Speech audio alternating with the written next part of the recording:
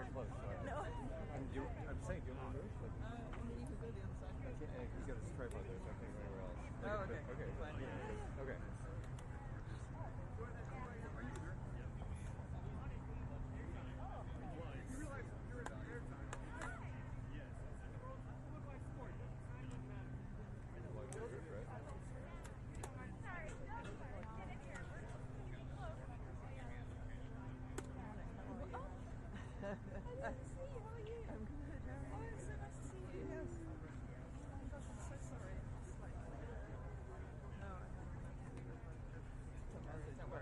But I am around this.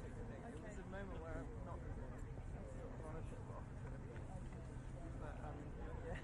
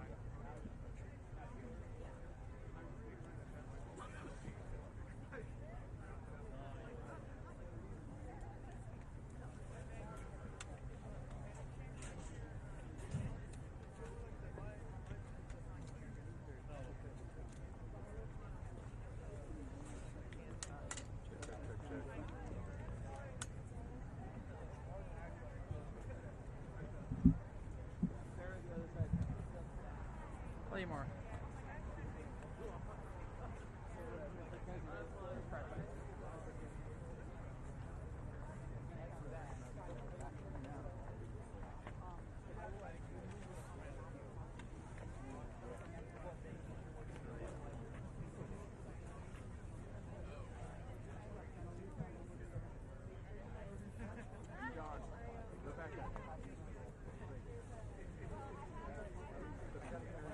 Well,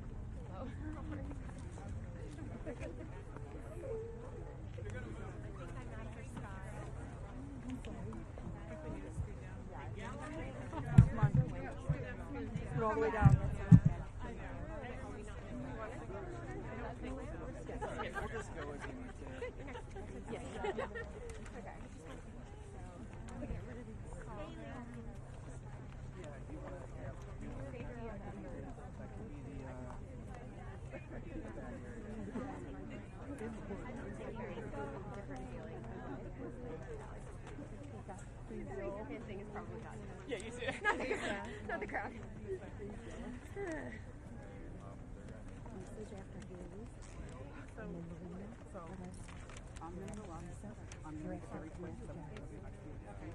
And then I'm going to say the next survivor, it will be Lisa Phillips. And then Lisa, after you're done speaking your 2 minutes, you're going to say the next survivor can be Jenna. Oh, that's okay. Yeah, everybody know who comes after you. No, but if you're just going to do What's her? You don't even have to say the last name. You can say Marina if you want. People, she's only Marina. where are the photos coming from? No, it's a very good question. beautiful. Can we grab?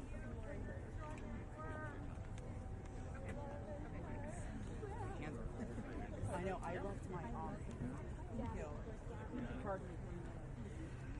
Not for you. In front of you. No, you're good. It looks nice. You brought your whole tablet, girl. I can't wait. I love you so much. I couldn't read off my phone. Mom was so small. No, it was after this. How are you?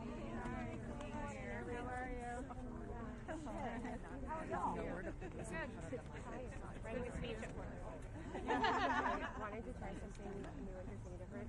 Hi, how are you? Can I hug you? Thank you so much for all that you're doing. Thank you for everything you've been doing. Thank you. I appreciate it. Hi. Do you want to speak or do you want? It's up to you. Just what is it? Gabby has 2 minutes. Yeah, good. Yeah, that'd good. be great. Okay, I appreciate great. it, Rose. Thank you. Thomas? How are you? Let her go before me. Scott. Whatever. Whatever. Guys. Okay. No, you do. You're the Okay. shirt sponsor. Yeah. She's gotten in enough trouble. Are we ready? Yeah. Great to see you all. Why do I have to follow you?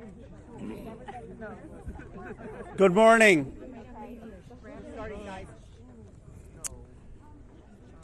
Today is the first day of real reckoning for the Epstein class. We're here to stand with forgotten and abandoned Americans against an Epstein class that had no regard for the rules or the laws. Look, this is one of the most horrific and disgusting corruption scandals in our country's history. You had Jeffrey Epstein, who literally set up an island of rape, a rape island. And you had rich and powerful men, some of the richest people in the world, who thought that they could hang out with bankers, buy off politicians, and abuse and rape America's girls with no consequence. Because survivors spoke up, because of their courage, the truth is finally going to come out. And when it comes out, this country is really going to have a moral reckoning. How did we allow this to happen? There should be no buildings named after people in this Epstein class. There should be no scholarships named after them. They shouldn't be enjoying the perks of being affiliated with corporations or universities or writing op-eds or being lionized. And many of the survivors will tell you some of these people still are celebrated in our society. That's disgusting.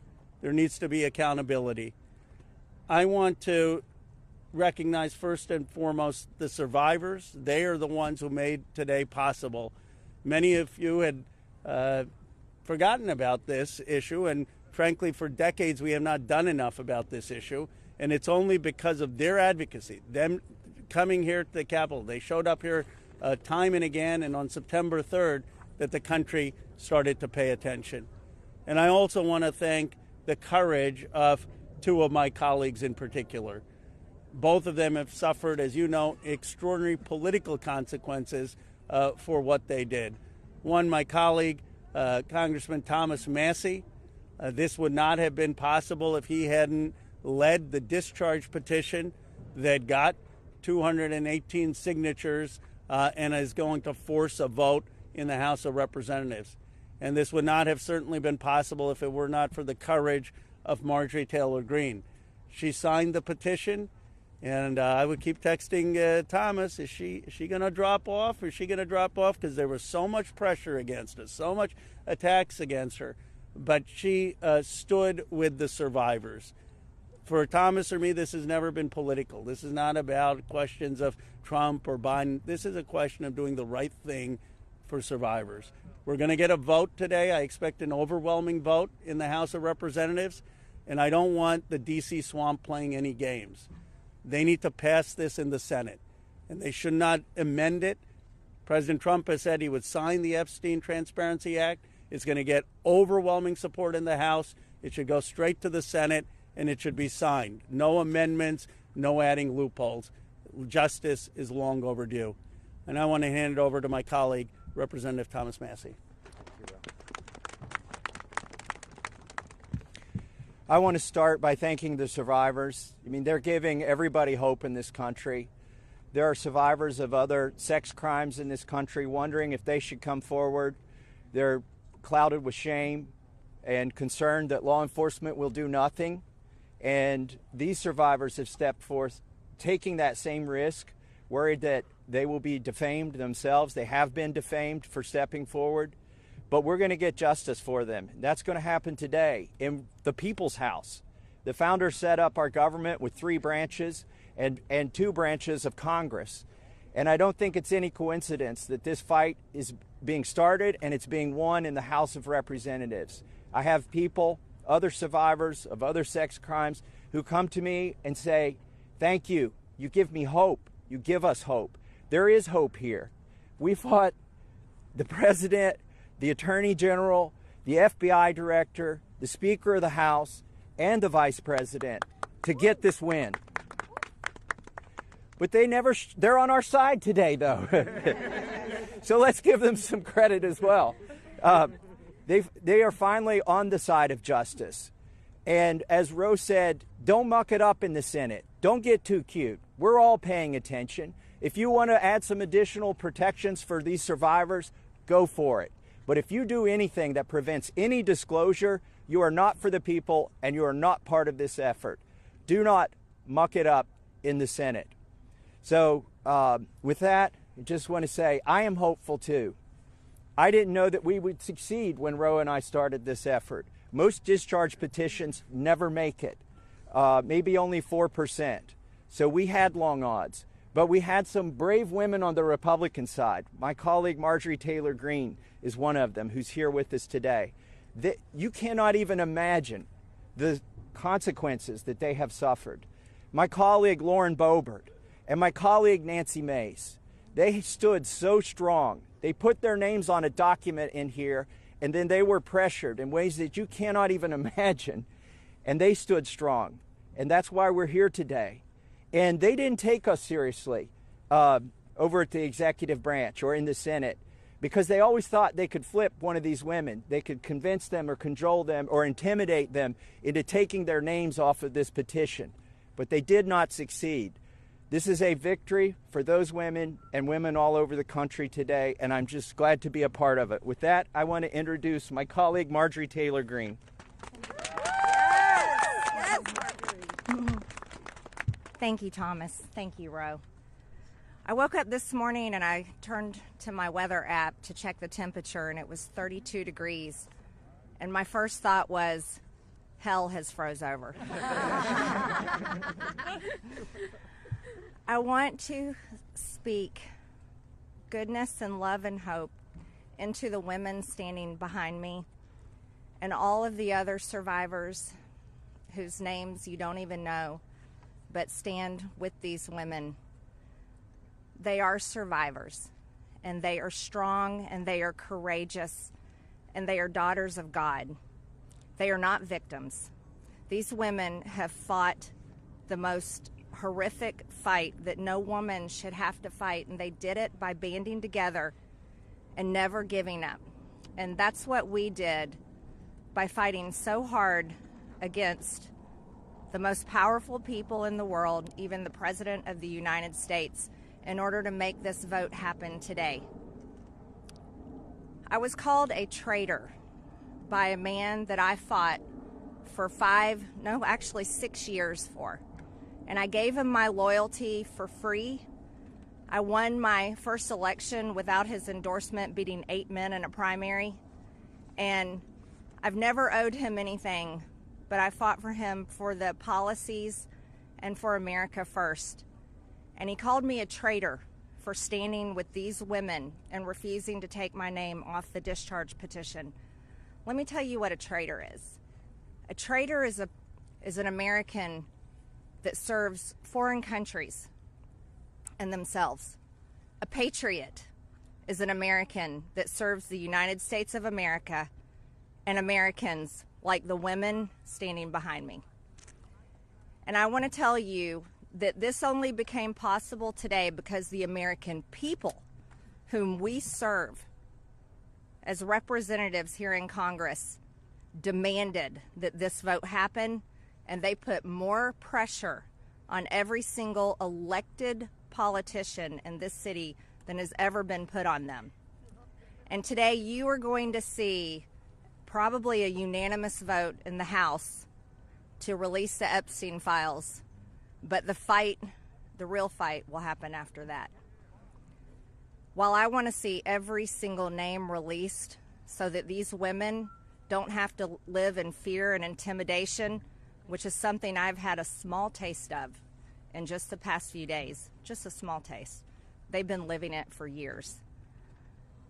But the real test will be, will the Department of Justice release the files? Or will it all remain tied up in investigations? Will the CIA release the files? Will a judge in New York release the information? That's information that needs to come out. And will the list of names that these women privately hold, and they hold it because of their fear in their heart of what would happen to them if they release it on their own, will that list of names come out? That's the real test. So I want to thank Thomas Massey and Ro Khanna for your bravery in doing something that is much needed in America, crossing the political aisle that has become bigger than the Grand Canyon in America. But these men crossed that aisle on behalf of these women. And that is more of what is needed today in America than ever in our history. So thank you so much. Who's next? Ro, I'll let you introduce. Thank you. Thank you.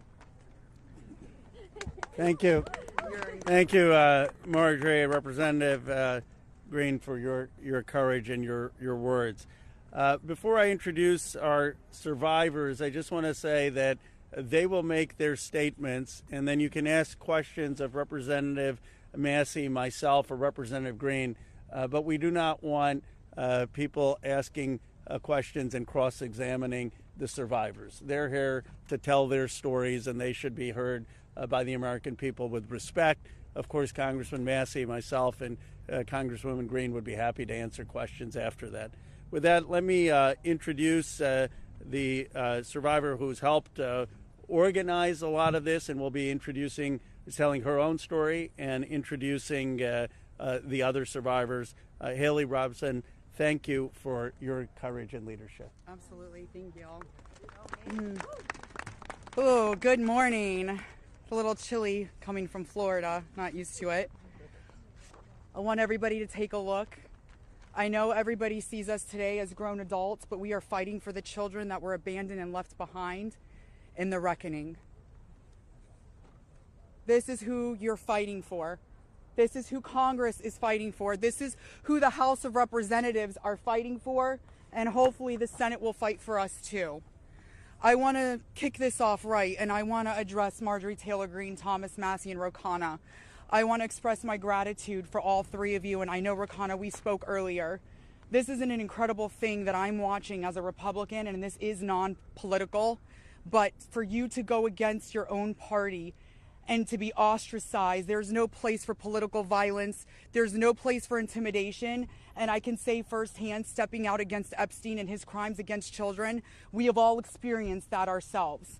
So for you to knowingly put yourselves at risk and put your career at risk is unbelievable to watch, and we are so grateful.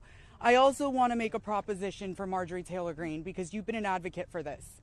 If you decide to read those names on the House floor for immunity, I will be more than happy, no security needed. I will stand beside you. I will hold your hand. I will hold your coat in solidarity with you. And on top of that, I did talk to Jayapal, who said she would be more than happy to read those names too on the floor with all of us. It's time that we put the political agendas and party affiliations to the side. This is a human issue. This is about children. There is no place in society for exploitation, sexual crimes, or exploitation of women in society. There's no room for it, guys.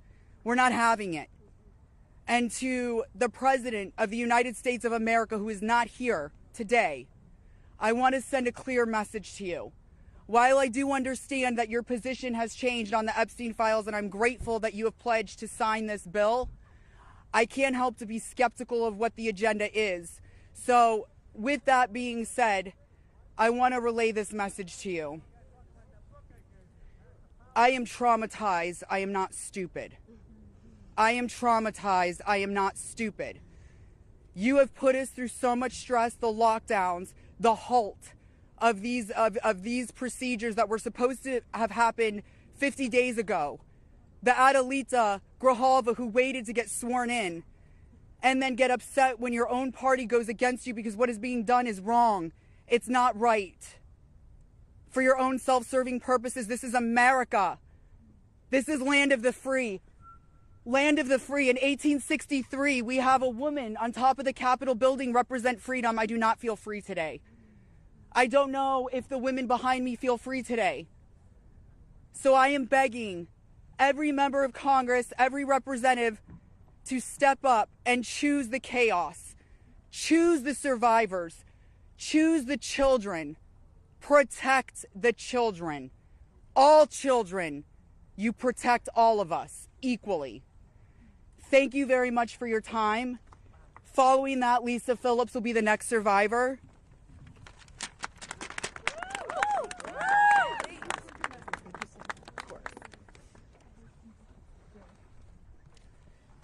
Good morning. My name is Lisa Phillips. It's an honor to stand here again for something America is finally united on: the immediate release of the entire Epstein files. In a divided nation, this is one demand we all share. Last time I stood here, I made a promise to all survivors watching. If those in power refused to release the truth, we would start uncovering it ourselves. For anyone who doubted that moment has already arrived. Since that day, more survivors across the country and around the world have reached out. Text, emails, DMs, firsthand accounts, and evidence. Many are women who were abused or trafficked through the international modeling pipeline Epstein built, promising visas, apartments, opportunities, futures, while exploiting their dreams for abuse. Most are still terrified to speak publicly because the men involved are powerful. They're connected, and as we know, they're protected. For too long, survivors have watched others speak for us. And while we are grateful for our allies in Congress on both sides, we've realized something. This fight belongs to us.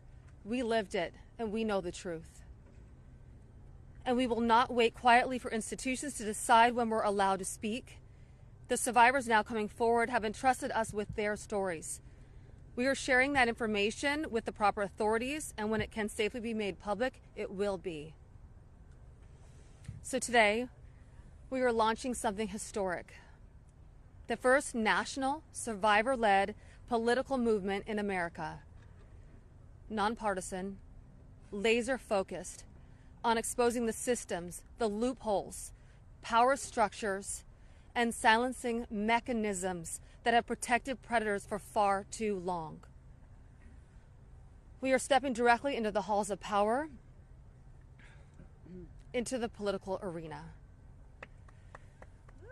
We will help rewrite laws that failed us and build protections for our nation's children together, targeted by sexual exploitation. Together, today, survivors begin our own fight, the survivor revolution. And we intend to change this nation for the better. If you're a survivor who wants to join us, please reach out.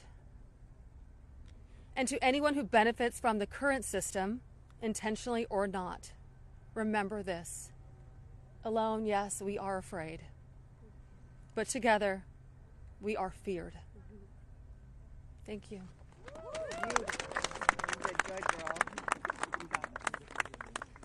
Hello, everybody. I am Jenna Lisa Jones, and just as Haley, I would just like to give a little reminder that this was me at 14 years old. I was a child. I was in 9th grade. I was hopeful for life and what the future had held for me. He stole a lot from me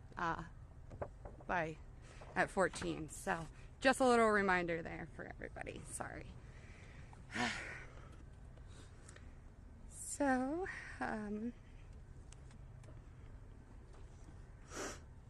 I just want to start out by saying thank you for all of you for being here today. I want to start by expressing my deepest gratitude to the members of Congress who have stood with us, the survivors, in demanding the transparency and justice. Your support is a signal that this institution can still serve the American people. This issue was never one that should have divided us the way it has. In fact, it should have united us. Sexual abuse is not a Republican issue. It is not a Democratic issue. It is also not a hoax. We are here as American survivors of a man who used his wealth and power to hurt young girls and women. The world should see the files to know who Jeffrey Epstein was and how the system catered to him and failed us. Emotionally, this process has been distressing. First, the administration said it would release everything and applauded President Trump for that. Then it fought to release nothing. Now that checks and balances of our democracy have worked and the bill is getting passed to release the files, we are hearing the administration say they intend to investigate various Democrats who were friends with Epstein. I beg you, President Trump, please stop making this political. It is not about you, President Trump. You are our president. Please start acting like it. Show some class. Show some real leadership. Show that you actually care about the people other than yourself. I voted for you, but your behavior on this issue has been a national embarrassment.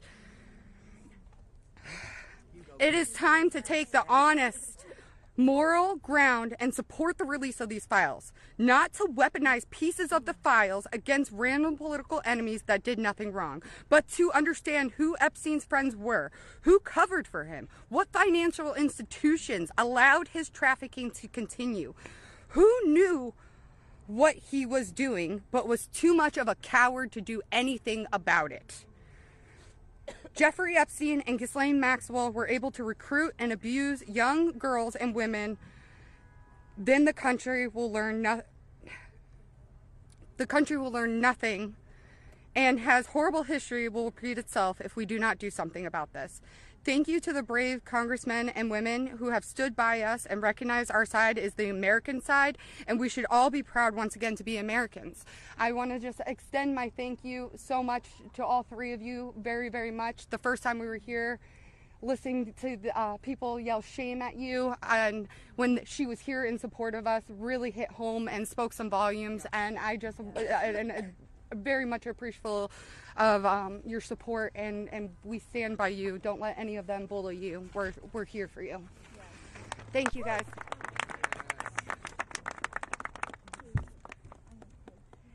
Wow. Good morning, everyone. Thank you all so much for coming together today and taking the time to listen to us. Your presence means the world, and it shows commitment to understanding and supporting survivors and Americans. I stand before you today with a heavy heart. I originated from Brazil, and I came to the United States when I was 8 years old. I was only 14 when I first encountered Jeffrey Epstein, and my daughter is now almost at that age. At 14, the only things she should be concerned with are going to school, practicing at her cheerleading competitions, and enjoying her time with her friends and family. She should not have to bear the burden of worrying about being manipulated or exploited. At this age, she is still a child, and no child should ever have to face such threats. I also want to address a troubling statement made by a prominent figure on a major platform who suggested that a 14-year-old should not be considered a victim of pedophilia. This is a dangerous and incorrect notion. When we talk about how children at 14 should still be treated as children, I ask you to look at the young people around you. Remember when you were that age? Do you think you should have been responsible for being groomed? Put yourselves in our position when we were young. I'm here today not to just share my story, but to call on all of you to help make a difference. We need to support to push for the Transparency Act and release the Epstein files. Please reach out to your Congress members and senators and urge them to support this crucial legislation. The truth is something that we all deserve, and it is vital for safety and protection of the future of generations. Think about all the young people in your life, your daughters, your nieces, your friends. Let's stand together and ensure that they grow up in a world where they are safe and valued. I often wondered, why did this happen to me? And then I realized, God only gives you what you can handle. I'm here for a purpose, and that purpose is to make a difference today. So, let's stand together to protect our children and our peace. Thank you.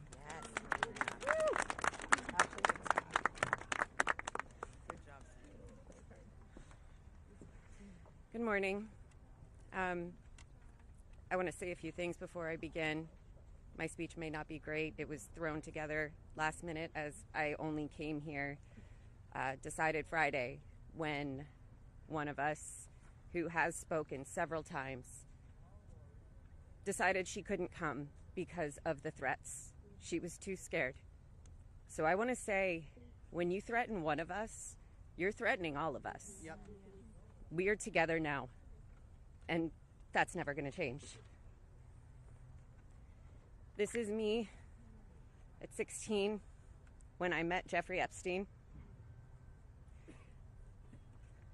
Now I'll start. It is an honor to stand here before the American people. However, I shouldn't have to stand here at all. I'm here because as a child, I was pulled into Jeffrey Epstein's world, a world built on exploitation and manipulation of innocence and the protection of powerful men and women who believed that they were untouchable. Today, we'd rather be preparing for the holidays. We'd rather be at home with our families, baking with our children and decorating the Christmas tree as we try to move past this horrific moment that has impacted our entire adult lives. However, that's not possible because it's become something it should have never been, political and sensationalized. The truth is simple. We were victimized as children and failed repeatedly by the very system that was supposed to protect us. That's why we stand here today, to demand justice and accountability, not just for Epstein and his crimes, but for every predator and every enabler who participates in or protects abusers. The Epstein case was gravely mishandled consistently and deliberately over many years. Epstein could have been stopped decades ago, but instead he was able to continue his abuse, even during his sweetheart deal, yes, with his ankle monitor on and beyond. A deal that protected him and silenced us. While I was a child fighting to survive what happened to us, federal prosecutors were negotiating ways to shield powerful adults. And the failures didn't stop there. Our civil cases were met with hostile judges and delay tactics, intimidation, and PR campaigns designed to smear us in the public eye. We were treated as problems to be managed instead of victims to be protected.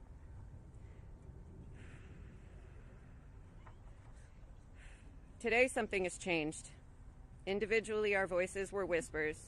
Together, they've become impossible to ignore. We are encouraged to see elected officials from both parties, thank you, come together and finally take action to release the files. I'll leave it there. Thank you. Good job. Yes.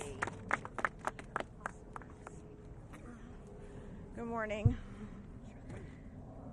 My name is Wendy, and I'm standing here today with a truth that still scares me to say out loud. I'm going to put this down because I can't hold both, as you guys saw, but that was me when I was 14 when I met Jeffrey Epstein. None of us here signed up for this political warfare. We never asked to be dragged into battles between people who never protected us in the first place. We are exhausted from surviving the trauma and then surviving the politics that swirl around it.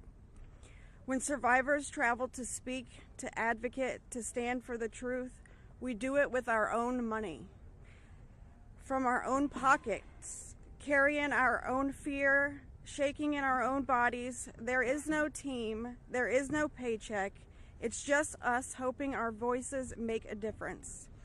And it puts a pit right in your stomach because you know you're standing on the right side of history. Yes. But standing on the right side of history is not a comfortable place to be. Yep.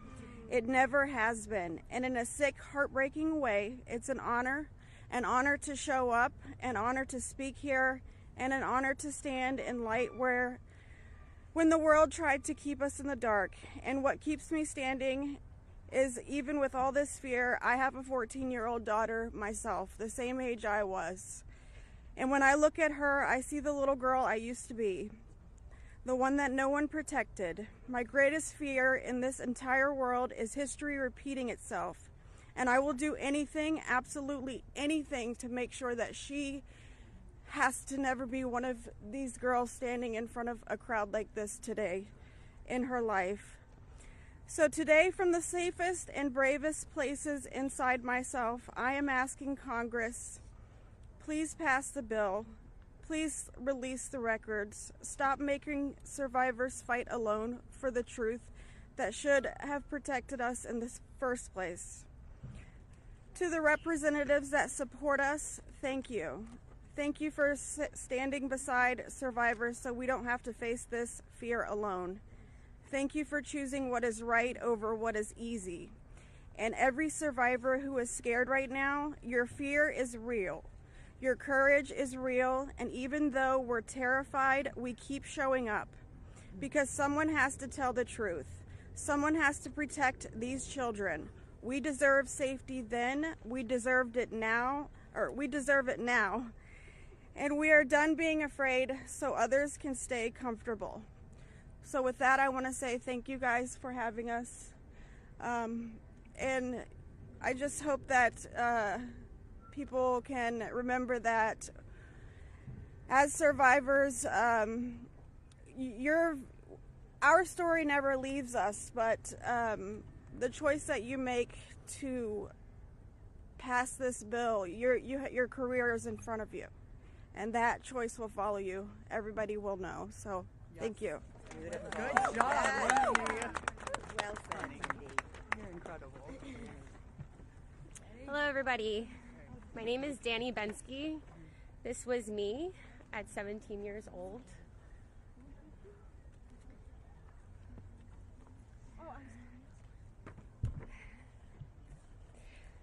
Coming from the dance world, I was recruited in 2004 after a systematic breaking down where Epstein leveraged my mother's brain tumor scans.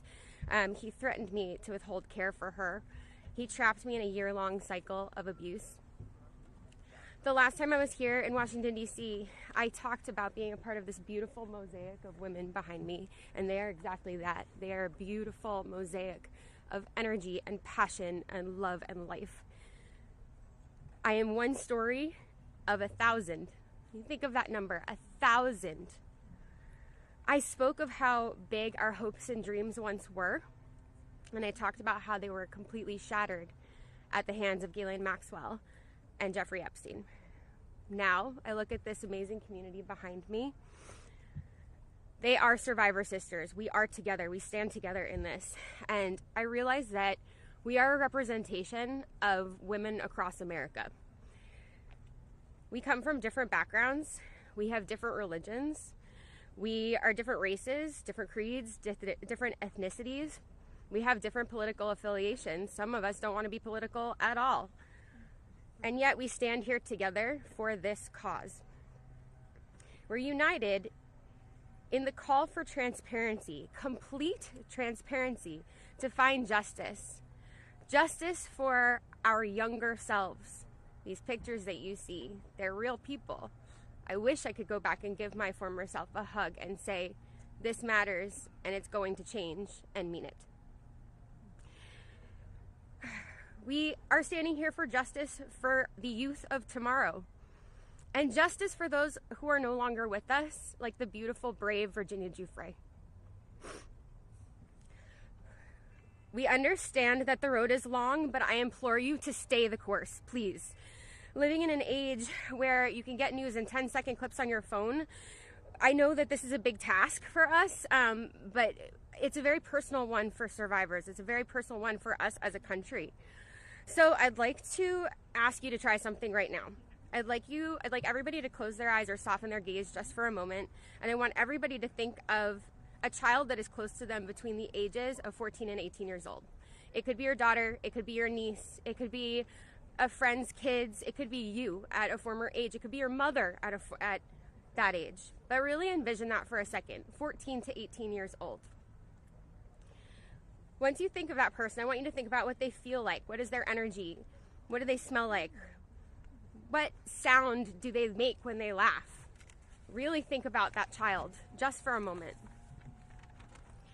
Now I want you to picture a pair of giant looming wooden doors and an overbearing marble landing.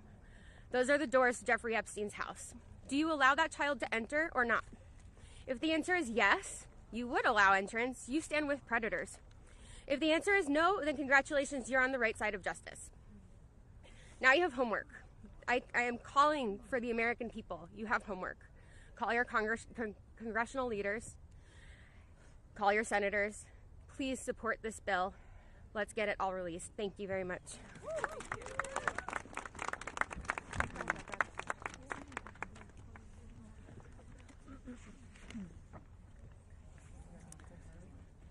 Good morning. My name is Annie Farmer, and this is a photo of me and my sister Maria Farmer. Around the time I was 16 and she was 25. That's how old we were when we were abused by Epstein and Maxwell. Survivors have repeatedly stated that our pursuit of transparency and justice is a nonpartisan issue. But given the political noise surrounding this case, I just want to remind people of some of the facts. In 1996, when my sister Maria bravely blew the whistle on this group by reporting to the FBI what Epstein and Maxwell did to both of us, they hung up on the phone on her, and there was no follow-up of any kind. Bill Clinton was president. In 2006, the FBI came to us, finally interviewed us, and asked us both to be witnesses against Epstein. We were very anxious, but we agreed. And then we didn't hear back from them due to their infamous sweetheart deal. George W. Bush was president. In 2015, when the DOJ was sent FOIA requests for Maria's FBI files, and they were denied, as they have been many times, Barack Obama was president. In 2019, when Epstein died in prison due to either negligence or foul play, Donald Trump was president. In 2023, Maria's attorneys sent a letter on her behalf to the government, requesting an investigation into the repeated law enforcement failures in this case, similar to what was done in the case of Larry Nassar. They declined to do so.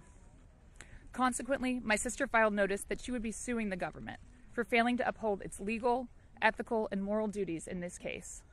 Joe Biden was president. This year, after campaigning on a pledge to finally release the files, under Trump's second presidency, the DOJ announced they were closing the investigation into Epstein's co-conspirators, and then transferred Ghislaine Maxwell into a prison camp, where it is well documented that she is receiving special treatment. This is not an issue of a few corrupt Democrats or a few corrupt Republicans. This is a case of institutional betrayal. Because these crimes were not properly investigated, so many more girls and women were harmed. My sister, because of her bravery, was repeatedly threatened and lived in fear, with dire consequences for her health and her career. 30 years later, even as oceans of allegations and obvious truths have emerged, the government has still not chosen transparency. This is why we have all come together as one united voice to demand the release of all the Epstein files and to finally bring the truth out of the shadows. Yes. Yes.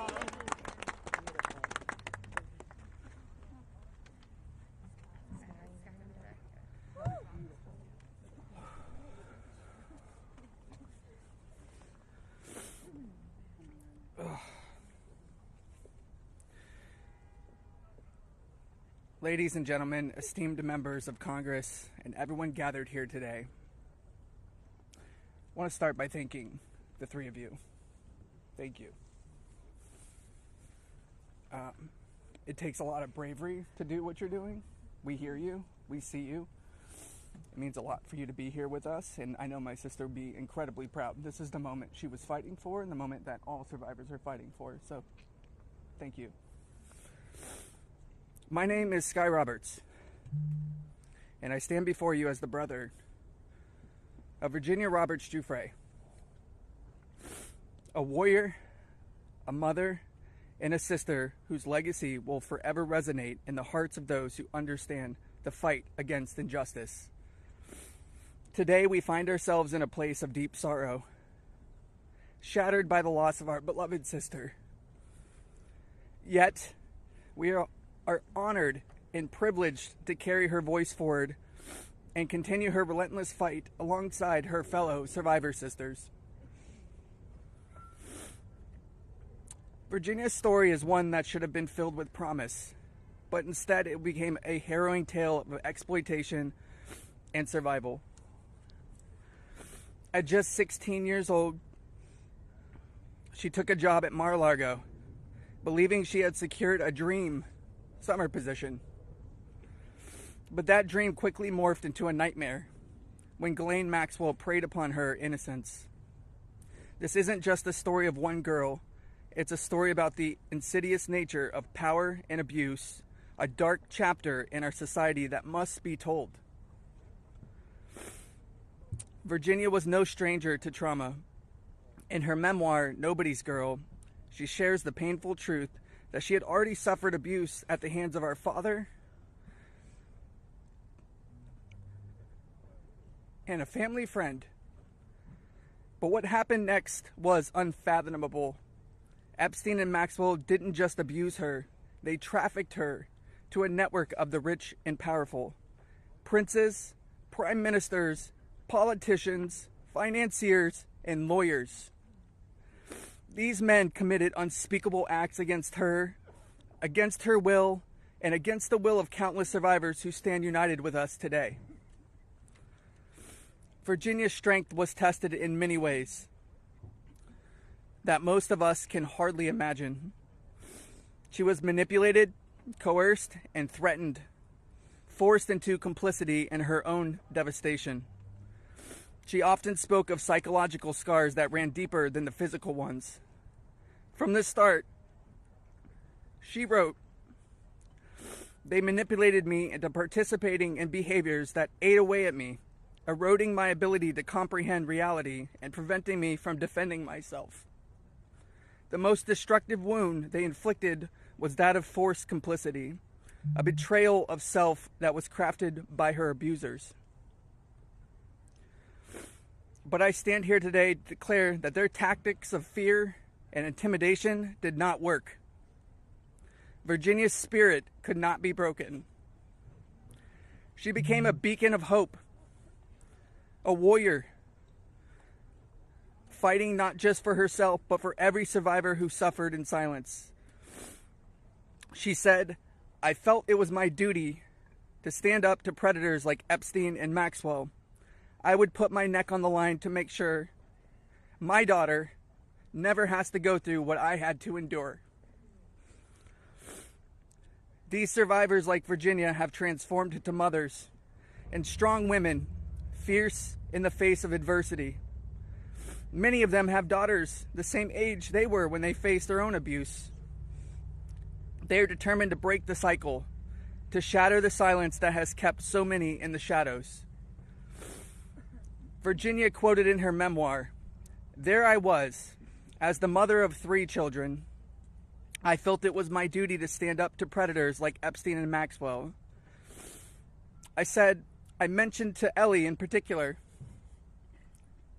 her daughter, I would put my neck on the line to make sure she never has to go through what I had to go through. I said, joining Edward's CVRA case, what I would want somebody to do for my daughter or sister and friend. In the end, I said I was just trying to do the right thing. That's what I felt like I'm doing, I said. I'm making a small dent in this big world we live in.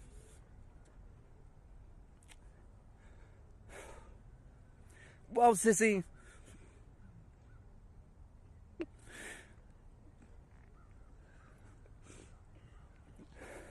you didn't just make a small dent.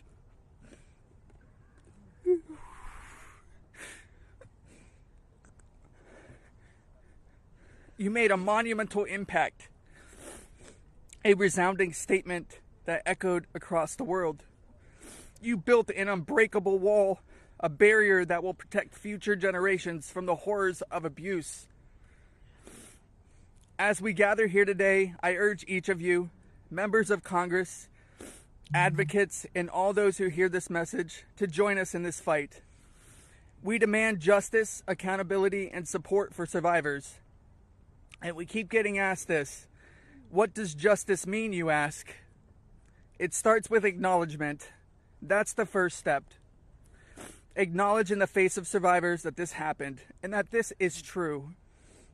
Your vote carries that weight.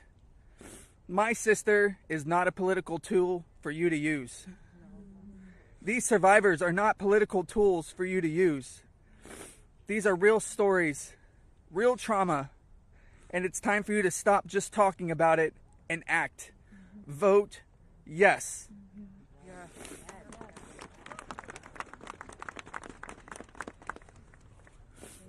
Virginia's legacy is not just hers. It belongs to all of us who stand against injustice. Together, we will ensure that the voices of survivors are heard, that the truth prevails, and that the horrors of the past are never repeated. Thank you. Thank you for listening, and thank you for standing with us. Together, we will not let Virginia's fight be in vain. Together, we will not let the predators win. Together, we will be the change this world desperately needs. Thank you.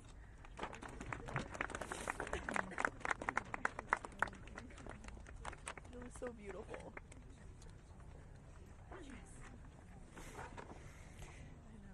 This is me when I met Jeffrey Epstein in 1991. I always share the date when I talk about my story because people rarely acknowledge how long this has actually been going on.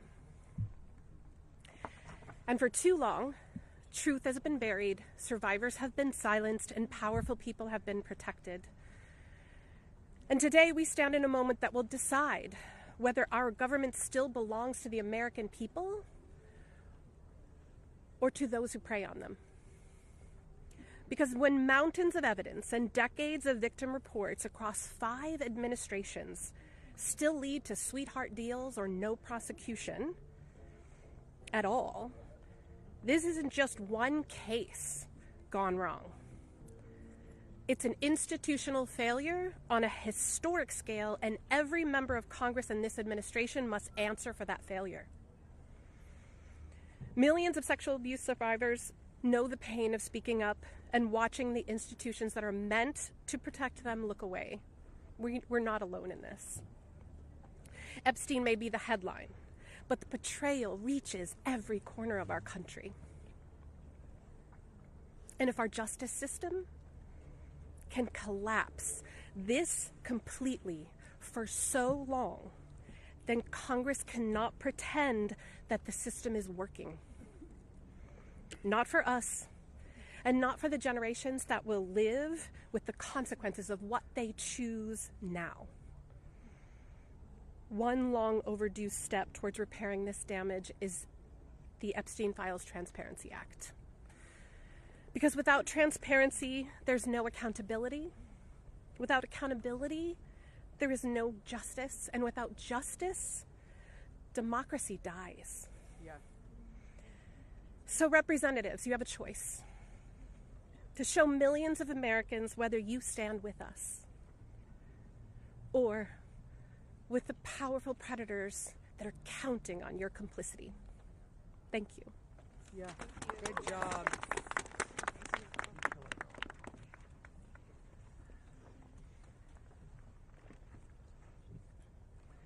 Good morning. This is me. This was me. My name is Charlene Roshard, and I stand before you today not as a victim of rumor or conspiracy, but as a survivor of Jeffrey Epstein's abuse. Far too long, survivors like me have been dismissed, silenced, or told that our pain was exaggerated or fabricated. Let me be clear. This is not a hoax. Yes, it's not. What we endured was real, and it has scarred lives across 5 presidential administrations. The truth has been buried in sealed files and hidden records for far too long. The Epstein Files Transparency Act is not just about survivors. It's about America itself. How can we keep America great if the principles the nation was founded on, that power belongs to the people, is not protected? No one, no matter how wealthy and well-connected, stands above the law. If we cannot face the truth, then we betray the very ideals that defines us as a country. By passing this act, Congress has the chance to prove that truth matters more than privilege, that justice matters more than influence, and that America has the courage to confront even the most uncomfortable realities. This is not just about survivors. It's about every American who believes in accountability, fairness, and the promise of justice. I stand here today not only for myself, but for every survivor of Jeffrey Epstein's abuse who has carried this burden in silence, and for every citizen who believes that justice delayed is justice denied. Yeah. I want to thank Representatives Ro Khanna and Thomas Massey for standing with us. Thank you. And I especially want to thank Representative Marjorie Taylor Greene. Her unwavering support, her courage to stand with us and demand transparency gives us strength. Thank you. It shows that this fight for accountability is bigger than politics. It's about humanity, justice, and truth. This is about America's future. It's about whether we, the people, will be heard when we have the courage to stand for truth and justice. Our voices are real. Our pain is real. And our demand for justice will not be silenced. Thank you. Amen. Yes. Girl, Charlene. Hello. Good for you, girl. You did amazing. My name is Laura Bloom McGee. This is my first time speaking publicly about my abuse. As a young woman in New York City, I was pursuing a modeling career and building a life of giving back through my philanthropic work. Instead, I was intentionally groomed and became part of an international model sex trafficking ring that was led by Jeffrey Epstein. I was sexually and mentally abused by Jeffrey Epstein. He used my dreams and vulnerabilities to silence me. Today, I am here to break that silence. Sex trafficking and sexual abuse are crimes against human beings, not political talking points. For too long, Epstein's abuse was an open secret, with his network remained protected. Evil thrives in darkness. We must shine a light on every corner where it hides. Nothing should be off limits in the search for truth. Please vote that everything in the files be released. Let investigations proceed without obstruction. Demand oversight and deliver justice. The government must never side with predators. I come as one survivor, but I stand here for everyone who prayed for me, who believed in me, and who hoped for me. To my fellow survivors, your courage brought me here. We are more than victims. We are mothers, daughters, sisters, friends. This is not a hoax, and we will not be erased. Shame on any elected official who obstructs truth and justice for the American people. Thank you. Amen, Laura. Yeah, girl. My name is Liz Stein. In 1994, I was a senior in college, just 21 years old. I had aspirations of attending law school after graduation, and it looked like I had a bright future ahead of me. 1994 was also the year I met Ghislaine Maxwell and Jeffrey Epstein. My involvement with them changed the trajectory of my entire life. The Epstein files are not about loyalty to any one political party. They are evidence of a crime. We stand here today, victims of the crime of sex trafficking. I'm here today speaking both for my 21-year-old self and for the countless number of people who have experienced sexual violence. When I am asked what I would tell my younger self if I could say something, I say that I would tell myself to tell someone. And if they don't listen, to tell someone else. And to just keep telling until someone listens. And even if nobody listens to you, you should be proud of yourself because you stood in your uncomfortable truth when others could not. And that is true bravery. We stand here today as survivors, part of a sorority that none of us asked to join. We have told our stories over and over and over.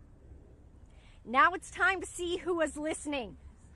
We ask that you vote to release the files, all of them, so the victims of this crime can finally see justice. Thank you. Amen. Yes. You go, girl.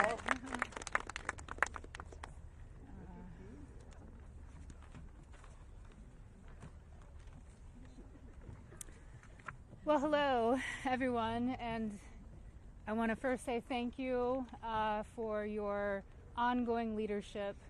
I know it must not be easy thing to do, much like it's not easy for us to be doing this, so I guess we're in this together, so thank you so much. I feel like our courage has, we're reflecting, mirroring courage, because that's what it takes to do this, right? So this was me at 22 years old. I was not a child, technically, very young adult. I imagine most of you here can relate to the mindset and to be 22 years old. So today is a good day, and I thank God for that. It's widely and undeniably clear that our current political climate is quite rigid and seemingly at war with one another. This sets a stage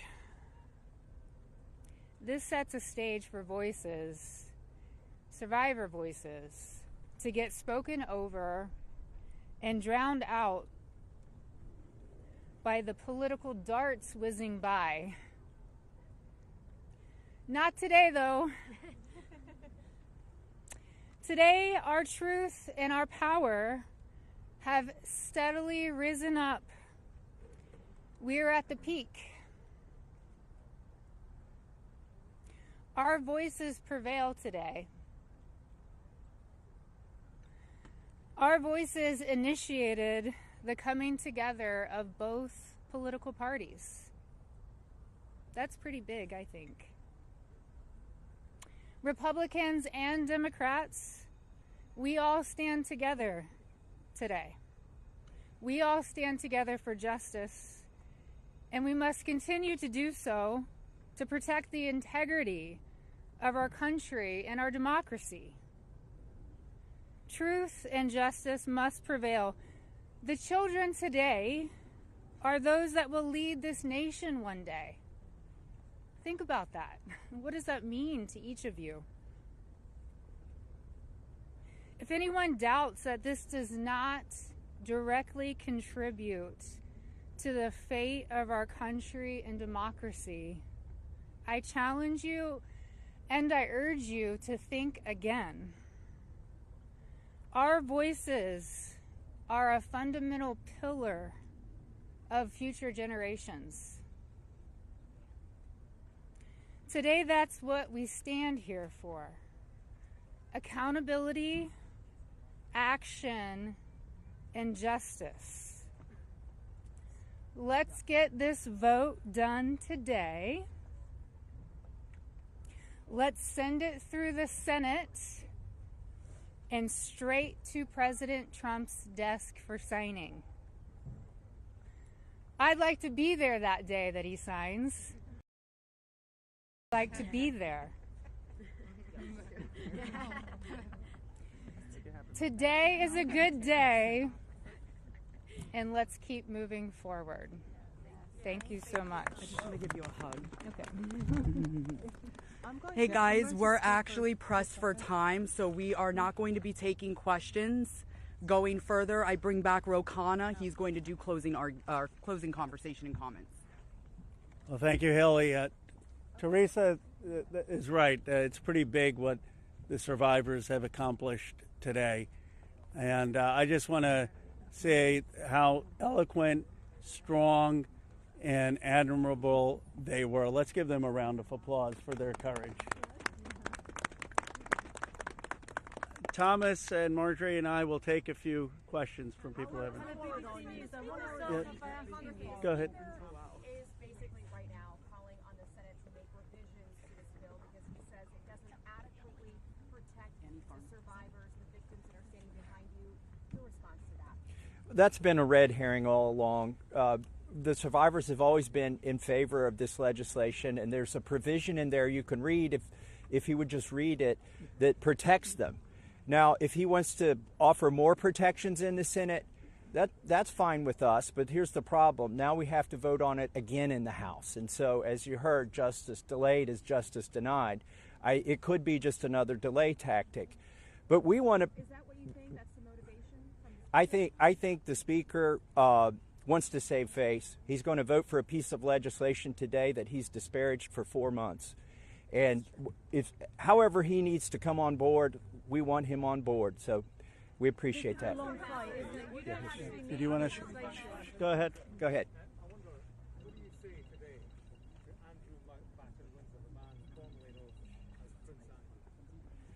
Well, you know, there's becoming a reckoning in Britain that needs to happen in the United States. A prince lost his title. The ambassador to the United States lost his job. We need to see those same kind of consequences here. As my colleague Rose said, there shouldn't be buildings named after these perpetrators of these heinous crimes. There shouldn't be scholarships named after them. And there needs to be accounting. We've seen tens of thousands of pages released by the Oversight Committee. What we've not seen is a single name. So I implore you to look and see if we have true justice and transparency in here. And the survivors will know when that has happened. And I do think that Prince Andrew does need to come and testify at our Oversight Committee, and that can be bipartisan. But I share Thomas's view that the urgency that the British people have shown in getting justice needs to inspire an urgency here in America. Go ahead. Go ahead. Go ahead. You don't need legislation to get the files released. President Trump could just release them today. Well, is that frustrating for you? Why isn't he doing that? And also, did you ask him to be here today? It's a really powerful moment.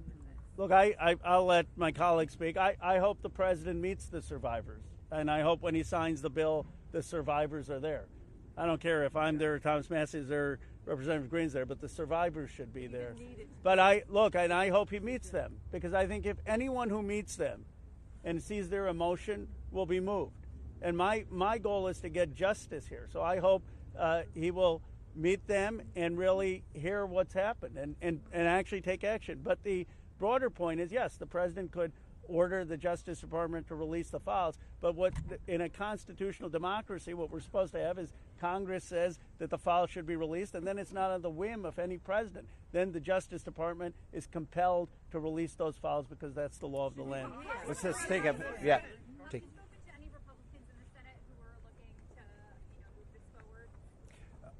So Senator Merkley is a Democrat. He's led the exact same legislation that Roe and I introduced in the House. One Republican co-sponsored his bill yesterday, and I have spoken to at least one more who says they will co-sponsor. The important thing about the Senate is that they need not to muck this bill up. There's a lot of attention on here. We've needlessly spent 4 months dragging this out.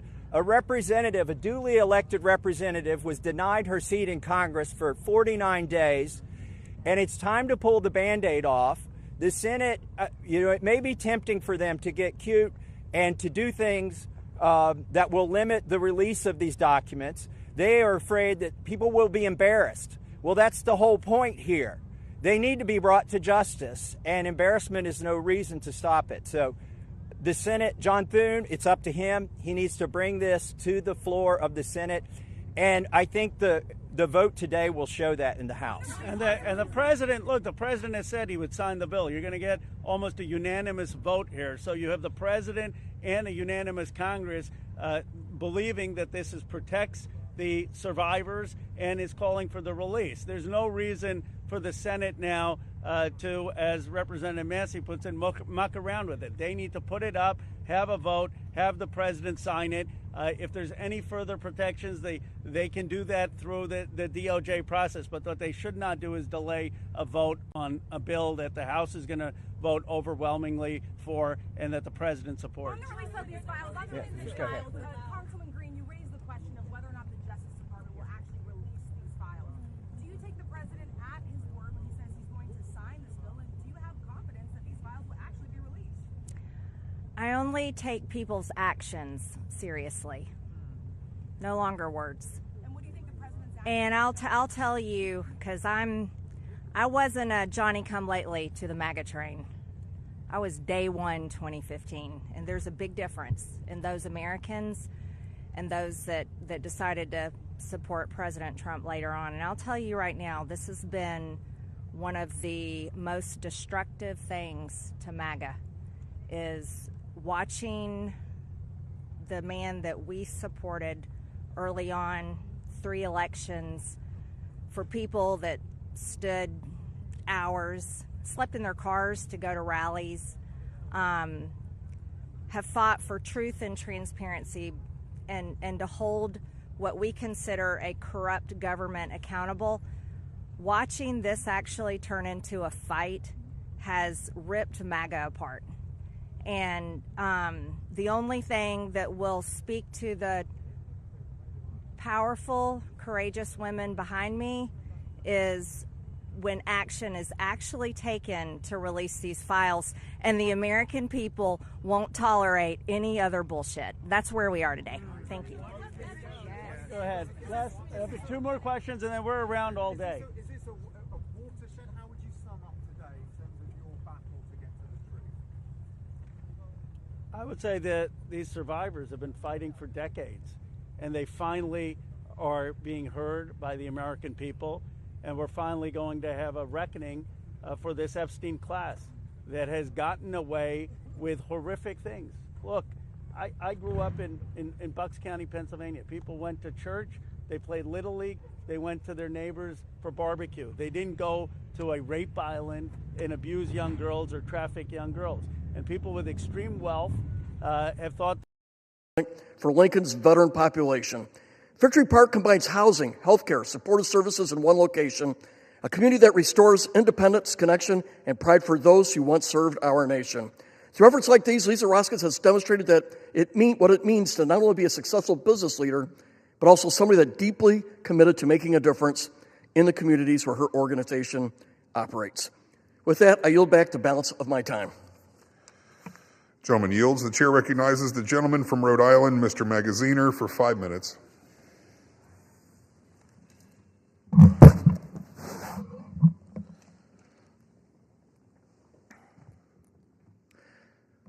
Mr. Speaker, after 9 months of delay, I rise today to recognize an important victory for the United States and for thousands of children around the world who have a new chance.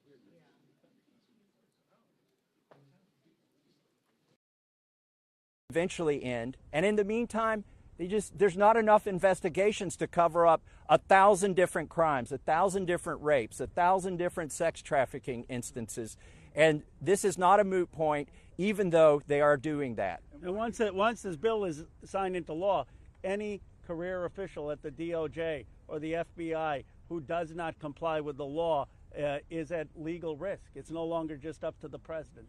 Look, we could have passed a simple resolution here in the House, and that would have been the end of it. Instead, we chose a very hard path, which is to get legislation, a law passed, which means it has to go to the House, the Senate, and be presented to the president. And that will have the force of law. They will be breaking the law if they do not release these files. Thank you very much. Last question, and then. Why do you think he has fought so hard? If he could do it now, why hasn't he done it? I believe he's trying to protect friends and donors. And by the way, these aren't necessarily Republicans. Once you get to $1 billion, you transcend parties. You just assume you can pay off whatever party is in charge of the White House, whatever party is in charge of the House of Representatives. And this is about those kinds of people. I think he's been trying to protect them. And I think it also incriminates our own government. This is a complete and total failure of the justice system, as the survivors have witnessed here today to us. It incriminates the FBI. It incriminates our intelligence agencies. It incriminates police departments in West Palm Beach. And that's what has been protected by this, either willfully or unknowingly, and it's time to end it. And I would agree with Representative Marjorie Taylor Greene that what matters now is just the action. I don't speculate on what politicians' motives are or what's in their heart. The point is the American people have spoken, Congress has spoken, release the files. It's time for justice. Thank you very much. Thank you. Thank you.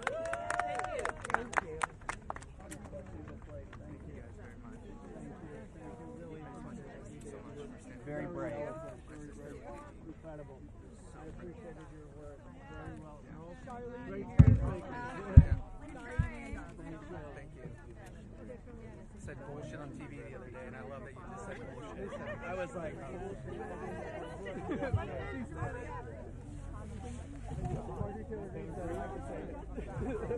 Mr. Greene, how is it to hear the victims today? Mr. Greene, how is it to hear the victims today?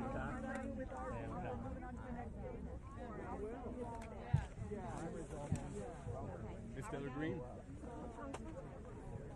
Okay, I see Marjorie. How did you feel hearing the victims today? You were terrific. Incredible. I'm always inspired hearing you, and that's your love for your sisters. Yes. Yes.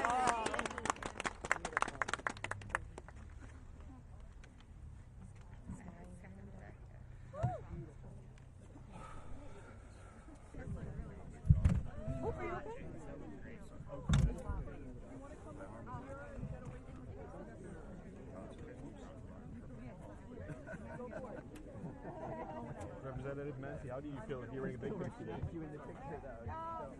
Yeah, my face.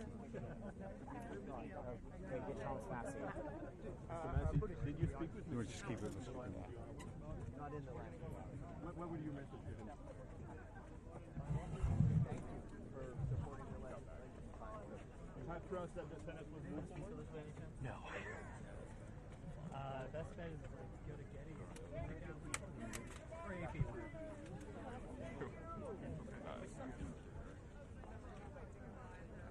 Have 2 minutes? Yeah, good. Yeah, that'd Good. be great. Okay, I appreciate great. it, Ro. Thank you.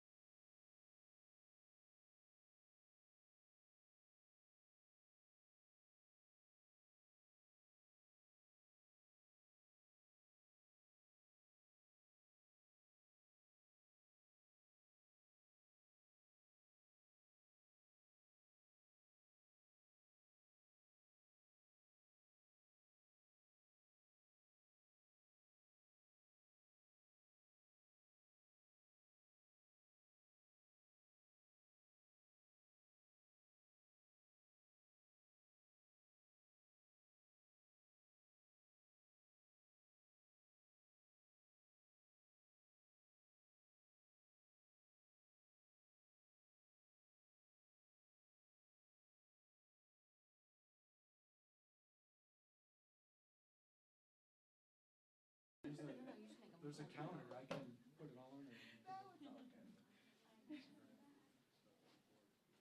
No, it's all good. He's probably waiting for the other one to start.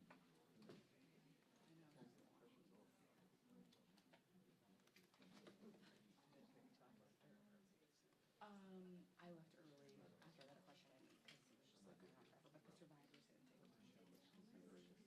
Oh, they didn't? Mm-mm. They said they didn't want to take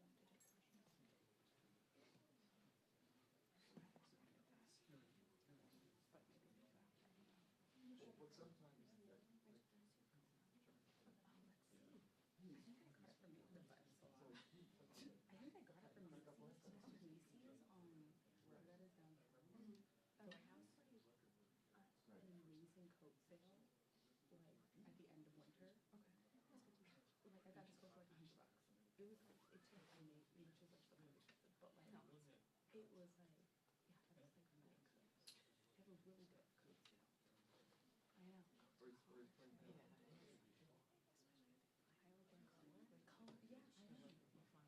Yeah. Color, yeah, I know. I know. The good news is like at least they're long lasting. I was just gonna say, like, I should do that because Peter has to review. He has a lot of speed. Yeah.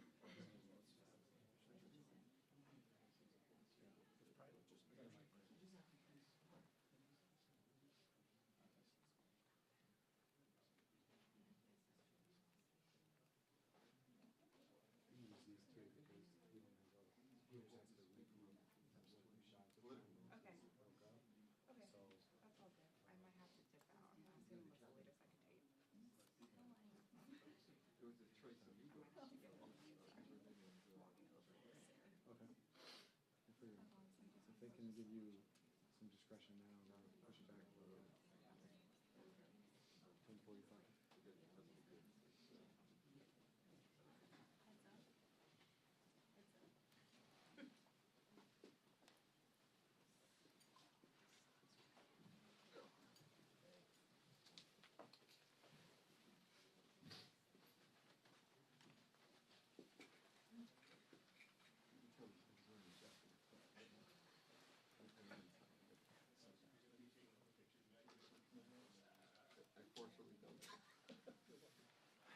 I've never been to the White House pool. There you're expected to wear. I'm not the pool.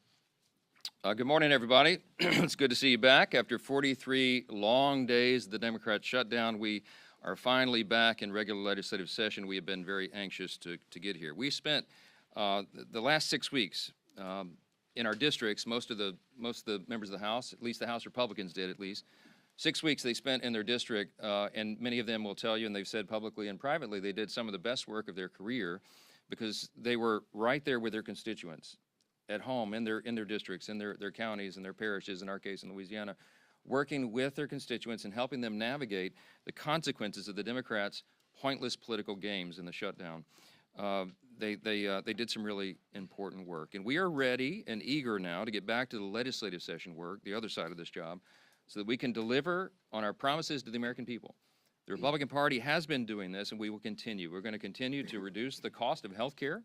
We got big plans to do that. We're going to continue reducing prices and the cost of living for American families. And of course, to finish the rest of the appropriations government funding process. We've been needing to do that, and we are already working around the clock to accomplish those objectives. But with so many pressing issues on our plate, just very frustratingly to us, the Democrats are delaying that work even further with a political show vote. They're forcing a political show vote on the Epstein files. So we're just going to address that right at the top here this morning because they've spent so much time, the Democrats have, spinning the facts and trying to confuse the people that I wanted to come in this morning and just clearly explain for the people back home how we got here and why this vote is happening right now. First, a quick review of the relevant history here. For 4 long years under the previous administration, under the Biden-Harris administration, Democrats insisted there was no border crisis. Remember, they told you that that wasn't a problem at all. They dismissed inflation as transitory. That's what they told us. They told the American people not to believe what we could all see with our own eyes, that there was an obvious mental and physical decline on the part of President Biden individually. And now, seemingly overnight, these same cast of characters, they've taken a sudden and urgent interest in the Epstein investigation. Suddenly, it's all in the name of transparency. That's what they're trying to tell us. But the truth is, the biggest proponents of this discharge petition were never actually interested in transparency or ensuring justice or protecting victims of this unspeakable tragedy, the Epstein evils. And how do we know that? Because the Democrats had every one of the Epstein files in their possession for the 4 long years of the Biden administration. The Biden Department of Justice had the files the entire time. And not a single one of the people who are so loud and animated right now, they never said anything about it for all those 4 years.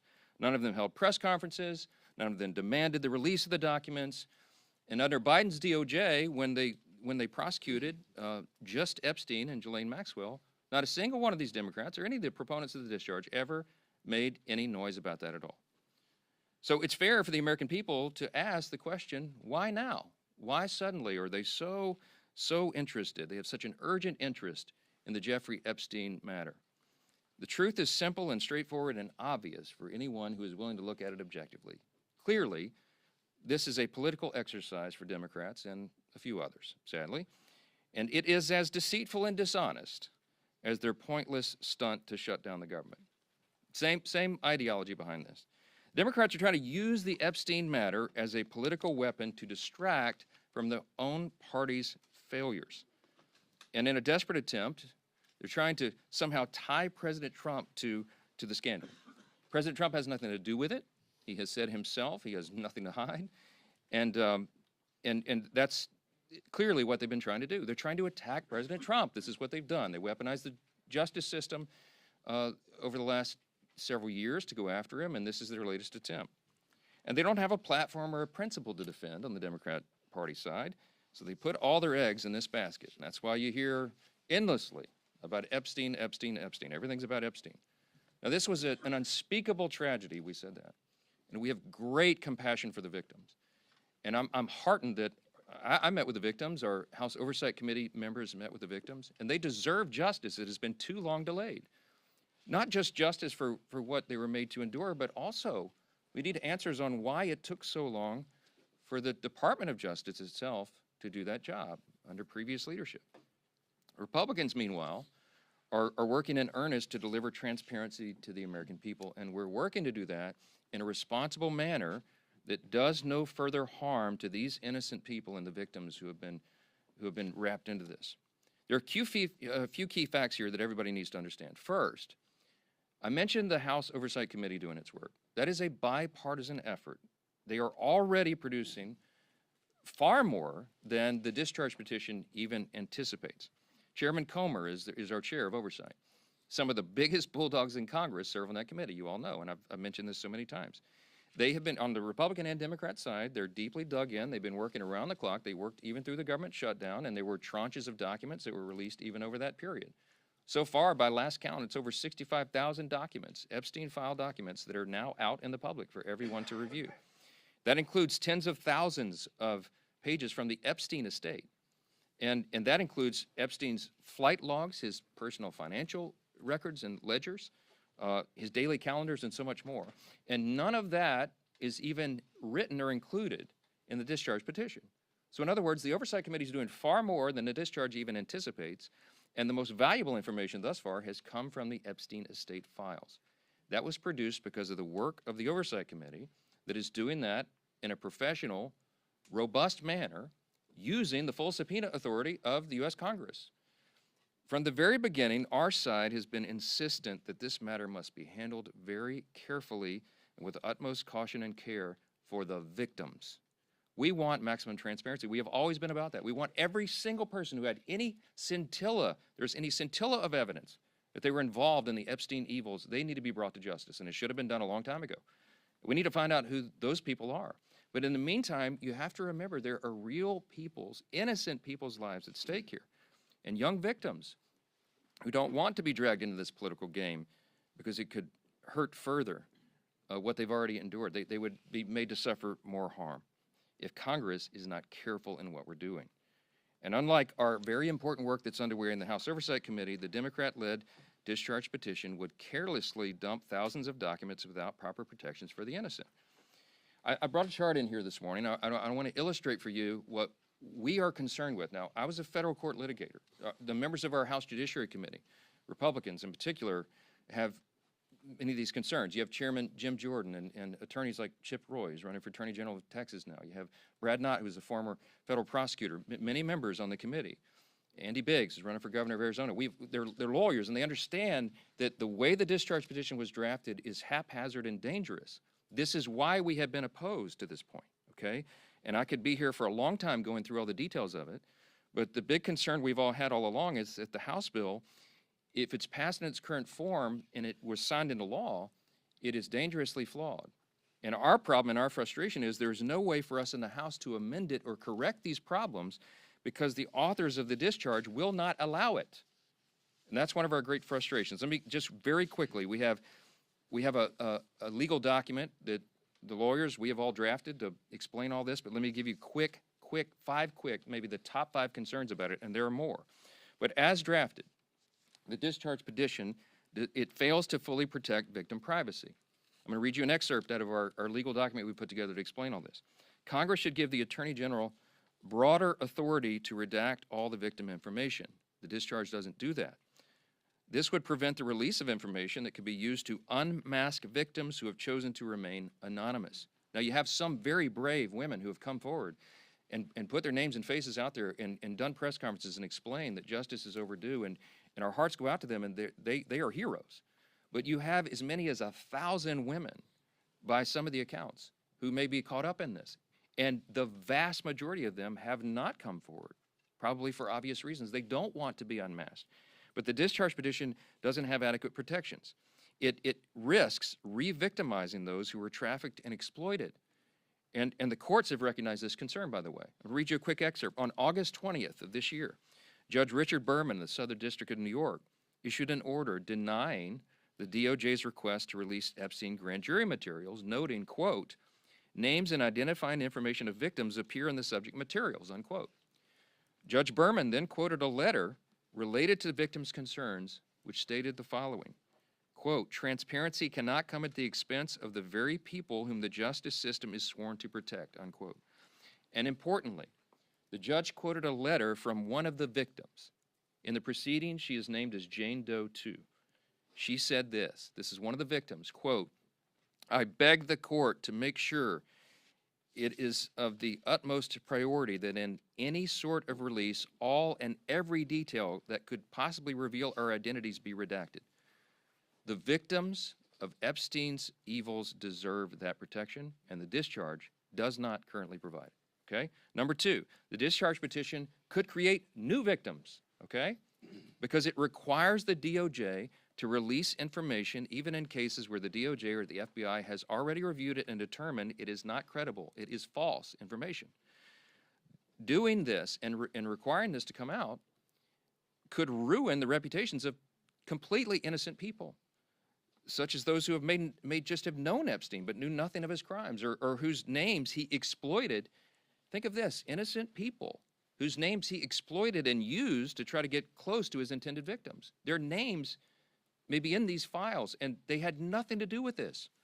And so by just haphazardly releasing it, you're going to destroy their reputations. Releasing information containing the names of innocent people would subject those innocent people to a guilt by association. It would create an entirely new group of victims who have no means to clear their names. That's a concern of Congress, and it should be. It should be. Number 3, the discharge in its current form fails to prohibit the release of child sexual abuse materials.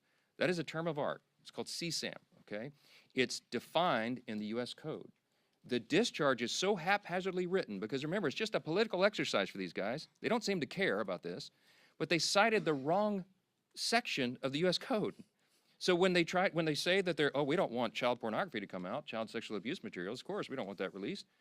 They wrote this thing so quickly that they cited the wrong section. So you know what that means? It means that it doesn't really bestow any real legal authority on the Attorney General to redact those materials. And that would compel the DOJ to release that stuff into the public. Every single person in this room knows that's wrong, and you should stand against it. But that's what the discharge says. Number 4, it jeopardizes the future federal investigations of the United States. Why? Because the discharge only allows the Attorney General to redact limited portions of records that could publicly identify individuals who were promised confidentiality. In this scenario, you're talking about whistleblowers, you're talking about confidential informants who came forward and gave information and evidence in exchange for agreeing to have their identities not revealed. Violating confidentiality, imagine the chilling effect that would have on future investigations. Who's going to want to come forward if they think Congress can take a political exercise and reveal their identities? Who's going to come talk to prosecutors? It's very dangerous. It would deter future whistleblowers and informants. And the release of that could also publicly reveal the identity, by the way, of undercover law enforcement officers who are working in future operations. Dangerous stuff, and they seem not to care. And by the way, I'm going to remind you again, we went to the authors. We asked the authors of the discharge to change this, and they said jump in the Potomac, all right? Number 5, national security concerns, okay? The discharge requires the Attorney General to release within 30 days, quote, classified information to the maximum extent possible. This ignores the principle that declassification should always rest, and always has rested, with the agency that originated the intelligence. Why? So that they can protect their critical sources and methods. It is incredibly dangerous to demand that officials or employees of the DOJ declassify materials that originated in other agencies, in intelligence agencies. I could go on. I won't be here all morning, but there's a lot of problems. There's also a lot of legal scholars, and I'm among them, who are concerned that that you've got problems with grand jury secrecy. We know Rule 6E of the Federal Rules of Criminal Procedure prohibits the release of grand jury materials, but the way the discharge is drafted, you can make an argument that it requires all that to come out, and that is a serious problem. Grand juries are not adversarial, okay? There's no opportunity there for cross-examination. You can't disprove evidence. You can't challenge the evidence in any way. And if Congress goes in and breaks that seal and just starts releasing sensitive grand jury materials and allegations like that, it raises a risk that the grand jury process will be politicized in the future. And that's a whole other danger that we could talk about all day. I'm gonna wrap this up and just say that Republicans support maximum transparency. We always have. The President of the United States supports maximum transparency. You've heard him say it in his own words. But he has had the same concerns that I've just articulated here And we've talked about that. All of us have had these concerns, and we understand that we have a responsibility to innocent people and victims that is not properly guarded by the discharge petition. And that's why we're so incensed about that. We've got to make sure that we disclose the names of anybody who aided or conspired in any way with Jeffrey Epstein. But at the same time, you've got to make sure that innocent people are protected. So we have to do this in a way that doesn't violate victim privacy, that doesn't create new victims, that doesn't disclose the names of any whistleblower or informant, that causes the release of grand jury materials or child sexual abuse materials, or undermines our national security. And I think everybody of good conscience and common sense would say, of course you have to do that. But here we are. So the discharge petition got its 218th signature, and it is going to go forward. It is going to pass because it only takes 218. And we know that the Democrats have disregarded all these concerns, and they're going to move it forward anyway. So all the people of good conscience here say, we've registered our concerns, we stated our opposition as long as possible, but we're also for maximum transparency. So what am I to do as a leader in a situation like this? I call my counterpart in the Senate, Leader Thune, and I talked him through this with him and shared our deep concerns. And of course, they share those concerns as well. And so I'm very confident that when this moves forward in the process, if and when it is processed in the Senate, which there's no certainty that that will be, that they will take the time methodically to do what we have not been allowed to do in the House, to amend this discharge petition and to make sure that these protections are there. The authors of the discharge did not allow us to do that here. That's the rules here. But in the Senate, they can correct it. So under that circumstance, because of that, we know there's serious deficiencies. We know that the work of our colleagues in the Senate can address that and will. They're very conscientious and concerned, as we are, about all this. As we've insisted from the very beginning, Republicans are the only party trying to make a material difference in ensuring maximum transparency. Oh, by the way, I would just tell you, I put the bill on the floor for unanimous consent last Wednesday night. And guess who objected to it? The Democrats, okay? If this is so urgent, and they were so concerned about getting this done and seeing justice be done and all that, they would not have blocked the request, okay? This is about politics. They blocked our unanimous consent motion to expedite their bill and made us waste all this additional time so they could have a show vote today. Republicans are ready to get the job done, to move forward so we can continue to get on to these important issues of dealing with what the American people demand and deserve for us to deal with. And so I want to leave you with this thought. Everybody should think long and hard about who here is acting truthfully, honestly, and in good faith. It is not the Democrat Party that has obfuscated and blatantly lied for the last 4 years about all these things. It is not the Democrats who shut down the government for their own selfish political purposes. It is not the Democrats who blocked the passage of this discharge a week ago because they wanted to have a political moment. It is the Republicans who are acting in good faith, and I believe the American people are going to see that and understand it. I'm going to vote to move this forward. I think it could be close to a unanimous vote because everybody here, all the Republicans, want to go on record to show they're for maximum transparency, but they also want to note that we're demanding that this stuff get corrected before it is ever moves through the process and is completed. I sincerely hope my Democrat colleagues will show the same level of urgency and enthusiasm when it comes to tackling the real issues facing the country that we got to get to, and that's what we really wanted to talk about this morning. Affordability issues are real, and the Democrats themselves created the crisis. Remember, over the last 4 years of the Biden administration, they spent like drunken sailors, and when you throw a bunch of new money into the system, it makes inflation rise, right? Republicans are ready and eager to continue our work to clean up the mess that the Democrats made. We've been doing that already, and we're going to continue to do it.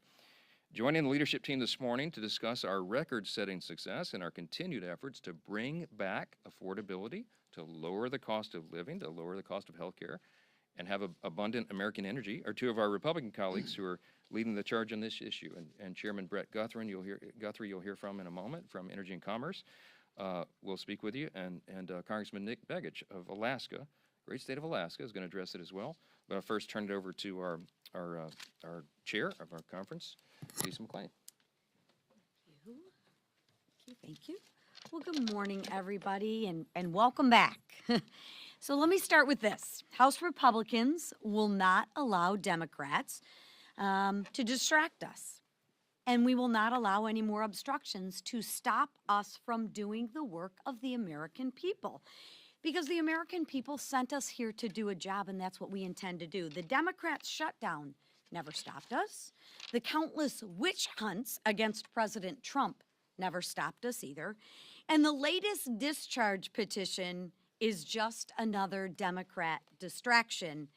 And I can assure you that won't stop us either, because the American people actually expect us to do our jobs and not to distract and obstruct. For more than 40 days, Democrats inflicted needless pain on hardworking Americans. And I ask you this, for what? For what did all of these Americans suffer pain? They did it to use the American people's pain as political leverage. And let that sink in for a second. And don't take my word for it, take Catherine Clark's word for that. They used the leverage for $1.5 trillion of a wish list for that Americans' families just simply can't afford. But Democrats, they didn't get a single one of their demands because House Republicans actually stayed united. And now we're taking that momentum into the fight that matters most to the American people. This week, House Republicans will pass consequential bills to make energy costs more affordable. Bills that will lower energy costs for hardworking families, bills that will build on the work that we've achieved to unleash American energy that we passed in the Working Families Tax Cuts. Bills that increase energy production, which you'll hear from Representative Begich and Chairman Guthrie, that cut red tape and drive down prices for every single American. And contrast that to what will the Democrats do? They will almost certainly vote no. But ask yourself why. Why? It's because their radical left won't let them vote yes. So again, Republicans want to bring down energy costs. That's why we will vote yes on the bill. Democrats have a lot of talking points, but their actions will say no. We don't want to bring down energy costs for Americans, and they will vote no, right? So at some point, y'all need to ask the Democrats, when will your actions match your words? Because they don't. The contrast is crystal clear. Republicans will always fight to make energy more affordable for the American people. Now, the Democrats, they'll talk about it, but when the rubber meets the road and they have to vote, watch how they vote. They will absolutely vote no. So while Democrats prioritize the wishes of their radical base, we will keep moving forward with our agenda that actually lowers costs for the American people, forward with solutions that makes America affordable again, and we will move forward with the momentum the American people entrusted us with. Because House Republicans aren't here to play politics, or we aren't here to obstruct or distract. We're here to deliver affordability and low cost. We're here to drive down energy costs, and we're here to make America more affordable again. And with that, I will bring up our chairman, Mr. Brett Guthrie. Thank you. Appreciate it. Good morning, everybody. Thanks for being here today. It's an interesting time. It's a challenging time, but an extremely interesting time in the American energy industry. If you look at the last generation, we've had a generation of flat generation. We've had a generation of flat demand. And so those have worked and made people be comfortable because we were deindustrializing in our state. So that's not the proper path, the way that we have to take. So what are we seeing now? We're seeing a pent-up demand for energy. We're seeing it because of the growth in our industry, the reindustrialization that's coming because of President Trump, and also the growth of AI and data centers that are coming. And so what's important, we have to address this for the cost of the American people. If you think about it, if you have flat generation and increase in demand, what's going to happen? We have to expand access to American energy. We have it, it's in abundance, we can produce it, and we have to deliver it, and we have to make it where people can use it. It's also a geopolitical battle. AI is either going to be won by us, who's going to control the data that flows around the world, is going to be the values of America, is going to be the values of China. It's a geopolitical battle that we're in. And we know what not to do because you can look at Europe. Europe and Germany, their energy prices are 3 times ours. Could you imagine competing in the world if you set your energy prices because of decisions your government made to be 3 times the power of ours? The people in the AI industry have no doubt that America can win this battle. They say we have the brain power. Americans have the brain power. We have the money. We have the capital to invest. What they don't have is access to the energy. And the roadblock to the access of energy is getting permits and being able to move energy forward. So this week we're going to work on 2 bills. One, this is actually on fuels and gasoline as refineries. We haven't built a new refinery in America since the 1970s. So Bob Latta has a bill to look at our refining capacity. You can drill all the oil you want and have all the gas you want, but if you don't refine it, make it to products people use, then you still have a shortage and limit. So we got a refinery bill before us. And also in the geopolitical, I know that the price of natural gas around the world is important. You know who it's important to? It's important to Russia because selling natural gas is how they fund their army. And so we also have a provision. Joe Biden, during the height of the invasion of Ukraine, put a ban on natural gas being exported out of our country. And where the Germans were begging for it. I was in a meeting where high-level officials were begging for our liquid natural gas. And so August Pfluger has a bill to reverse any future administration from doing that. We want energy dominance. We had it in the big, beautiful bill. We've had it in almost every committee hearing. And we're going to work together through transportation, Sam Graves, through the chairman, Bruce Westerman, and Natural Resources, and our group on energy and commerce to make sure we deliver the energy we need for America to be successful in this geopolitical battle and winning the AI battle. But so people, when they turn their lights on and off in their home, can have affordable power. And one of the great resources of power and one of the most beautiful places in our great country is in Alaska. Even at 46 below zero, in Fort Greely, Alaska, if you happen to go to Northern Warfare School, you can sit around and look around and go, wow, this is a stunningly beautiful place. And so I'm glad to hand this over to my good friend from Alaska, Nick Begich. Thank you, Chairman. You know, it is cold in Alaska. It is in 46 below is not as cold as it gets. It can get minus 70 or worse. You know, every product in America is an energy product. Whether you're producing that product, whether you're sending that product to a grocery store, whether you're going to the grocery store to pick up that product, whether you're going to visit family for Thanksgiving, you're expending energy. And if we want to address affordability in this nation, the best way to do that is to address the fundamental cost of energy.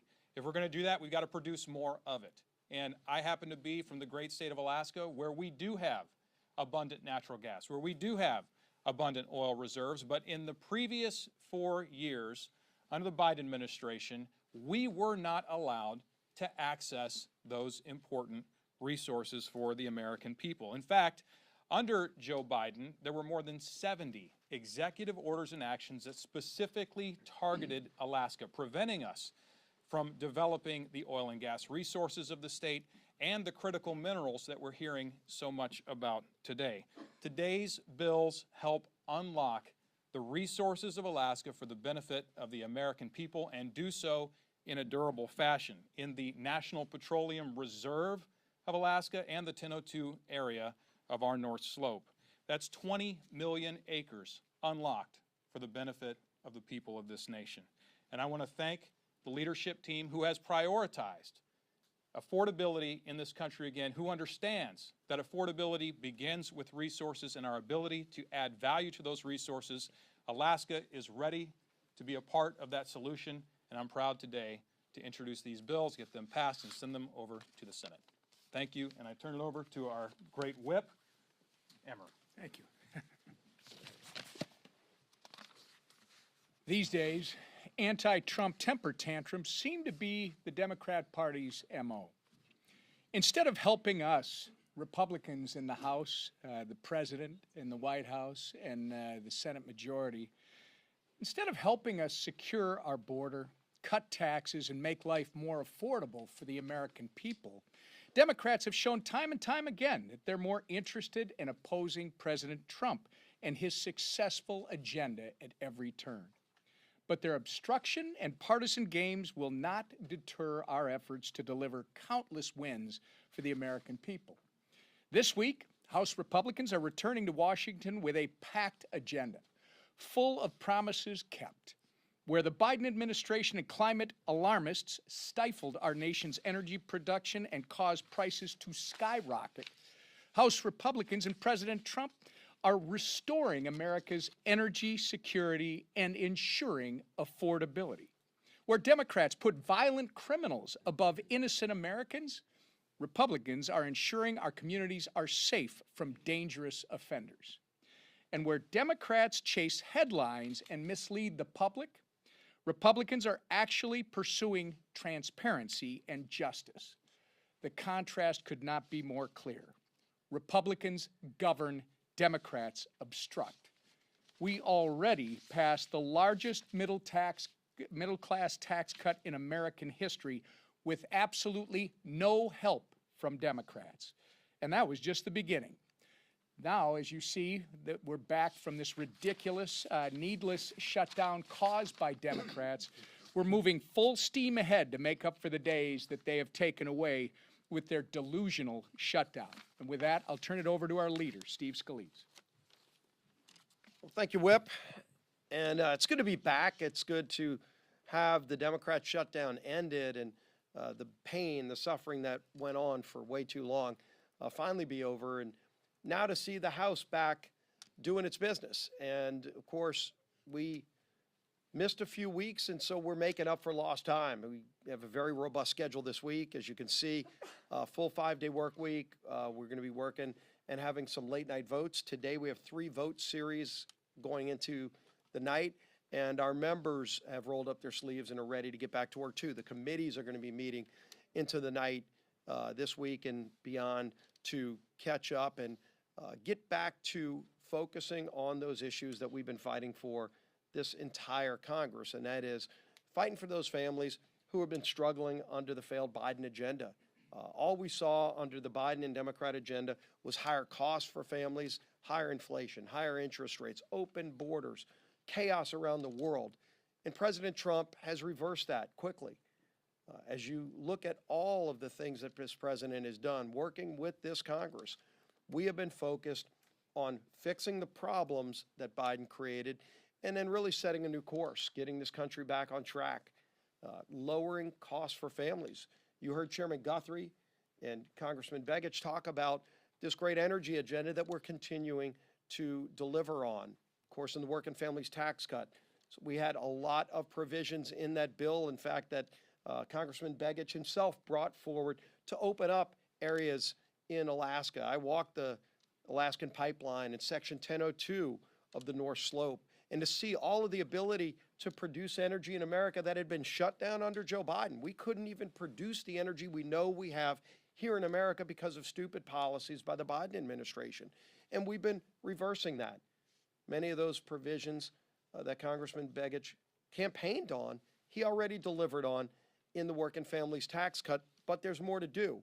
And so we're bringing some of those bills to the floor this week. You're going to see the Department of Interior probably this week, hopefully in the next 2 weeks, roll out their 5-year leasing plan for the Gulf of America. Again, something that President Biden shut down that drove investment to foreign countries. We saw billions of dollars of energy investment moving to foreign countries because Biden shut down America. Well, America's open up for business again. And that means more jobs here in America, but really importantly for families, lower energy costs. And energy costs affect everything that we do. When you go to the grocery store, lower energy costs mean lower food costs for families. And so we're going to keep delivering on that agenda. Obviously this week, it's going to be a very aggressive schedule, and we're going to continue to move bills in the future. Something else the Democrats broke, and we talked about this a lot during the shutdown here at this podium, and that is the healthcare crisis in America. The current law in healthcare is the Affordable Care Act. I think everybody would recognize it's unaffordable for millions of American families. And yet they have dumped more families into that plan, and the cost increase are evident. 80% increase in cost for families. since Obamacare passed. And yet, as the Affordable Care Act has failed to work for families, Democrats continue to try to shove hundreds of billions of dollars more into that failed program and not giving relief to families, but giving COVID subsidies to insurance companies. That's what Democrats were fighting for. You saw President Trump today saying, one of the things we want to do as Republicans is give those tax credits to families, not to insurance companies like Democrats want to do, but to give it to families. We've been working before the shutdown with our three relevant committees, Chairman Guthrie's committee in Energy and Commerce, Chairman Jason Smith in Ways and Means, and Chairman Wahlberg over in Education and Workforce. The three committees that work on healthcare policy to focus on legislation that would actually lower costs for families and give families options so they're not trapped in the Unaffordable Care Act policies that drive up their premiums. And so we've brought bills. We had some of those we talked about in the working families tax cuts that didn't make it all the way through the process. We're going to be coming back to that. We moved PBM reform last year, very bipartisan bill that Chuck Schumer sat on because he and Democrats don't want to lower costs for families. We do. And we're going to keep bringing those bills over the next few months. We're working with all of our members. We talked about it again today in conference. But we've been working on it for months. We've been bringing bills to the floor.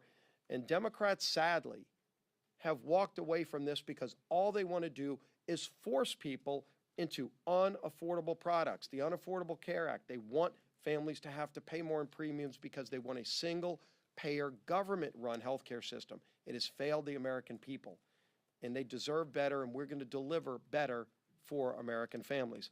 And finally, today we released the calendar for next year, so I know you're all interested in what that's going to be. We're going to have a very busy agenda next year. We're going to continue to deliver here in this Congress for American families. We've got a lot to do this year, and we're going to be doing a lot more this year. But we're also going to have a very busy agenda next year. Democrats they're in disarray right now as a party, but they've got to decide. Are they going to work with us here in this Congress to actually deliver for the American people? Are they going to continue to have, as the Speaker talked about, that Trump derangement syndrome? All they do is wake up every day and say, how can they oppose Donald Trump, no matter what he wants to do? When Donald Trump wants to help families, all they do is wake up and say, what is he doing? And they try to do the opposite because the radical Mandami wing of the party just wants to fight President Trump. Well, that's not where America is. America wants to get results. America believes in common sense. We're going to have a resolution Friday that says we stand up against socialism and the atrocities of it. It's not just the bad policies. It's led to murder all around the world where it's been tried. And they don't teach that history, unfortunately, enough in our schools.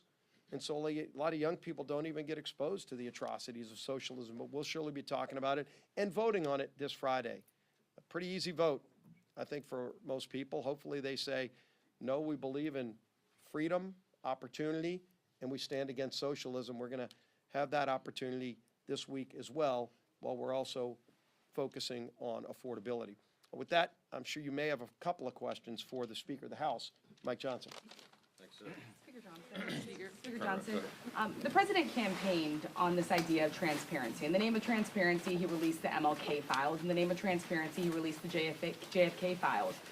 Why not, in the name of transparency, call on the president to just release the full Epstein files? He doesn't even need Congress to have this vote. Well, the president's made very clear his position over the last few days. His truth post over the weekend and what he said. I mean, he had a press gaggle yesterday. He said the same thing. He says release all the files. He's been saying that. What he was counting on and what we were insistent upon is using the processes of Congress, as I explained here in great detail this morning, to do it in the right way so that it's not haphazard. And Congress has a role to do that. The Oversight Committee is the appropriate place for this to be done, and that is what is happening right now, as you've all seen. And so we preferred that route. And by the way, as I mentioned, that route is more comprehensive than anything the discharge petition would accomplish anyway, because it didn't even mention the Epstein files and some of these other things, I mean the estate files. So we want the process to play out. We want it to be done in the right way. We want to do it in a way that doesn't jeopardize our legal system and doesn't inflict more harm on victims. And the president is resolute on that, as we have been, and that's why we opposed this gambit from the beginning. Yes, Mr. Speaker. Do you acknowledge that by voting for this discharge petition today, that is a reversal for you, that you could have put this on the floor months ago and may not have even needed to have a discharge petition if you had supported it months ago? It's not a reversal, as I just explained. We had big problems with the discharge from the moment it was filed. We talked with the authors. There was lots of people that went and pleaded with them to fix it so that everybody could be together, because we've been for maximum transparency. But again, there's a reason you have rules and processes here to ensure that this is not done haphazardly. And I was not satisfied with that. But I've been for maximum transparency from the very beginning. We wanted the process to play out. So yes. I understand where you're coming from with your concerns with the discharge petition. I also understand your want for transparency in this case. You've been very clear on both those fronts for weeks. So is the reason why you're now deciding to vote for this resolution because President Trump directly said Republicans should vote for this? Because this has been your position all along, and you've made it clear you weren't in support of this resolution. If and when the discharge reached the 218th signature, it will be forced. And the forcing mechanism here prevents the very deliberate, professional, careful manner in which Congress is supposed to do this. I lament that. That's why I'd been opposed to it all along.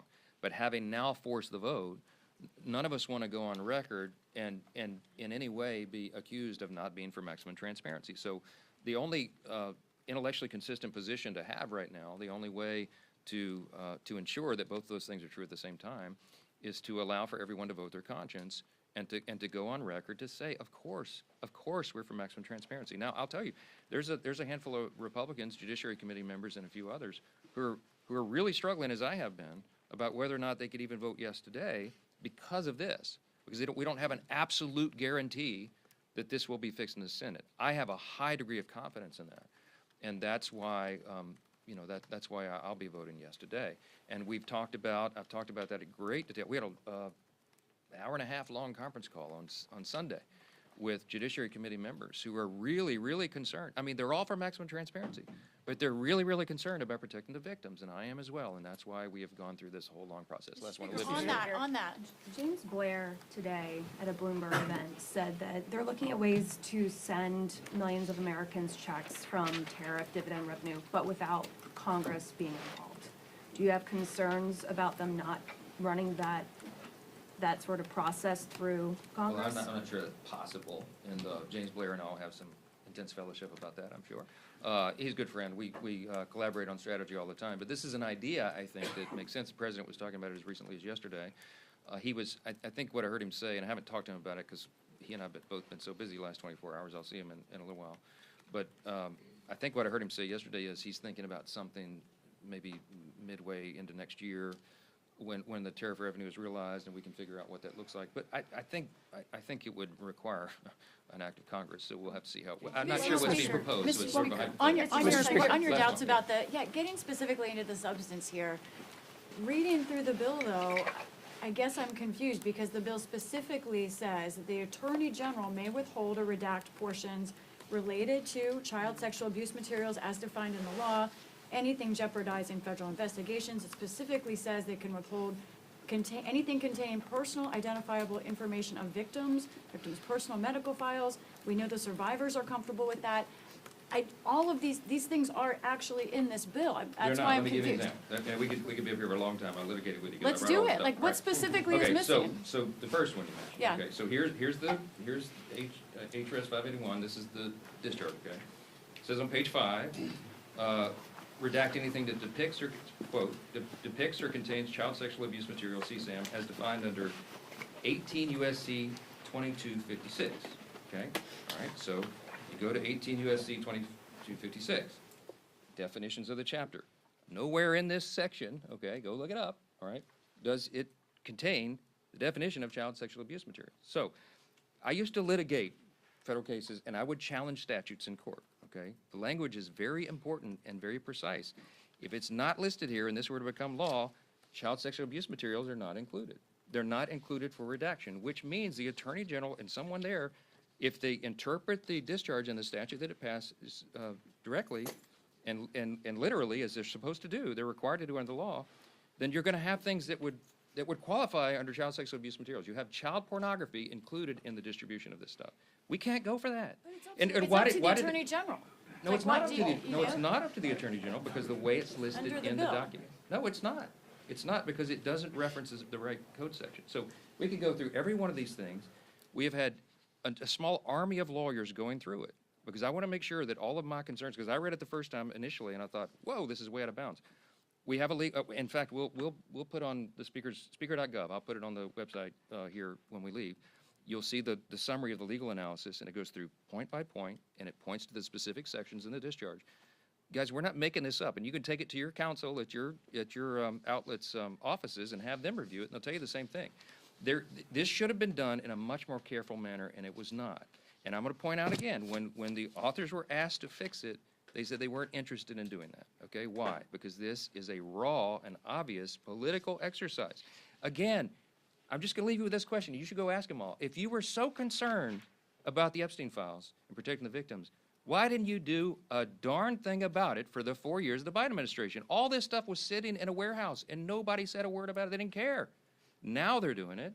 We all know why, because they're trying to attack President Trump. That's ACA it. question. Thank you. Thank you.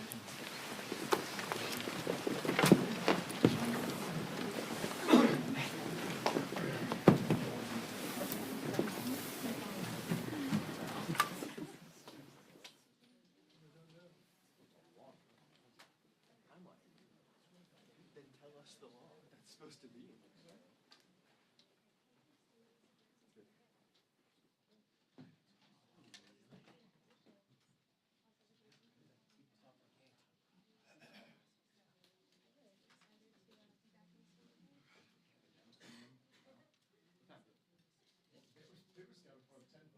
Yeah, so maybe. Who knows?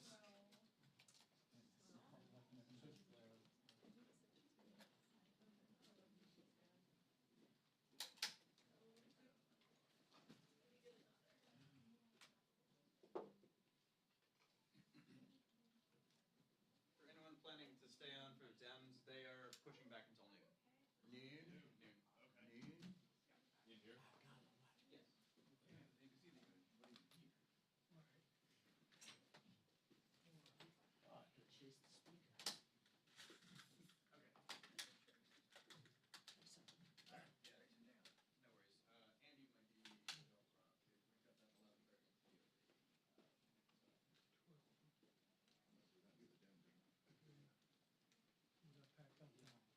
Yeah, mine's down.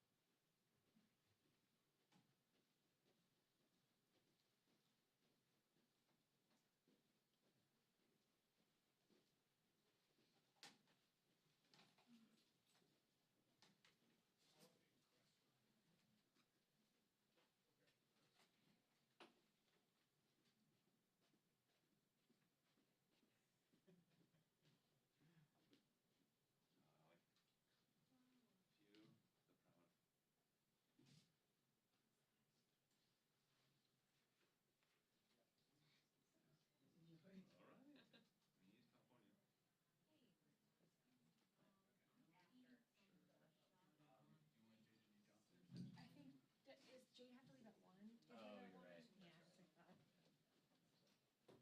Okay, I'll go send this out from upstairs. Cool. See ya.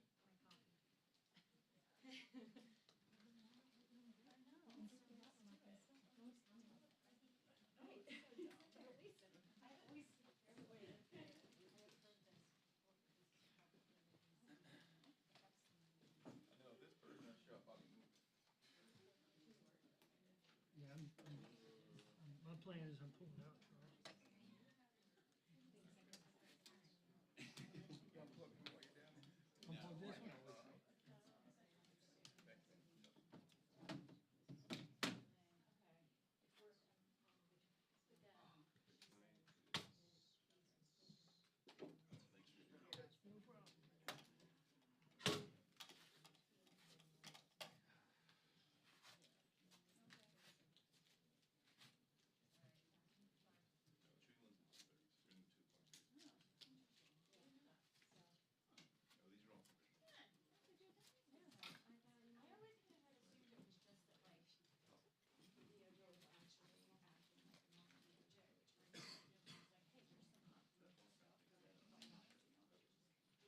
For those unaware, the Dems are now at noon. You're welcome.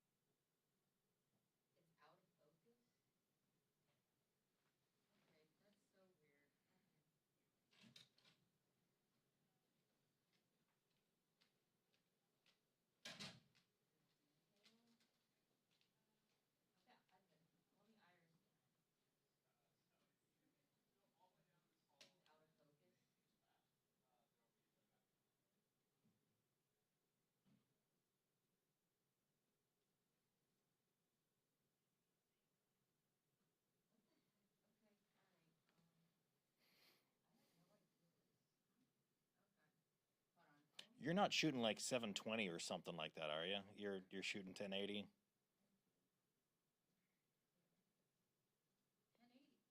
Yeah. Okay. I don't know. I'm just trying to think because it looks fine in your camera. I don't know why it would be.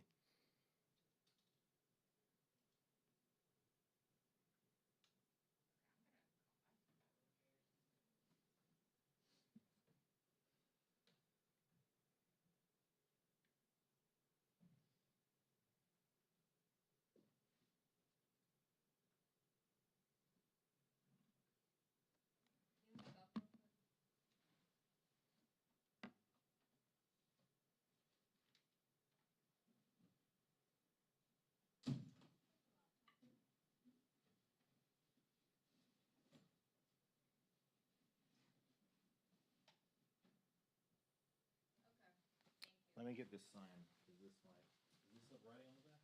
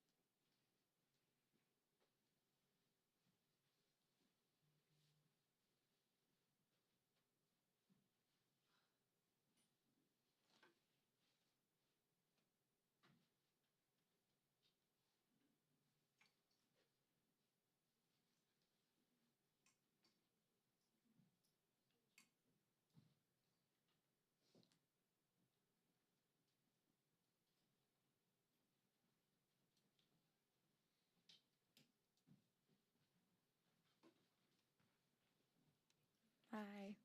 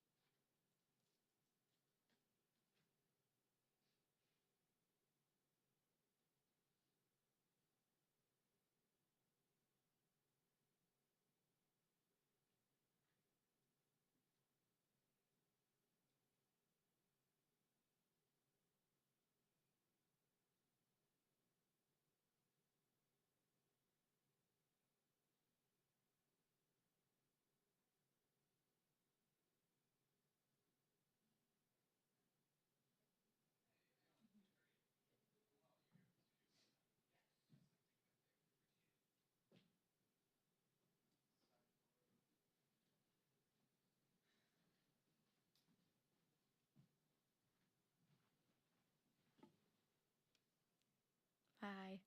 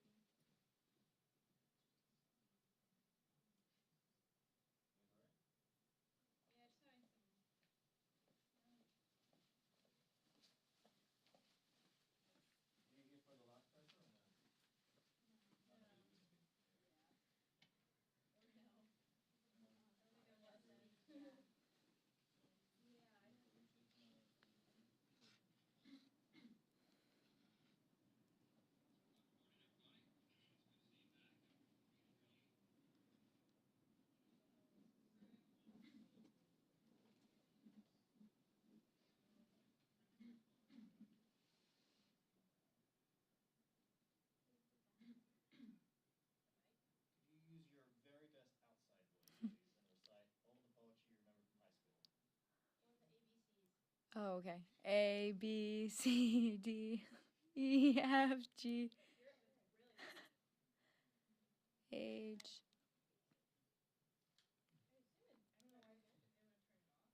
Oh, it's on. Yeah, I just checked it. Hi, hi. You guys look really great from over here. So if you have to go into your camera settings or on that handle and activate, if you have mic or line level options, or if it's in your audio menus. Hi. You guys look really great. Oh, wow. I can hear myself from over here.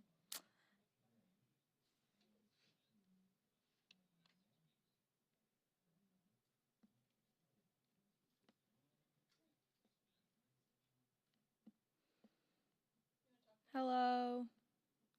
Nice to see you guys.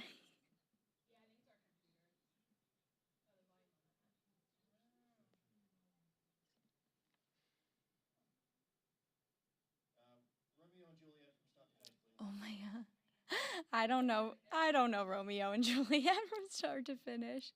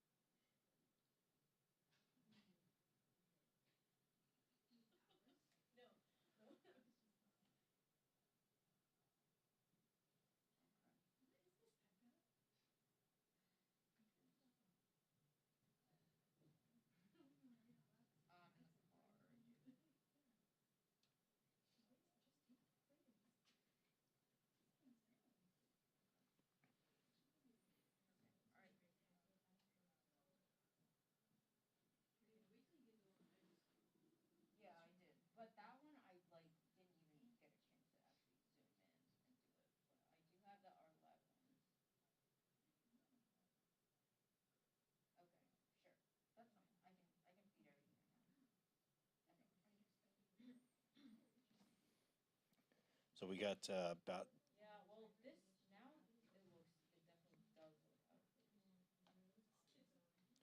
got 10 minutes before the presser starts. Yeah, 12.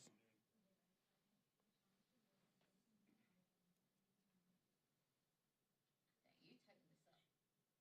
I had breakfast.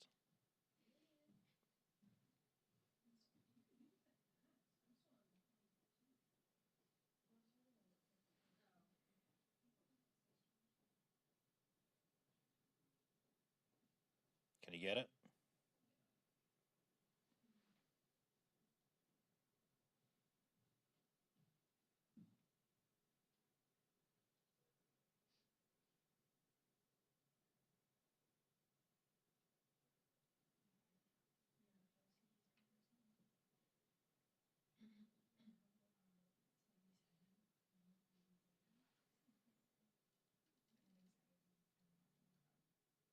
All right, I'm just gonna.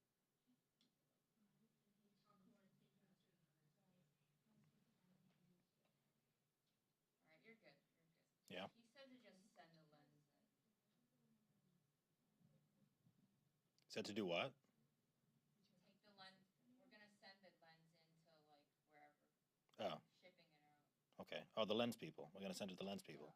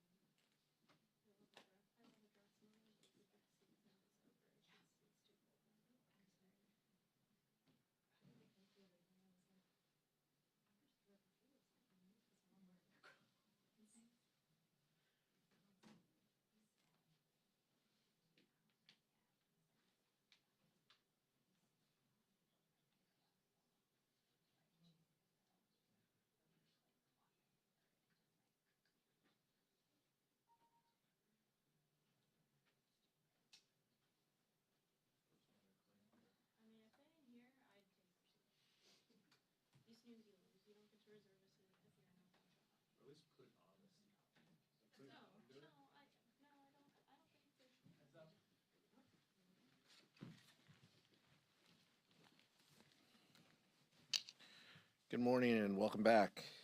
As we come back into session following Republicans' nearly 2-month taxpayer-paid vacation, House Democrats' top priority remains the same: lowering health care costs for the American people. For months, Republicans have wasted time by refusing to negotiate with Democrats on a deal that would extend the Affordable Care Act tax credits. These tax credits allow hardworking families to see their doctors when they get sick, get medication, or have life-saving surgeries. If Republicans let these credits expire, millions of their achievements is a testament to his deep compassion and unwavering dedication. Under his guidance, Troop 66 has thrived. Rick has led countless campouts, service projects, and leadership training events, always with the focus on building resilience, teamwork, and respect. His mentorship has helped many scouts earn the rank of Eagle Scout, and more importantly, has instilled in them a lifelong commitment to service and integrity. On behalf of all those whose lives he has touched, I extend my deepest gratitude and heartfelt recognition. Thank you, and I yield back. For what purpose does the gentleman from Massachusetts seek recognition? Without objection, the gentleman is recognized for 1 minute. Mr. Speaker, under Donald Trump, America is joining the ranks of other countries in all the wrong ways. Freedom House now lists us among nations where judges and prosecutors face political attacks. Reporters Without Borders says our press freedom has sunk to a historic low. And now Trump has crossed a line no U.S. president ever dared cross. He withheld food assistance that Americans were legally entitled to, blocking nutrition benefits, not because the country can't afford them, but because he thinks it helps him politically. In my work as co-chair of the Tom Lantos Human Rights Commission, I've seen brutal regimes use food as a weapon and leaders starve their own people to hold on to power. I never, ever thought I would see a U.S. president try to rip a page from the same playbook. What a shameful moment in our history, and I will continue to fight to end hunger now. I yield back. For what purpose does the gentleman from Mississippi seek recognition? The gentleman is recognized for 1 minute. Mr. Speaker, I rise today to recognize a distinguished public servant from Hancock County, Mississippi, Brian Hootie Adam, who will retire on December 21st, 2025, after more than 4 decades of serving his community. Hootie began his career in 1985 as a firefighter, answering the call when his neighbors needed him most. In 2003, he became director of Hancock Emergency Management Agency, a role he has carried with steady leadership for 22 years. During that time, he guided the county through many countless emergency destructive storms, and most notably, the unimaginable challenges of Hurricane Katrina. Through every crisis, Hootie was a source of strength, calm, prepared, and fully committed to protecting the people of Hancock County, Mississippi. His leadership saved lives, strengthened the emergency response across our region, and set a standard of service we should all admire. Mr. Speaker, I ask my colleagues to join me in thanking Hootie Adam for his extraordinary dedication and wishing him the very best in well-earned retirement. Mr. Speaker, I yield back. For what purpose does the gentlewoman from Michigan seek recognition? The gentlewoman is recognized for 1 minute.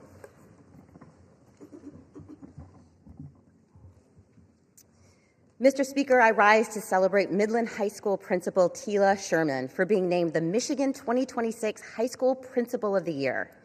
Principal Sherman's compassionate and hands-on leadership sets an example for schools across the country. She is an extraordinarily gifted leader who inspires those around her to stand up for every child in all of our communities. It is her passion for education and her fervent belief in every child's potential that guides the work she does every day. She encourages collaboration and teamwork among educators, making Midland High School a safe space that uplifts everyone under its roof. Principal Sherman pushes her students to dream big, asking them every single week, "Chemics, you determine your legacy. What will it be?" There are years ahead in her leadership journey in education. I have no doubt that she will leave a legacy of educational excellence, deep caring, and a spark of hope for every student she encounters. Go Chemics. Thank you, and I yield back. For what purpose does the gentleman from North Carolina seek recognition? Without objection, the gentleman is recognized for 1 minute.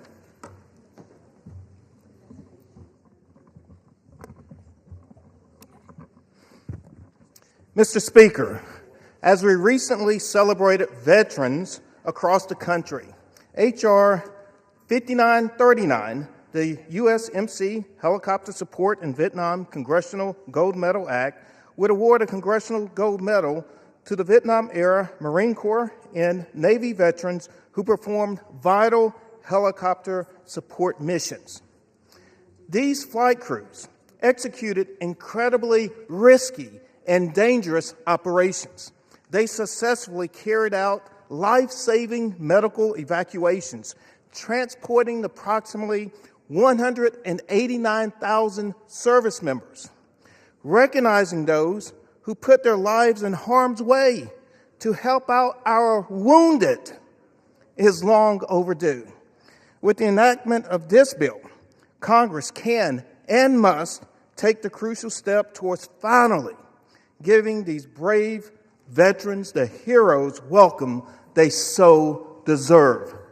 Thank you, and I yield back. The chair lays before the House a communication. The Honorable the Speaker, House of Representatives, sir. I want to sincerely thank the committee for its graciousness in allowing me to waive onto the Committee on Natural Resources earlier this year. It has been a privilege to serve and to help advance environmental justices policies for the people of New York's 7th District in Puerto Rico. Thank you for the privilege of holding 3 committees over the past few years. I will continue to remain on small business and financial services. Effective this week, I will remove myself from the Committee on Natural Resources to make room for another member who wishes to take the opening. It has been an honor to contribute to the committee's mission, and I look forward to continuing to advance our shared priorities in other capacities. Signed sincerely, Nydia Velazquez, Member of Congress. Without objection, the resignation is accepted. What purpose does the gentlewoman from North Carolina seek recognition? Thank you, Mr. Speaker. By direction of the Republican Conference, I offer a privileged resolution and ask for its immediate consideration. The clerk will report the resolution. House Resolution 886. Resolved that the following named member be and is hereby elected to the following standing committee of the House of Representatives, Committee on Homeland Security. Mr. Fong. Without objection, the resolution is agreed to and the motion to reconsider is laid on the table. For what purpose does the gentleman from Massachusetts seek recognition? Mr. Speaker, by direction of the Democratic Caucus, I offer a privileged resolution and ask for its immediate consideration. The clerk will report the resolution. House Resolution 887. Resolved. Mr. Speaker, I ask unanimous consent that the resolution be considered as read. Without objection, the resolution is considered read. And without objection, the resolution is agreed to and the motion to reconsider is laid on the table. For what purpose does the gentlewoman from North Carolina seek recognition? Thank you, Mr. Speaker. Mr. Speaker, by direction of the Committee on Rules, I call up House Resolution 879 and ask for its immediate consideration. The clerk will report the resolution. House Calendar Number 47, House Resolution 879. Resolved that upon adoption of this resolution, it shall be in order to consider in the House any joint resolutions specified in Section 2 of this resolution. All points of order against consideration of each such joint resolution are waived. Each such joint resolution shall be considered as read. All points of order against provisions in each such joint resolution are waived. The previous question shall be considered as ordered on each such joint resolution and on any amendment thereto to final passage without intervening motion except one. 1 hour of debate equally divided and controlled by the chair and ranking minority member of the Committee on Natural Resources or their respective designees, and 2, 1 motion to recommit or commit as the case may be. Section 2. The joint resolutions referred to in the first section of this resolution are as follows. A.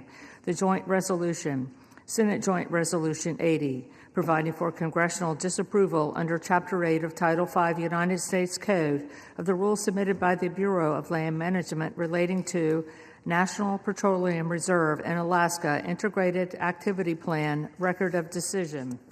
B. The joint resolution, House Joint Resolution 130, providing for congressional disapproval under Chapter 8 of Title V United States Code of the rules submitted by the Bureau of Land Management relating to Buffalo Field Office Record of Decision and approved Resource Management Plan Amendment. C. The joint resolution, House Joint Resolution 131, providing for congressional disapproval under Chapter 8 of Title V United States Code of the rules submitted by the Bureau of Land Management relating to Coastal Plain Oil and Gas Leasing Program, Record of Decision. Section 3. Upon adoption of this resolution, it shall be in order to consider in the House a concurrent resolution, House Concurrent Resolution 58, denouncing the horrors of socialism. All points of order against consideration of the concurrent resolution are waived. The concurrent resolution shall be considered as read. All points of order against provisions in the concurrent resolution are waived. The previous question shall be considered as ordered on the concurrent resolution and preamble to adoption without intervening motion except 1 hour of debate, equally divided and controlled by the chair and ranking minority member of the Committee on Financial Services or their respective designees. Section 4. Upon adoption of this resolution, it shall be in order to consider in the House the bill, H.R. 1949, to repeal restrictions on the export and import of natural gas.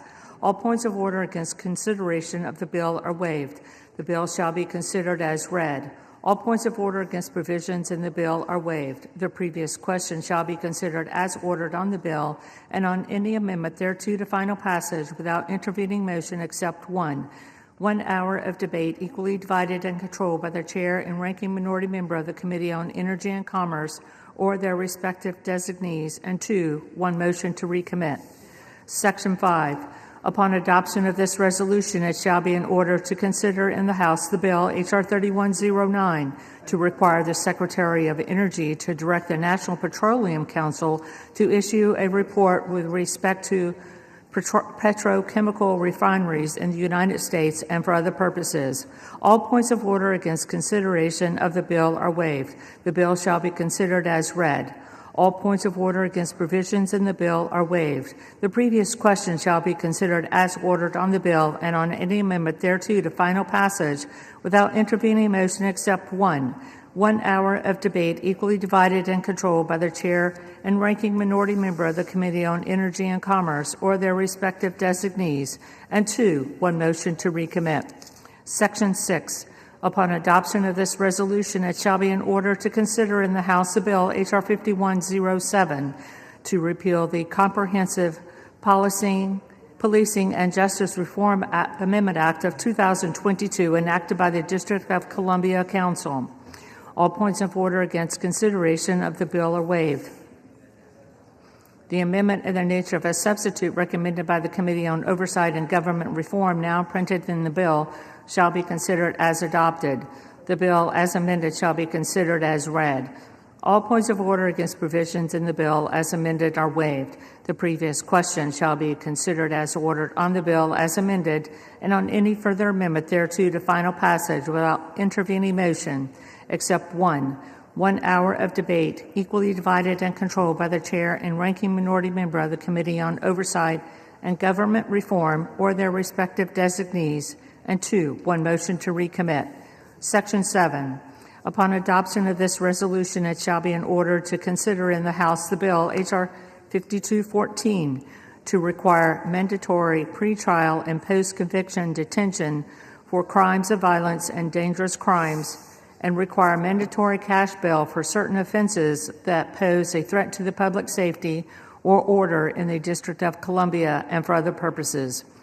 All points of order against consideration of the bill are waived. The amendment in the nature of a substitute recommended by the Committee on Oversight and Government Reform, now printed in the bill, shall be considered as adopted. The bill as amended shall be considered as read. All points of order against provisions in the bill as amended are waived. The previous question shall be considered as ordered on the bill as amended and on any further amendment thereto to final passage without intervening motion except one. 1 hour of debate equally divided and controlled by the chair and ranking minority member of the Committee on Oversight and Government Reform or their respective designees, and 2, 1 motion to recommit. Section 8. Upon transmission to the Senate of a message that the House has passed H.R. 4405, House Resolution 581 shall be laid on the table. The gentlewoman from North Carolina is recognized for 1 hour. Thank you, Mr. Speaker. For the purpose of debate only, I yield the customary 30 minutes to the gentleman from Massachusetts, Mr. McGovern, pending which I yield myself such time as I may consume. During consideration of this resolution, all time yielded is for the purpose of debate only. Mr. Speaker, I ask unanimous consent that all members have 5 legislative days to revise and extend their remarks. Without objection. Thank you again, Mr. Speaker. I rise in support of the rule and the underlying legislation. Yesterday, the Rules Committee met and produced a rule, H.Res. 879, providing for the House's consideration of 8 separate measures. The rule provides closed rules for consideration of S.J. Res. 80, H.J. Res. 130, H.J. Res. 131, with 1 hour of debate equally divided and controlled by the chair and ranking minority member of the Committee on Natural Resources or their respective designees for each joint resolution. The rule provides each such joint resolution 1 motion to recommit. Further, the rule provides closed rules for the consideration of H.R. 1949 and H.R. 3109, with 1 hour debate equally divided and controlled by the chair and ranking minority member of the Committee on Energy and Commerce or their respective designees for each bill. The rule provides each bill with a motion to recommit. Additionally, the rule provides for consideration of H. Con. Res. 58 under a closed rule with 1 hour of debate equally divided and controlled by the chair and ranking minority member of the Committee on Financial Services or their respective designees. The rule also provides for consideration of H.R. 5214 and H.R. 5107 under closed rules with 1 hour debate equally divided and controlled by the chair and ranking minority member of the Committee on Oversight and Government Reform or their respective designees on each bill. The rule provides 1 motion to recommit for each bill. Finally, the rule tables House Resolution 581 upon the transmission of a message to the Senate that the House has passed H.R. 4405. Mr. Speaker, after over 40 days of the Democrat government shutdown, the House has returned to regular order, and this majority is continuing to push forward with the America First agenda, the American people's agenda. All of these pieces of legislation we're considering today are in alignment with the American people's demand and President Trump's executive orders that we maintain a robust posture of American energy dominance. You know, Mr. Speaker, our Democrat colleagues have developed a strong proclivity to thumb their noses at the development of energy that comes from American soil. One must wonder why they choose to do that.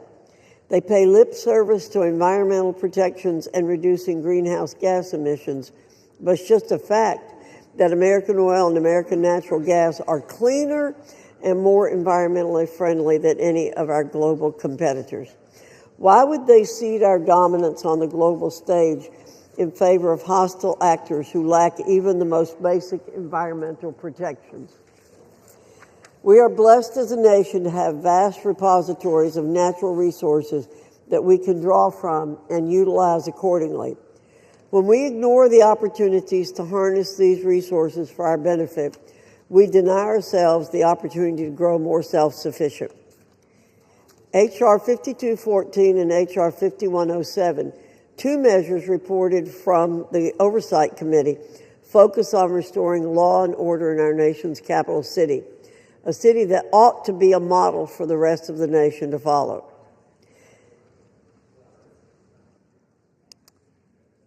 Does the gentlelady reserve? I'm going on, Mr. Speaker. H.R. 5214 would revoke cashless bail in the District of Columbia and would require mandatory pretrial and post-conviction detention for crimes of violence and other dangerous crimes. H.R. 5107 would repeal the Comprehensive Policing and Justice Reform Amendment Act of 2022 enacted by the District of Columbia Council. This act targeted police officers in D.C. for simply doing their duties, and it led to over 1,600 officers being removed from the city's force. Thanks to President Trump's efforts, the streets in D.C. are safer, and we have the opportunity through these two measures to add to that progress. Finally, Mr. Speaker, we have H. Conrad's 58, a resolution denouncing the horrors of socialism. Most of us here in this body recognize how dangerous the plague of socialism really is. We understand its history of failure and oppression. Throughout history, this ideology has collapsed into the most brutal of dictatorships, communist regimes, and outright totalitarian rule. Many are quick to avert their eyes and cover their ears when presented with facts about the horrors of socialism. How many individuals across the world have suffered and died because of it? This resolution will put everyone in this body on record. The American people will see who espouses this caustic ideology and those who reject it. I reserve, Mr. Speaker. The gentlewoman from North Carolina reserves. The gentleman from Massachusetts is recognized. Well, thank you, Mr. Speaker, and I thank the gentlelady from North Carolina for yielding me the customary 30 minutes, and I yield myself such time as I may consume. The gentleman is recognized. Mr. Speaker, Americans are working more and more for less and less. Almost every day I speak with young people who can't afford to start a family, can't buy a house, can't get ahead. I hear it from seniors who are struggling to survive on fixed incomes. I see it with my own eyes, moms and dads putting items back on the shelves in the grocery store because they can't afford them. Parents who can't go back to work because they can't afford child care. People whose health insurance premiums are doubling and tripling because this majority has failed to act. During election season, we heard from Trump and Republicans who swore up and down they would bring down prices. They promised the American people they would reverse inflation and focus like a laser on affordability. And they have broken that promise. They have betrayed the American people, and if you want more evidence of that, look at the bills on the floor today. More garbage, more culture war crap, more bills written by this Republican majority of, by, and for the billionaire class. Republicans moved heaven and earth to give tax breaks to the rich and powerful. That got done in a nanosecond. But if you're a regular person staring down next year's health care premium hikes and deciding whether to pay $1,000 more or put food on the table, the answer you get back from Republicans is let them eat cake.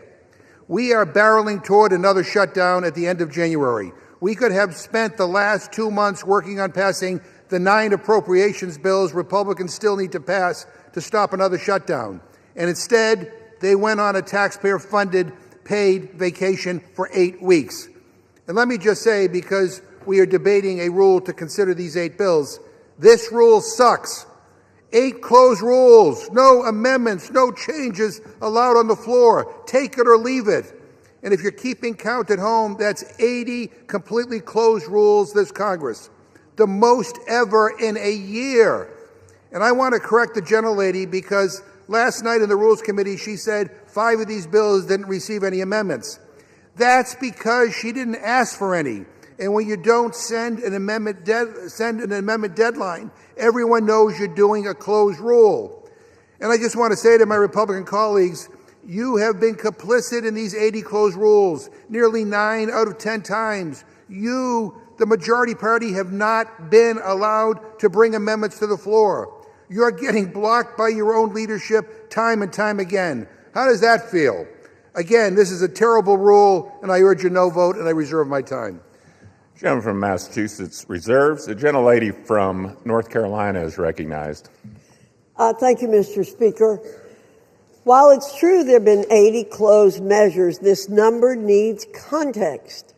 12 of the closed rules were in the rules package, which passed 2 weeks before the 119th Rules Committee even organized to begin meeting. Additionally, 25 measures were CRAs. They don't allow for an amendment. 16 were bills that received no amendments, meaning 41 measures were closed by definition. It's also important that 4 of the closed rules are duplicates from a previous failed rule. So in reality, only 27 measures have been closed by discretion of the committee. Additionally, the Rules Committee under Republican control has simply been more productive, producing more total rules than our colleagues ever did. For example, during the most recent Democrat-controlled Congresses, the Rules Committee produced 127 total rules in the 116th Congress and 163 in the 117th Congress. Contrast this to the 200 total rules in the Republican-led 118th Congress. For the 119th, we're on pace to once again produce nearly 200 rules for the Congress. So, Mr. Speaker, we're doing our job. We're not closing out debate. We're having plenty of debate. There's plenty of opportunities for our colleagues to offer amendments. Thank you. I reserve. Gentlelady reserves. Gentleman from Massachusetts is recognized. Mr. Speaker, a lot of words to justify the most closed Congress in history, the most authoritarian Congress in history. It would make Putin blush. Mr. Speaker, if we defeat the previous question, I will offer an amendment to the rule to provide for consideration of H.R. 6074, which would extend the Affordable Care Act enhanced premium tax credits for 3 years through 2028. We are in the midst of a health care crisis. More than 20 million Americans who get their health care on the ACA exchanges are going to see their premiums skyrocket next year. That includes 250,000 people in my home state of Massachusetts who are paying lower premiums and copays due to these tax credits, which Democrats created in 2021 and are set to expire at the end of the year. Let me read you some of the stories from folks in my district. Quote, I just received my letter and my monthly costs have gone from $1,287 to $3,026 for next year. As a working family with a daughter who has an autoimmune disease, we are struggling, and I'm working 50-plus hours a week just to pay the insurance, end quote. Another one, and I quote, with the Health Connector, I was paying $264 per month, acceptable seeing that I am healthy but not young. Without the advanced premium tax credit, my monthly premium will be just over $800 per month. I can't and I won't pay that. I will go without. This is happening across the country. And for the sake of millions of Americans and their health care, I urge my Republican colleagues to support this bill and vote no on the previous question.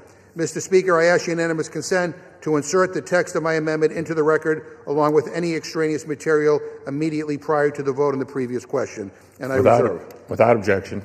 Gentleman reserves. Gentlelady from North Carolina is recognized.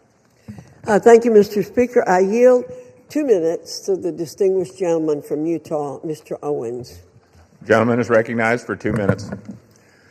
Thank you, Chairwoman, for yielding. Mr. Speaker, after blatant obstruction and prolonged delay on the part of congressional Democrats for over 40 days, the House has returned to regular order. It's good to be back, and it's about time.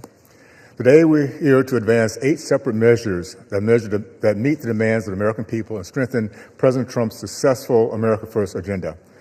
My constituents voted for the dissolution of the Biden bureaucratic barrage and for the safety of their communities, from bolstering American energy dominance to upholding law and order, strengthening the criminal justice system in the nation's capital, to rejecting the failed ideology of socialism. House Republicans continue to deliver measurable and substantial progress. I urge my colleagues to support the rule and the 8 underlying pieces of legislation. Let's continue delivering wins for the American people. Thank you. I yield back. Gentleman yields back. Gentlelady from North Carolina reserves. Gentleman from Massachusetts is recognized. Mr. Speaker, shortly on the floor, Republicans are about to finally bring up the Massey Counter bill to release the Epstein files. We had to drag this leadership here kicking and screaming. And I appreciate their sudden and stunning change of heart on this issue. But I want to state for the record that the Republican leadership has tried to block this day for months and months and months. And I also want to state for the record that Donald Trump could release these files on his own, today, right now, right this very second. He doesn't need to wait for Congress to pass the bill. He could release the files himself, but he won't. That is why we are here, because he refuses to act. Meanwhile, the Republican majority has blocked transparency at every turn. They stonewalled in committee. The gentlelady from North Carolina and every Republican on the Rules Committee voted 9 times to block my amendment to release the Epstein files. 9 times. Republicans were so afraid of my amendment that Speaker Johnson shut down the Rules Committee and sent us home early in July. And then he refused to swear in a new member of Congress for weeks because she promised to be the 218th signature to force this bill forward. Only four Republicans signed the discharge petition. Every single Democrat signed on. In a few moments, I'm going to yield time to Representative Massey, who has been the Republican leader of this effort in the House, alongside Representative Khanna on the Democratic side. And here's why I'm doing that. This bill should be getting a full hour of debate on the floor. But Speaker Johnson, I guess at Donald Trump's direction, is throwing every procedural gimmick at the wall to see what sticks. And he's trying to limit debate on the floor because for some reason he is very, very afraid of talking about this. So that's why I'm donating a significant chunk of my time to members who have been silenced by the Speaker for the terrible crime of demanding truth and transparency. Now, if I had to guess, most Republicans will probably vote in favor of releasing the files. But they're not voting yes because their conscience changed. They're voting yes because Donald Trump tells most of them how to vote. And he realized he's lost on this one. He says the people who support this bill, quote, betrayed the entire Republican Party. Really? Really? How is accountability for a pedophile something Donald Trump campaigned on? How is that now a betrayal? This was his issue, his idea. He ran on releasing the files. And by the way, to those who say that Biden should have released these files, let me just address that right now. You're right. He should have. But he didn't make it his number one issue, and he's not the president right now. Donald Trump is. He could have released the files at any point over the last 11 months, but he has not. Republicans have had months to sign the discharge petition. They had months to bring this bill to the floor. But this leadership has chosen obstruction. They don't want to pass this bill. They don't even want to talk about it on the House floor. And so that's why debate matters. And with that, I reserve my time. The gentleman from Massachusetts reserves. The gentlelady from North Carolina is recognized. Thank you, Mr. Speaker. Let's be clear. Republicans don't oppose the full transparency of the Epstein files.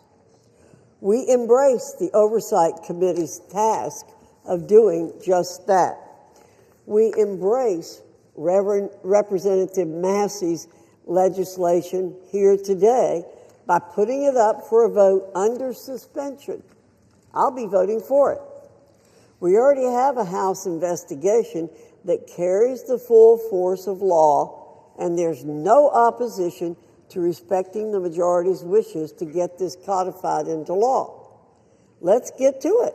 Let's get the vote and end these false debates, straw man arguments, and non sequiturs.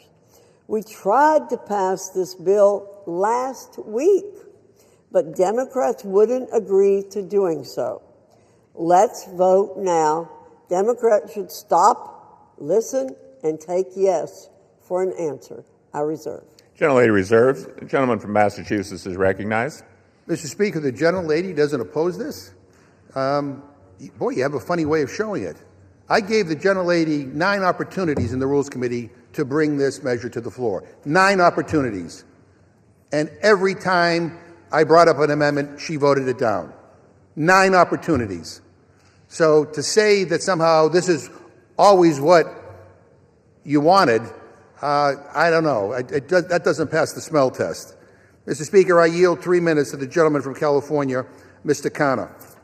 Gentleman is recognized for 3 minutes. Thank you, Mr. Speaker. Thank you, Mr. Chairman, for your leadership over the last 5 months to make sure that this bill came to the floor. Thank you also to Don Sisson for his leadership and understanding of all the rules to make this possible. Now, as we are here today, I saw on CNN that the president is meeting with the Saudi prince. You know what America First means to me? How about meeting with the survivors?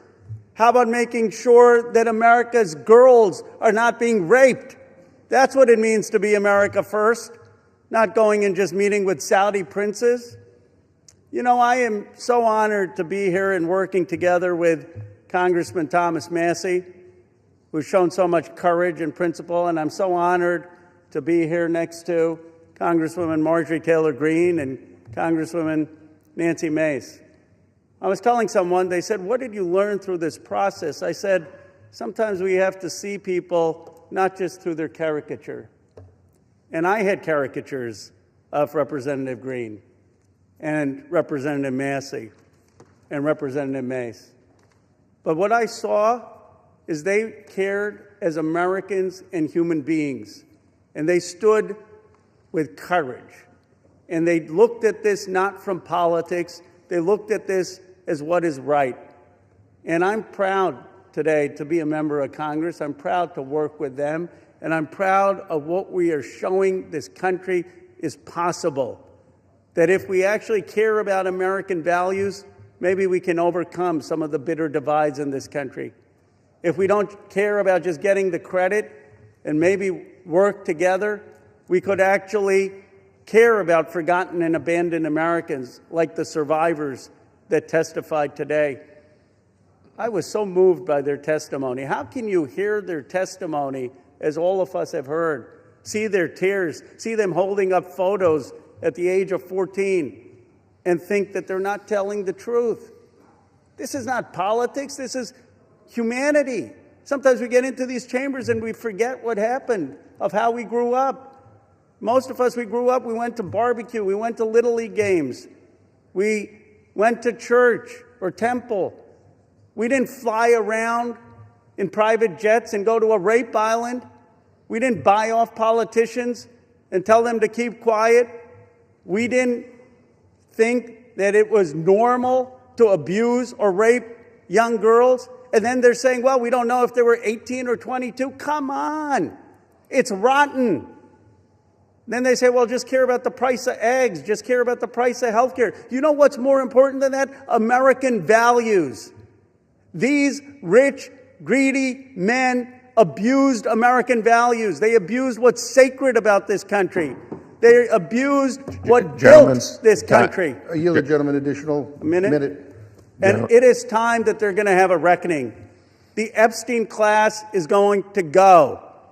And the reason they're going to go is because the progressive left and the MAGA right and everyone in between is finally waking up against this rotten system. And when people are united, when people work across the aisle, amazing things can happen because the American people are kind and good and decent. So it's an honor, Congressman Massey, to have worked with you, and I salute particularly the courage of Marjorie Taylor Greene, Lauren Boebert, and Nancy Mace. None of this would have been possible without their courage in standing up on the petition and for what they did. I'll yield back. Gentleman yields back. Gentleman from Massachusetts reserves. Gentlelady from North Carolina is recognized. Mr. Speaker, at the top of this page that I have, I've written Democrat hypocrisy on Epstein. That's what we're hearing today. I'm proud to be a member of the Oversight and Government Reform Committee. I'm proud to have supported the full investigation into the Epstein files on that committee. I'm proud to have supported formalizing that investigation by taking the decisive step in directing that investigation by a special rule provided by the Rules Committee. This gave the oversight investigation the full weight of the House of Representatives behind the committee's existing subpoena power. Very important in this debate. Let's get things straight here. In just a matter of hours, we're going to get to vote on the Massey bill. But that won't preclude the existing House Oversight and Government Reform Committee's investigation in any way. And that's a great thing because that investigation is yielding results. We now know that one of Jeffrey Epstein's closest confidants was apparently Larry Summers, a cabinet member in the Clinton administration. We now know that a Democrat member in this body, Stacey Plaskett, was colluding with Jeffrey Epstein in real time during a hearing. And the subject matter? How to take down President Trump. Mr. Speaker, you can't make this stuff up. We now know that Epstein himself hated President Trump. It's in black and white. We now know that one of the chief Epstein victims stated that President Trump never acted inappropriately. And don't forget that oversight investigation specifically subpoenaed Bill and Hillary Clinton for their ties to Jeffrey Epstein. They haven't been quick to step into the breach and exonerate themselves, have they? But the truth will continue to come out as it has because of Republicans and a current Republican-led House Oversight and Government Reform Committee investigation, one that already carries the full force of law. Let's see where that leads. I reserve. Gentlelady reserves. The gentleman from Massachusetts is recognized. Mr. Speaker, the gentlelady says that just trust her and the Republican leadership. And I got to tell you, I can't after what I saw unfold over these last several months. Obstruction and using every maneuver possible to avoid this moment where we're having here today. And I want to say that for the record, it doesn't matter whether there's Republicans or Democrats or independents that are implicated in these files. We believe in accountability for everybody who abuses young women, and we believe in justice. And that is kind of what's uniting many of us on this, on this side of the aisle here today. And I just want to, again, I want to thank Representative Connor for his leadership. I want to thank Representative Massey, Representative Greene, and Representative Mace for their courage and for their willingness to stand up for what is right. We don't agree on very much, but we do agree that there ought to be accountability when young women are abused, and so that's what this is about. So, Mr. Speaker, I ask unanimous consent that the gentleman from Kentucky, Mr. Massey, control the remainder of my time.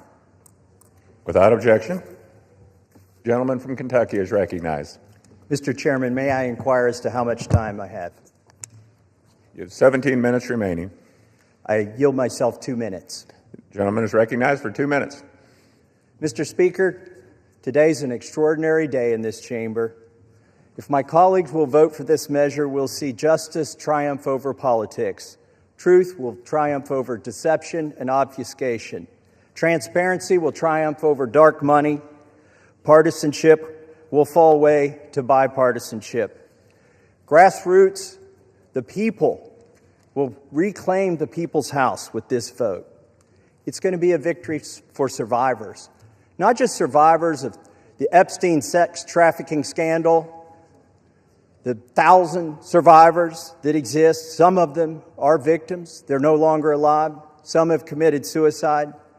They share one thing in common. Their youth was robbed from them. Much of their lives were robbed from them, but they're claiming it back. We're going to help them claim that back.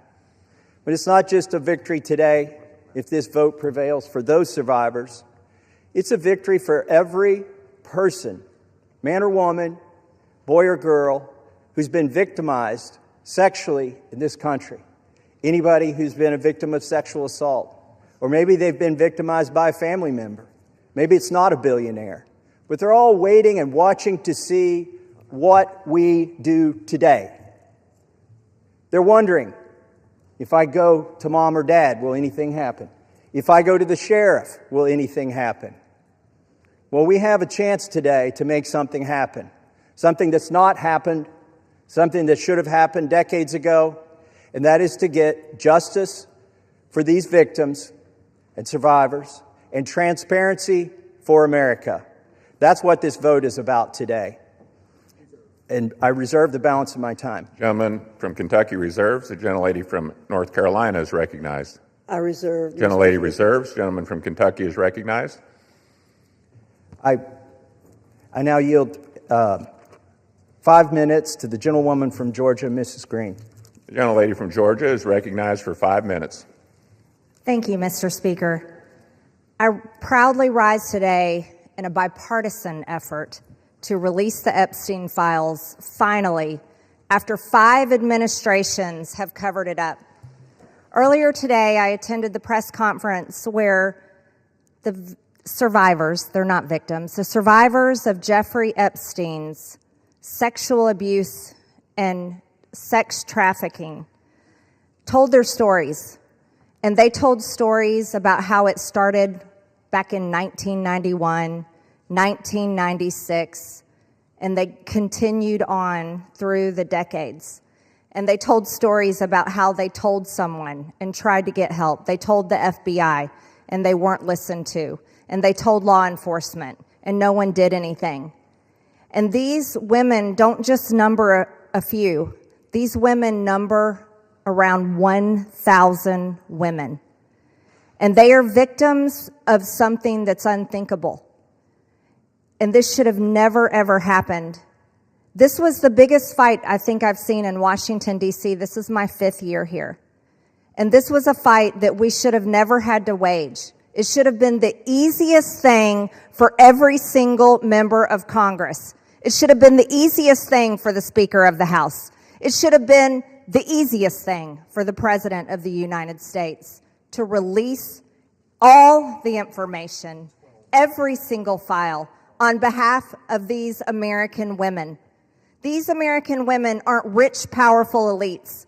They do not have someone paying for their airline tickets or paying for their trips or paying for their expenses every time they try to do something to get this information out.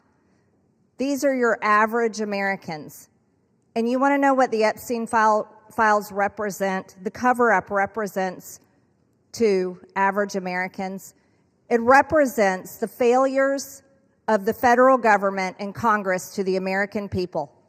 And that is what people rose up about in 2024. They wanted and demanded transparency from their government and for Americans finally to be put first.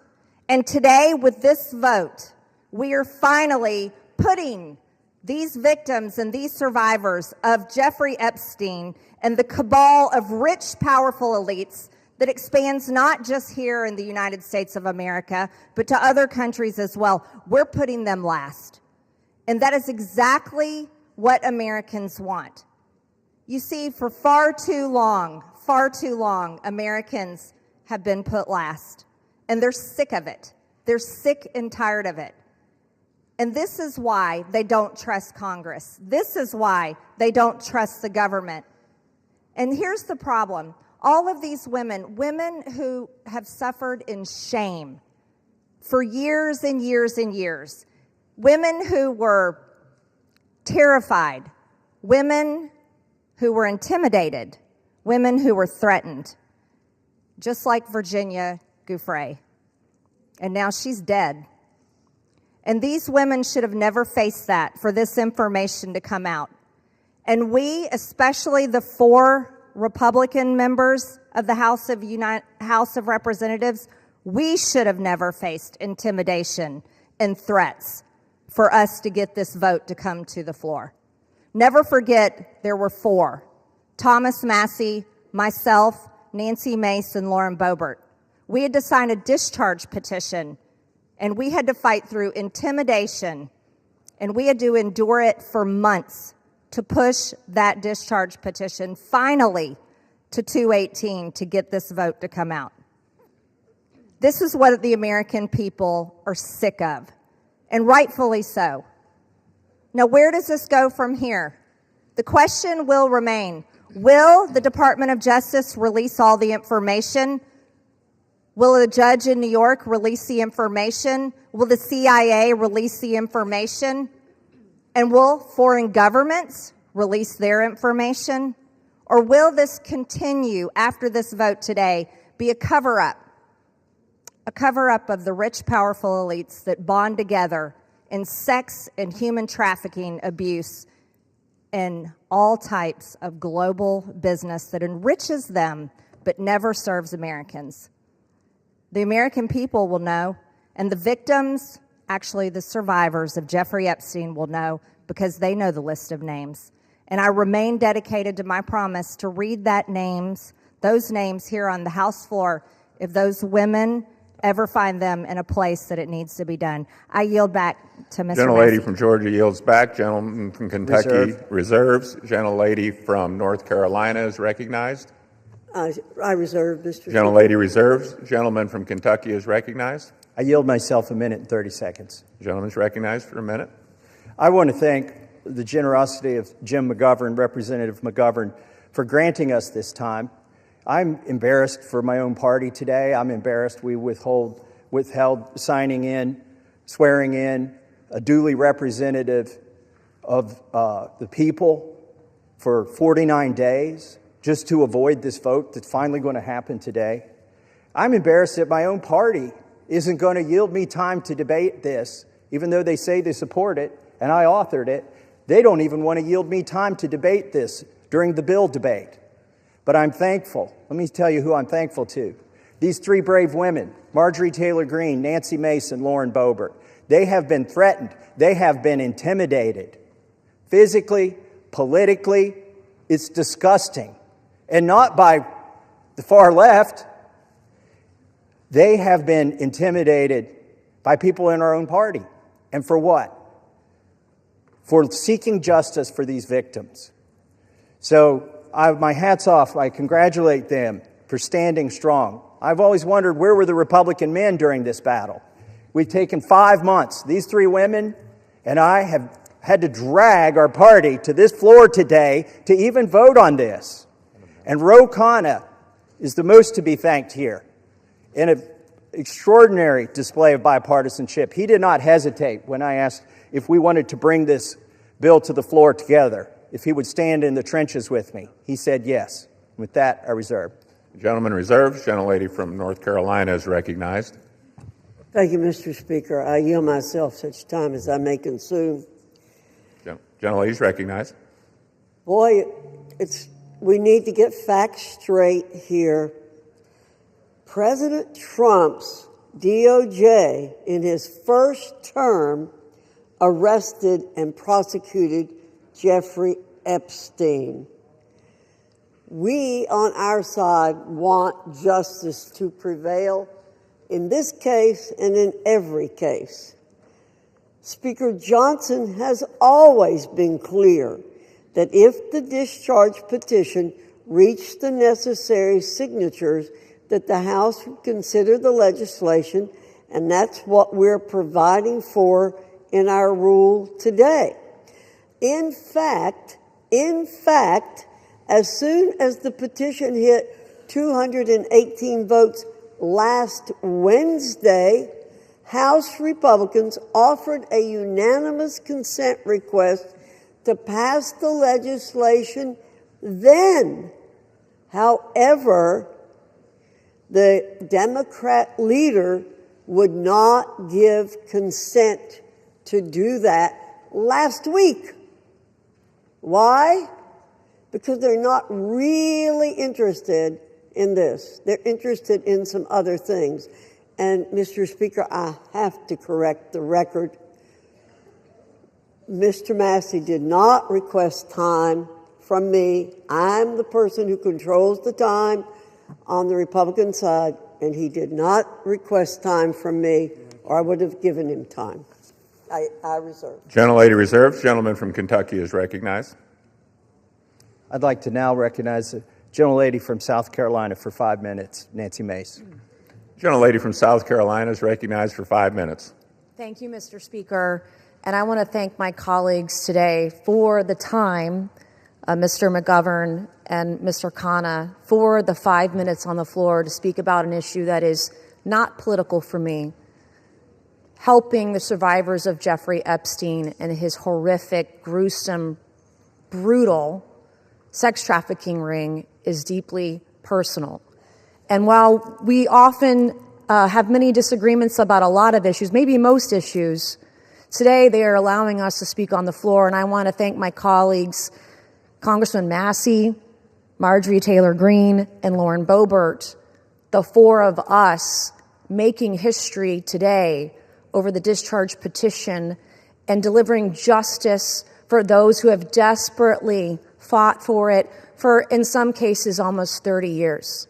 I wore white today because I wanted to reflect on the innocence of the young women who had their innocence stolen from a demon named Jeffrey Epstein, from demons, friends of his, rich and powerful people who stole their innocence as young as 14 years old. It was taken from them, and they've never gotten it back. I'm also wearing white today to recognize the courage that it takes for women to come forward, the sacrifices to them personally, professionally, financially, the embarrassment, the humiliation, the shame that we still deliver on the backs of women who have been brutalized, who've been raped, who've been assaulted. The shame that the media pours over their heads, that their colleagues, their friends, their neighbors, their loved ones, because you come forward and because you talk about sexual assault, you are not a slut. It's not because of what you wore. You're not a whore. But that's how women are treated, and you're not lying. And I want every woman to know, every Epstein survivor to know, every woman across the country who is a survivor, who is a victim of assault, that today, we see you. And this fight and this vote tonight, I see it is about the Epstein victims, but it's about much more than the Epstein victims. This is about the powerless, taking power away from the very powerful. This is about giving women who never had a voice, giving a voice to the voiceless. This is about their sacrifice. This is about having and recognizing their courage. This is about justice for the Epstein victims, but it's also about hope. Earlier this year, I gave a speech right here on the floor of the U.S. House of Representatives, detailing trauma that I experienced, endured, and am a survivor of, that I accidentally uncovered 2 years ago, almost to the day. And today, I still don't have justice, like millions of women across the country. When I spoke out, I got attacked. When I spoke out, I was shamed. When I spoke out, I was defamed and smeared, and that goes on today, right now, in the present. God sure has a funny way of working through us. I, like many of the Epstein survivors and many other survivors across the country, I don't think I will ever heal from the destruction my abuser did to me. But I can heal by being a vessel and being a voice for all those who need it, and that's why we are here today. That is why I will never abandon a single survivor ever, and I will never waver. I spent my morning talking to law enforcement and others about another potential Jane Doe number 5, who may be another sexual assault victim in the case that I uncovered 2 years ago. It's very difficult for us to come forward, but I want to thank the women who have, the Epstein victims, the victims in the case that I uncovered. I want to thank all of you for being a voice, for giving me hope. Maybe one day I too can get justice. Thank you, and I yield. Gentlelady yields back. Gentleman from Kentucky reserves. Gentlelady from North Carolina is recognized. Thank you very much, Mr. Speaker.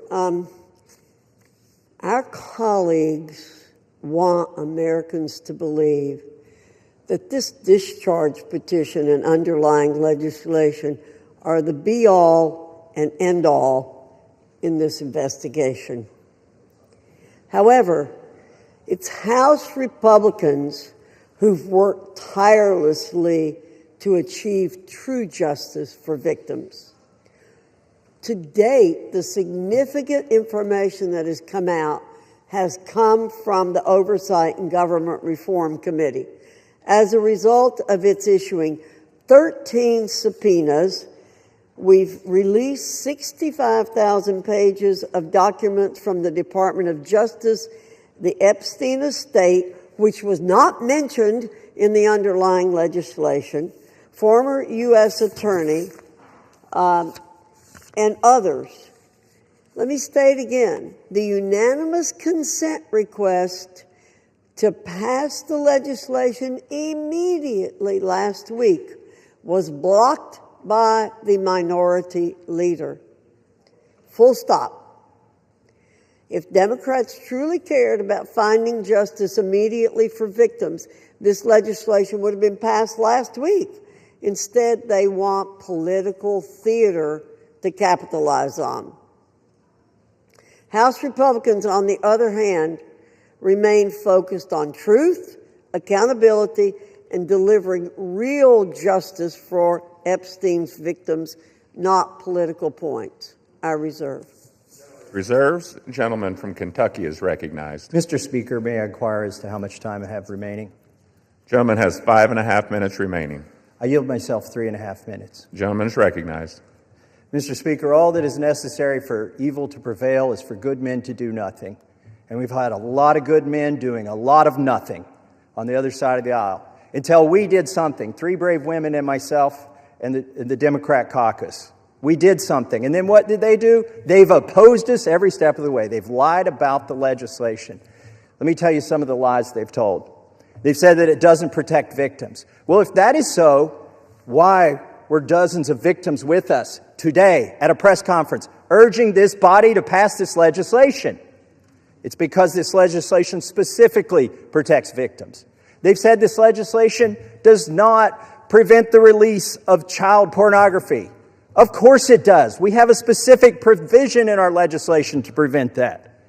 They've said so many falsehoods about this legislation, but now they're going to vote for it, hopefully enthusiastically. But really, they've been drugged to this. Our judicial system is broken. If it were working, there wouldn't be 1,000 victims who haven't seen justice yet. They are victims of the Epstein class. I begrudge nobody success that they become a billionaire. But if you think being a billionaire or buying politicians keeps you out of the judicial system, lets you rape young women, lets you traffic women, you've got another thing coming when this bill passes. Do not let the Senate muck this up. There have already been efforts to derail this, our discharge petition. The Oversight Committee has released thousands, tens of thousands of documents. That's fine. Keep working. How many names have you released? 0. You are still protecting, or the DOJ is protecting, pedophiles and sex traffickers. The time for that to stop is now. Now, our speaker says, oh, this bill needs amended in the Senate, and specifically, he's trying to create a loophole. He's trying to categorize the pedophiles as victims. He's saying, oh, we don't embarrass the people that went to the rape island. We should protect those names against unreliable accusations. Is he calling all of these victims unreliable? They've testified to the FBI. The FBI has these names in their possession. I asked the FBI director in a hearing, have you looked at the documents? No, he trusts everybody that's been there for decades. That is wrong. Do not let the Senate muck this bill up.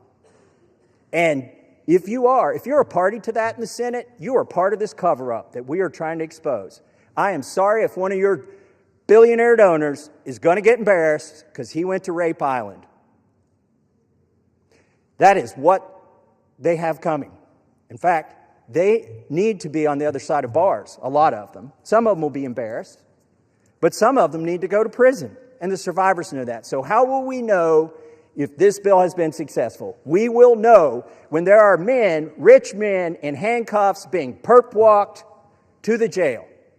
And until then, this is still a cover-up. I urge my Senate colleagues, do not muck up this bill. The president has already said he will sign it.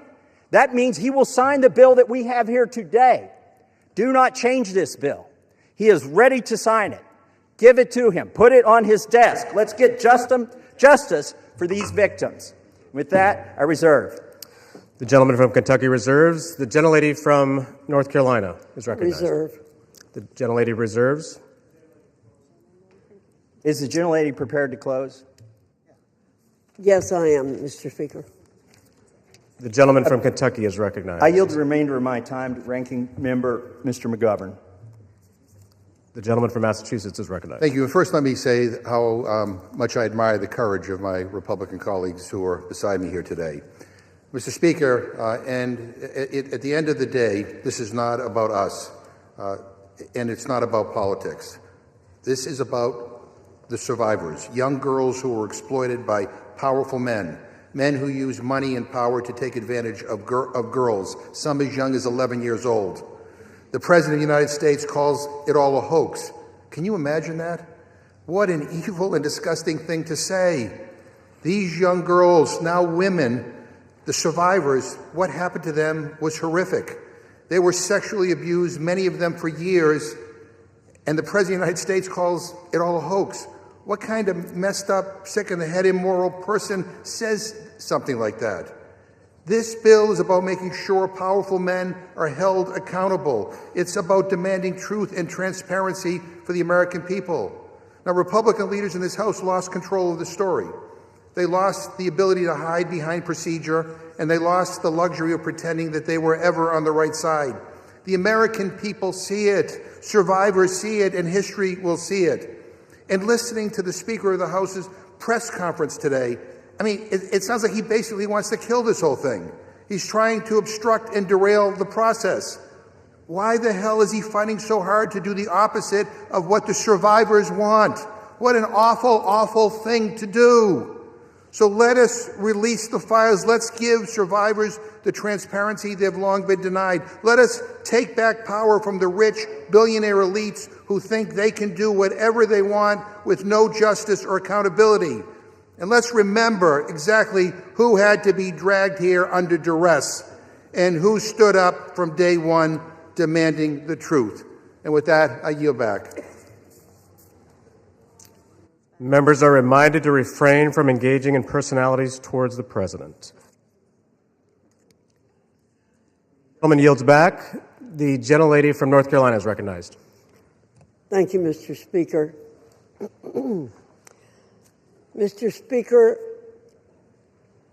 those of us who did not sign the discharge petition are just as concerned about the victims, or if you, as some are calling them, survivors, as our colleagues who signed the discharge petition.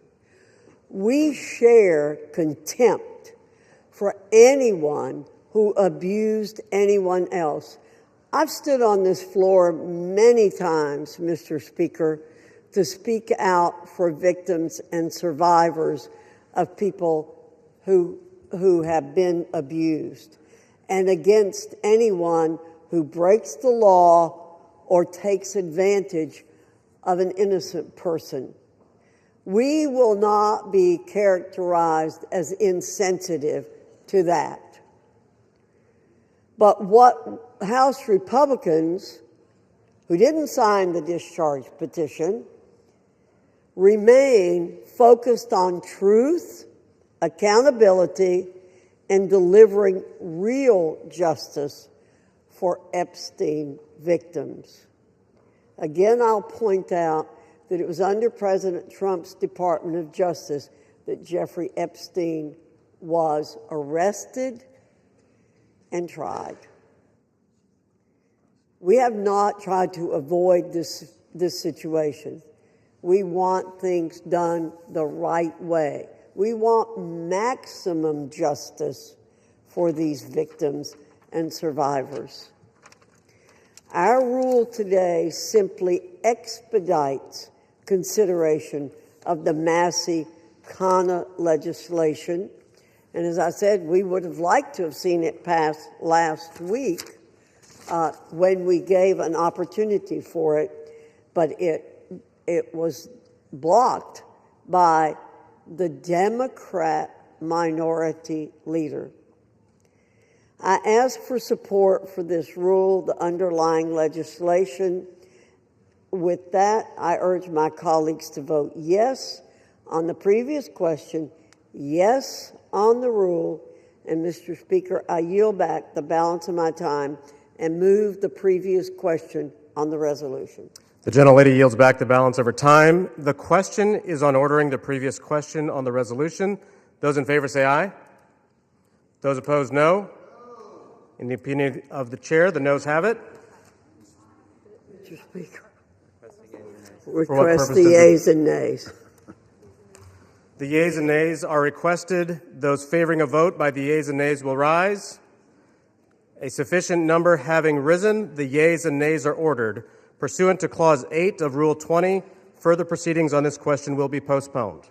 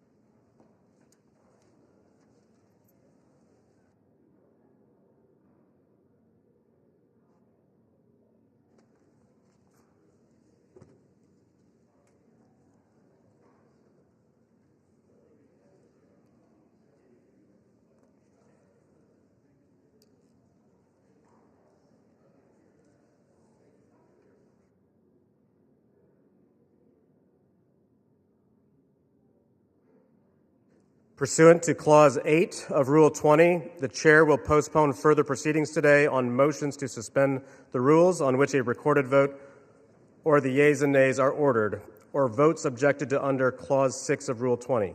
The House will resume proceedings on postponed questions at a later time. For what purpose does the gentleman from Ohio seek recognition? Mr. Speaker, I move to suspend the rules and pass H.R. 4405. The clerk will report the title of the bill. H.R. 4405, a bill to require the Attorney General to release all documents and records in possession of the Department of Justice relating to Jeffrey Epstein and for other purposes. Pursuant to the rule, the gentleman from Ohio, Mr. Jordan, and the gentleman from Maryland, Mr. Raskin, each will control 20 minutes. The chair recognizes the gentleman from Ohio. Mr. Speaker, I ask unanimous consent that all members have 5 legislative days in which to revise and extend their remarks and to insert extraneous material on H.R. 4405. Without objection. Mr. Speaker, I yield myself such time as I may consume. The gentleman is recognized. We all support holding bad guys accountable, and we're all going to vote for this resolution. But I think a little perspective is important. Democrats have spent 6 months talking about Epstein, even though they had 4 years to do something about it. Now, why would they do that? Why would they do that? Maybe it's to go after President Trump. Never forget, they shut down the government for 43 days. They said, don't worry about our military, don't worry about air traffic controllers, don't worry about our economy, don't worry about American families. No, no, no. Close the government for a month and a half because it might hurt the president. For the past decade, there's been one constant for Democrats. One constant: go after Trump. They spied on his campaign. Then it was Mueller. Then it was impeachment 1. Then it was impeachment 2. Then it was all the lawfare. Alvin Bragg, Fonnie Willis, Letitia James. Then it was Arctic Frost investigation at the Justice Department, surveilling United States senators and congressmen. and a whole host of other Americans. Then it was Jack Smith and his gag orders and his raiding President Trump's home. Then it was a 43-day shutdown, and now it's Epstein. And by the way, the same party that did all that, they were also the ones who were texting with Mr. Epstein during a hearing where Michael Cohen was their witness in another effort to go after the president. Americans see through it all, and frankly, it's actually kind of sad. This obsession, this syndrome, this mindset that says we got to go after President Trump no matter what that they have. And when I think about it, I think it's because President Trump and Republicans have accomplished so much that they told the voters they were going to accomplish in the 2024 election. We're actually doing what we said we were going to do. President Trump said he was going to cut taxes, and he did. President Trump said he would secure the border, and he did. President Trump said he'd get men out of women's sports, and he did. President Trump said he would make sure Iran doesn't have nuclear capability, and he did. And he said he would get the hostages out of Gaza back into Israel, and he did. All in 9 months. So I don't know what causes this mindset, this syndrome that the left has, but I know one thing. It is real. Which brings me to last week.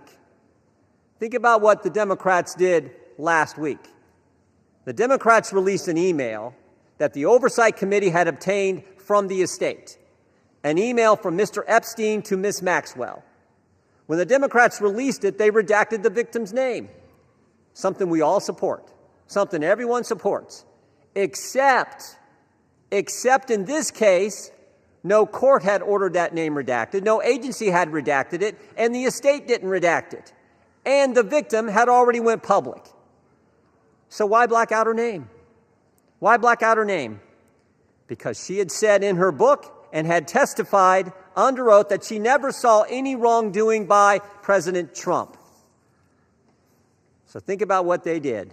In an email between two criminals, Mr. Epstein and Ms. Maxwell, in an email between two criminals, they hide the name of an individual who had went public and exonerated the president, and we know why. To distort and twist the message because they thought it might harm the president. Their position, cover up the names of people who are already public, but don't worry about other innocent people who the court said should remain private. Again, I think the American people see through it. They see through what the Democrats are doing. The American people know what this is. They know Democrats have nothing else to run on because of the success of this administration.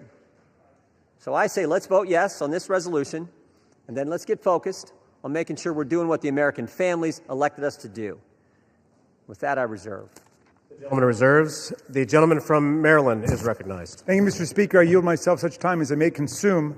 The gentleman is recognized. Today, 4 months and 3 days after Mr. Khanna and Mr. Massey introduced their discharge petition, perhaps the most famous discharge petition in American history, the People's House unites across party lines to draw a moral line. We draw a line against the rape and sexual violation of children. We draw a line against the global criminal trafficking of girls and young women to service the pleasure of rich and powerful men who believe they are beyond all law and all morality. We draw a line to put the voices of the victims and the survivors first.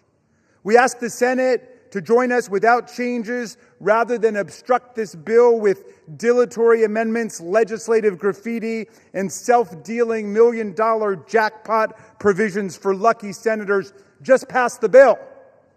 We're finally voting today because of a bipartisan discharge petition led by the determined obstruction of the Speaker. This forced vote means the House will no longer acquiesce in this astonishing real-time cover-up of a multi-billion-dollar global sex trafficking and child rape ring that has ravaged the lives of more than 1,000 girls and young women.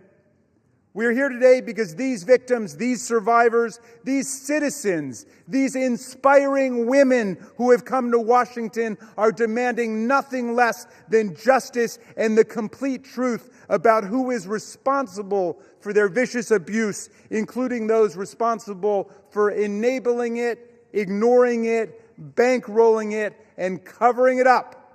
We join them today in rejecting any more dangerous lies about the crimes they suffered. No, child sex abuse is not a hoax. It's a crime. Human trafficking is not a hoax. It's a crime.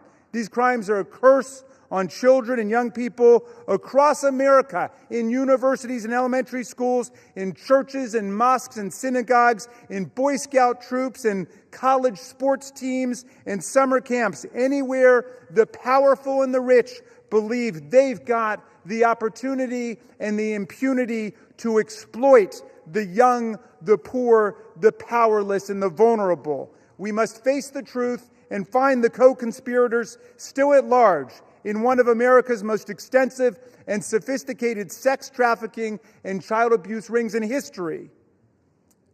Release of the file will expose the role of everybody who facilitated and covered up these crimes, like J.P. Morgan Chase, Bank of America, Deutsche Bank, and Bank of New York Mellon, which executed billions of dollars in transactions related to these offenses, as well as any bank executives who participated in the sexual abuse of girls and young women. We must expose everyone who covered up these crimes, like Alex Acosta, the former U.S. attorney in Miami, Donald Trump's labor secretary, who gave Jeffrey Epstein an unbelievable sweetheart plea deal, immunized the unnamed conspirators, and killed an investigation into Epstein's financial crimes that could have brought down the entire criminal network. And with that, I'm going to yield. I'll reserve the balance of my time. The gentleman reserves. The gentleman from Ohio is recognized. Thank you, Mr. Speaker. I yield 4 minutes to the distinguished chair of the House Oversight Committee, Mr. Comer, the gentleman from Kentucky. The gentleman from Kentucky is recognized.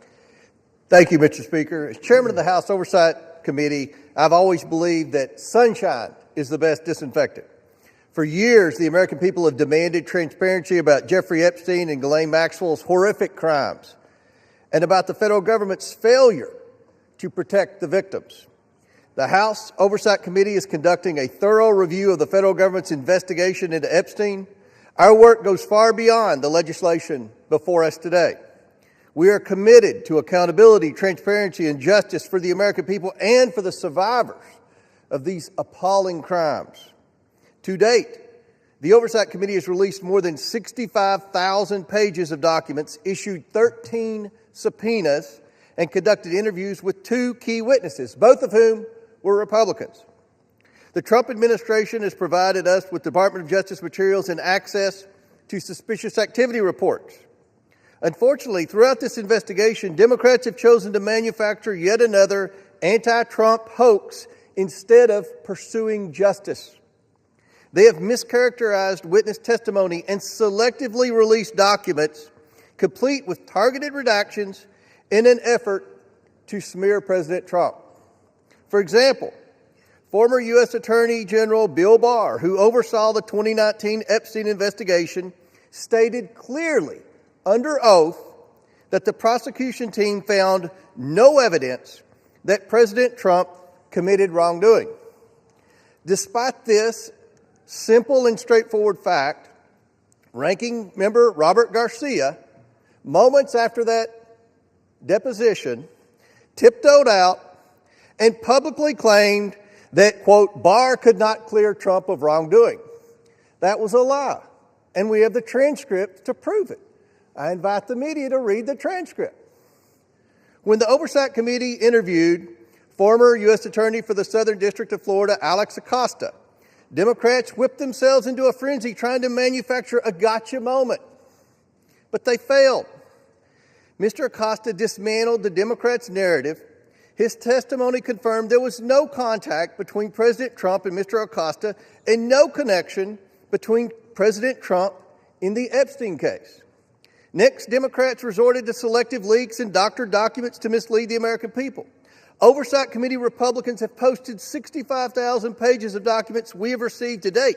Democrats, by contrast, have released fewer than 1 dozen. In their latest selective leak, Democrats released just three of the 23,000 pages of documents from the Epstein estate. And they made redactions to 2 of those emails that changed both the context and the meaning of the 3 pages they released.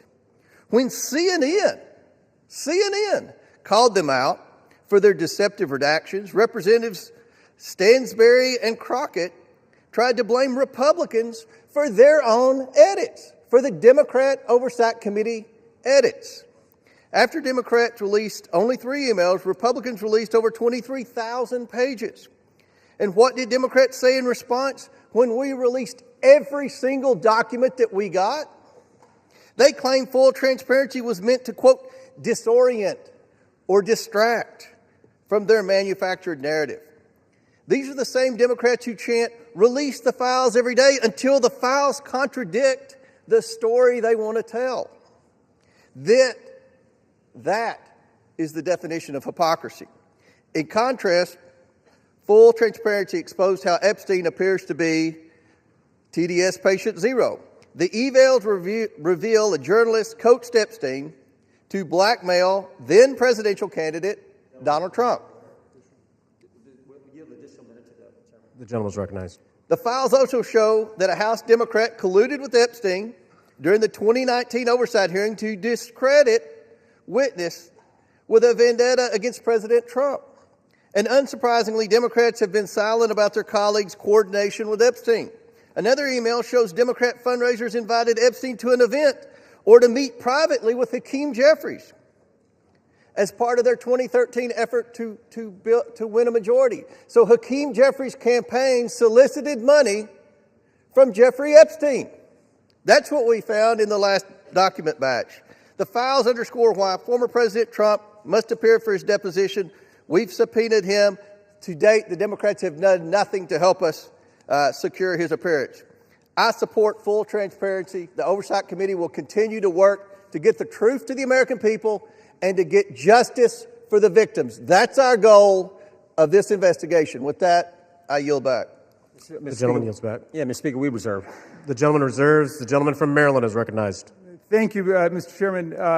I should just point out that we've heard now from the 2 distinguished chairmen of the Judiciary and the Oversight Committee, and they've spoken almost exclusively to denounce Democrats. We have a bipartisan coalition here demanding the truth about the largest child sex abuse and trafficking ring, perhaps in American history, certainly in this century, and they want to just throw stones at the Democrats. What a remarkable failure of leadership we're seeing from the other side. And I imagine that the chairman of the Oversight Committee will follow up his spectacular failure in trying to impeach President Biden with his spectacular failure in trying to block the resolution we brought to the floor today. I'm happy to yield 1 minute.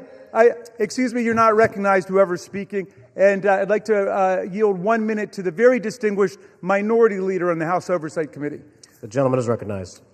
Thank you. And Mr. Speaker, it's wonderful to hear Republicans and certainly the chairman of our committee finally wanting transparency on this issue.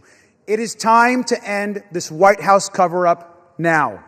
Now, we know that Donald Trump has tried everything to kill our Jeffrey Epstein investigation, and he's failed.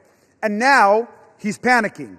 He's about to lose his Epstein vote to force the Department of Justice to release the files. And let's be crystal clear. Trump has the power to release the files today. He does not even need a vote. And he continues to defy the subpoena of the Oversight Committee to release all the files. What is Donald Trump hiding? What is Pam Bondi, the Attorney General, hiding? Why won't they release the Epstein files right now? And he must explain to the public why he moved sex trafficker and monster Ghislaine Maxwell to a cushy, low-security prison after her interview with Trump's personal lawyer. He should declare, and every Republican should say, that she does not deserve a pardon or a commutation. The gentleman's time has expired. 30 more seconds. I grant him 20 more seconds. We don't care how much money you have, what party you're in, how powerful you are. We should get justice for the survivors of Jeffrey Epstein. and our work on the committee is not over. Next up are the bank and financial records to follow and expose Epstein's network. Today, there should be a unanimous vote on releasing the files, and we will get justice. And with that, I yield back. And we reserve. The gentleman reserves. The gentleman from Ohio is recognized. Thank you, Mr. Speaker. I yield a minute and a half to the distinguished gentleman from California and member of the Judiciary Committee, Mr. Kiley. The gentleman from California is recognized. I have consistently called for the maximum possible level of transparency when it comes to the heinous crimes of Jeffrey Epstein. That's why I've consistently said I am inclined to vote for this bill, and it's why I will be doing so today. The victims deserve the truth. They deserve justice, and they deserve closure. For months, they've had to wake up every day and see the name of their tormentor on the front page of every newspaper, on every TV channel, as has the broader American public. This issue has been so politicized by so many people in so many ways, which is deeply unfortunate when we're talking about matters of the highest sensitivity and untold suffering. It is my hope that the passage of this resolution today, together with the work of the Oversight Committee, will lead to the expeditious release of all pertinent material so that we can move on. Let's get accountability, let's get answers, and let's get this over with. I yield back. The gentleman yields back. The gentleman reserves. Yeah, we reserve. The gentleman from Maryland is recognized. I yield 1 minute to the very distinguished gentlelady from Washington, a member of the Judiciary Committee. The gentlelady from Washington is recognized. Mr. Speaker, thousands of girls, children, were abused by Jeffrey Epstein and his massive and powerful ring of pedophiles and protectors of pedophiles. We can't say all their names here. We don't have time. But let's at least bring a few of the courageous survivors and their names onto the House floor right here as we debate this. Haley Robson, Jenna Lisa Jones, Michelle Licata, Ashley Rubright, Annie Farmer, Marina Lacerda, Rachel Benavides. These women have carried a burden that they never should have had to bear. And today they demand, we demand, the American people demand that we answer their clarion call to justice. Today, despite all the giant cover-up attempts by this administration and this Speaker of the House, we will vote to release all the Epstein files. To be clear, there is no protection for pedophiles, no protection for the rich and powerful men of either party who participated, who turned a blind eye, who winked and grinned while witnessing the horrific abuses of young children. Release all the damn files now. We reserve. The gentleman reserves. The gentleman from Ohio is recognized. Thank you, Mr. Speaker. I yield a minute and a half to the distinguished gentleman from North Carolina and member of our committee. The gentleman is recognized. Thank you, Mr. Speaker. I have been very supportive of this effort, specifically to bring justice to the victims of this horrific series of crimes. However, I have worked behind the scenes to raise concerns with this petition as it is currently drafted. Specifically, I believe that there is grave risk at harming innocent people. And I repeat, harming innocent people. When innocent people are harmed, that is not furthering justice. With an investigation of this size and a file that is as large as the Epstein files and as poorly defined as that is in this petition, there will invariably be people who are released pursuant to this discharge petition who had nothing to do with criminal activity. Imagine, if you will, a bellman, a waiter, some type of doorman, a mere social attendee who had no impact whatsoever on the criminal activities of Jeffrey Epstein, no participation. Their lives are forever ruined. And I'm reading specifically from the petition's language that prohibited grounds for withholding information in this file are embarrassment, reputational harm, or political sensitivity. And I would just submit, if you were going to be embarrassed, if you were going to suffer social harm, and that is all of the encompassed activity that you were a part of, you will be named in this petition. And I resent that. Innocent people should not be harmed when we are pursuing justice. I understand the political nature of this petition. I resent the fact that there was not room for good faith amendments. And I urge the Senate to protect innocent people. I yield back. Yields back. The gentleman reserves. The gentleman from Maryland is recognized. Thank you. I'm yielding 1 minute to the distinguished gentlelady from California, Representative Kamlager-Dove. The gentlelady from California is recognized. Mr. Speaker, 1 in 3 women and girls around the world are physically and sexually assaulted each year. Of the 152 women in this body, that means 51 women. It includes your daughters, your sisters, your nieces, your mothers. And with the Epstein files, we have a chance to change that. But real talk, the administration doesn't need a discharge petition. It has not complied with the subpoena, and it has the power to release the files today. Instead, the man in the most powerful position in the world has used the full weight of the government to block and obfuscate and deflect the full release of the files. It is the same person who intimidated female members of Congress to withdraw names from the petition, who responded quiet piggy to a female reporter who asked about the files, and who nominated an alleged sexual predator to be our AG. It is the same person whose name appears more than any other in the Epstein emails. And in the pantheon of violence, a sexual predator is the worst of the worst, so why protect him? It's also curious that the judiciary is managing this debate and has not even had this come before the committee. I wonder why. Release the files now! We reserve. The gentleman reserves. The gentleman from Ohio is recognized. Thank you, Mr. Speaker. I yield 2 minutes to the gentleman from Texas, Mr. Roy, chairman of the Constitution Subcommittee. The gentleman from Texas is recognized. I thank the chairman. Today, a united Republican Party and a bipartisan supermajority is going to pass a bill to increase transparency regarding the egregious abuses by Jeffrey Epstein, a goal that anyone of conscience desires. That is, in totality, an important statement to check the rich and the powerful. Remember how we got here. After decades, it was President Trump's Department of Justice that indicted Jeffrey Epstein in July of 2019. It was President Trump's DOJ that arrested and indicted Ms. Maxwell. It was the Republican-led Oversight Committee, through 13 subpoenas, that has released 65,000 pages of files in just 10 months. Meanwhile, my colleagues on the other side of the aisle have largely ignored this issue. It was Democrats who redacted an email to mislead the American people about the truth of a witness that exonerated President Trump. It was a Democrat, Representative Placette, who literally texted with Jeffrey Epstein as we questioned Michael Cohen. It was Democrats who shut down the government, resulting in the delay of swearing in of members. As we vote to pass this legislation, and it will pass, it is impossible, however, to avoid problems with its politicization. One colleague has offensively gone so far as to say that to oppose this bill means you support pedophiles. Yet I know good public servants, former law enforcement, former prosecutors who never knew Epstein, never knew any visitors to his criminal enterprise, who have genuine concerns about supporting this bill out of fear of creating new victims or harming existing victims, or both. That is what we've reduced Congress to, inserting itself into the prosecutorial process for political motivations, driven heavily by hatred of President Trump. We should be concerned about victim privacy, concerned about risking disclosure of non-credible allegations, of child sexual abuse materials, future investigations. But here's the deal. The leaders of this nation must expose abuses by the rich and the powerful. That is why President Trump and the House have been working for full transparency. But we should be motivated by truth and justice for all, not politics. I yield back.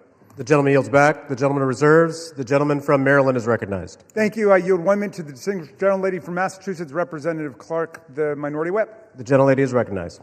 Thank you, Mr. Speaker. This should be an easy vote.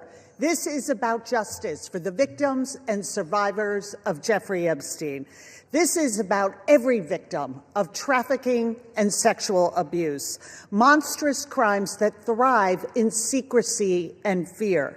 Yet instead of shining a light on that darkness, just moments ago, Donald Trump defended the continued obstruction of releasing these files. Even as House Republicans prepare to vote yes today, Speaker Johnson is calling this a show vote. He's calling it dangerous. He is signaling the U.S. Senate to block it. Republicans continue to use their power to shield rich pedophiles from justice. If you can't stand up for these survivors, how can anyone trust you to stand up for them? I yield back. The gentlelady yields back. We yield. The gentleman reserves. Does the gentleman reserve? Yeah, we reserve. The gentleman from Ohio is recognized. We reserve. The gentleman reserves. The gentleman from Maryland is recognized. Yes, just very quickly, what happened under the Biden administration? Well, under the Biden administration, Ghislaine Maxwell was prosecuted for conspiring to sexually abuse and traffic girls in 2020. Right when it's in 2021, she was convicted. In December of 2021, after a month-long trial in Judge Nathan's courtroom, in 2022, Maxwell was sentenced to 20 years in prison under the Biden administration for sex trafficking and sexual abuse of minors. But when President Trump took office in January of 2025, they killed the investigation. They assembled all the materials, they got all the prosecutors together, and they terminated the investigation. I yield 1 minute to the distinguished gentleman from Illinois, Mr. Roshard. Krishnamurthy. The gentleman from Illinois is recognized. Thank you, Mr. Speaker. I rise in strong support to release the Epstein files. First, this issue is beyond party. It's a question of justice. Survivors have waited too long. Stop the delay. This is not a hoax. Release the files. Second, we must face a hard truth. Silence that shields the powerful is a betrayal of those they hurt. Congress must reject any attempt, including a presidential pardon or any form of clemency for Ghislaine Maxwell. This cannot be done. This would be a cover-up. We cannot allow clemency of any kind for Maxwell, not now, not ever. Survivors deserve justice. I urge a strong yes vote. Thank you. I want to thank the gentleman for his eloquent remarks. Pardons are for people who are contrite. Pardons are for people who are repentant. Pardons are not for people who lie. Every member of this body should immediately, verbally, vocally denounce the idea of clemency, commutation, or pardon for Ghislaine Maxwell, and we reserve. The gentleman reserves. The gentleman from Ohio is recognized. Yeah, we reserve, Mr. Speaker. The gentleman reserves. I yield 30 seconds to Ms. Leisure Fernandez. The gentlelady is recognized. There were thousands of girls and young women abused, trafficked, and used by Epstein, the elite and the powerful who believed they could get away with it. Epstein told the young victims that he controlled the banks and the government. Those women refused to be silenced, and today they have pierced the dark with their light. Anytime any girl is trafficked, molested, or abused, the world must stand up. Today, the House proves Jeffrey Epstein wrong. The Senate must do the same tomorrow. The gentleman reserves. The gentleman from Ohio is recognized. Thank you, Mr. Speaker. I yield 2 minutes to the gentleman from California. 1.5 minutes to the gentleman from California. The gentleman from California is recognized. I thank you, Chairman. Mr. Speaker, a minute and a half or an hour, the words would still have to be the same. We've all said that this will pass the House, perhaps unanimously today. I think all of us who have looked at the details of this particular bill know that it is flawed and that before it goes to the President's desk, it has to be amended as it can be amended in the Senate.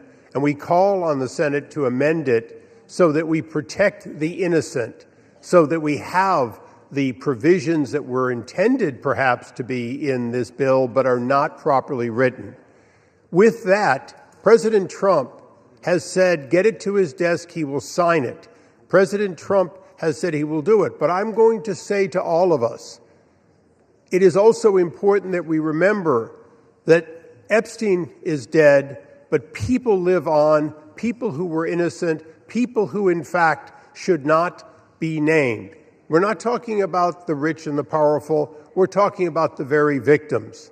That is what we need to make sure is amended before it goes to the President's desk.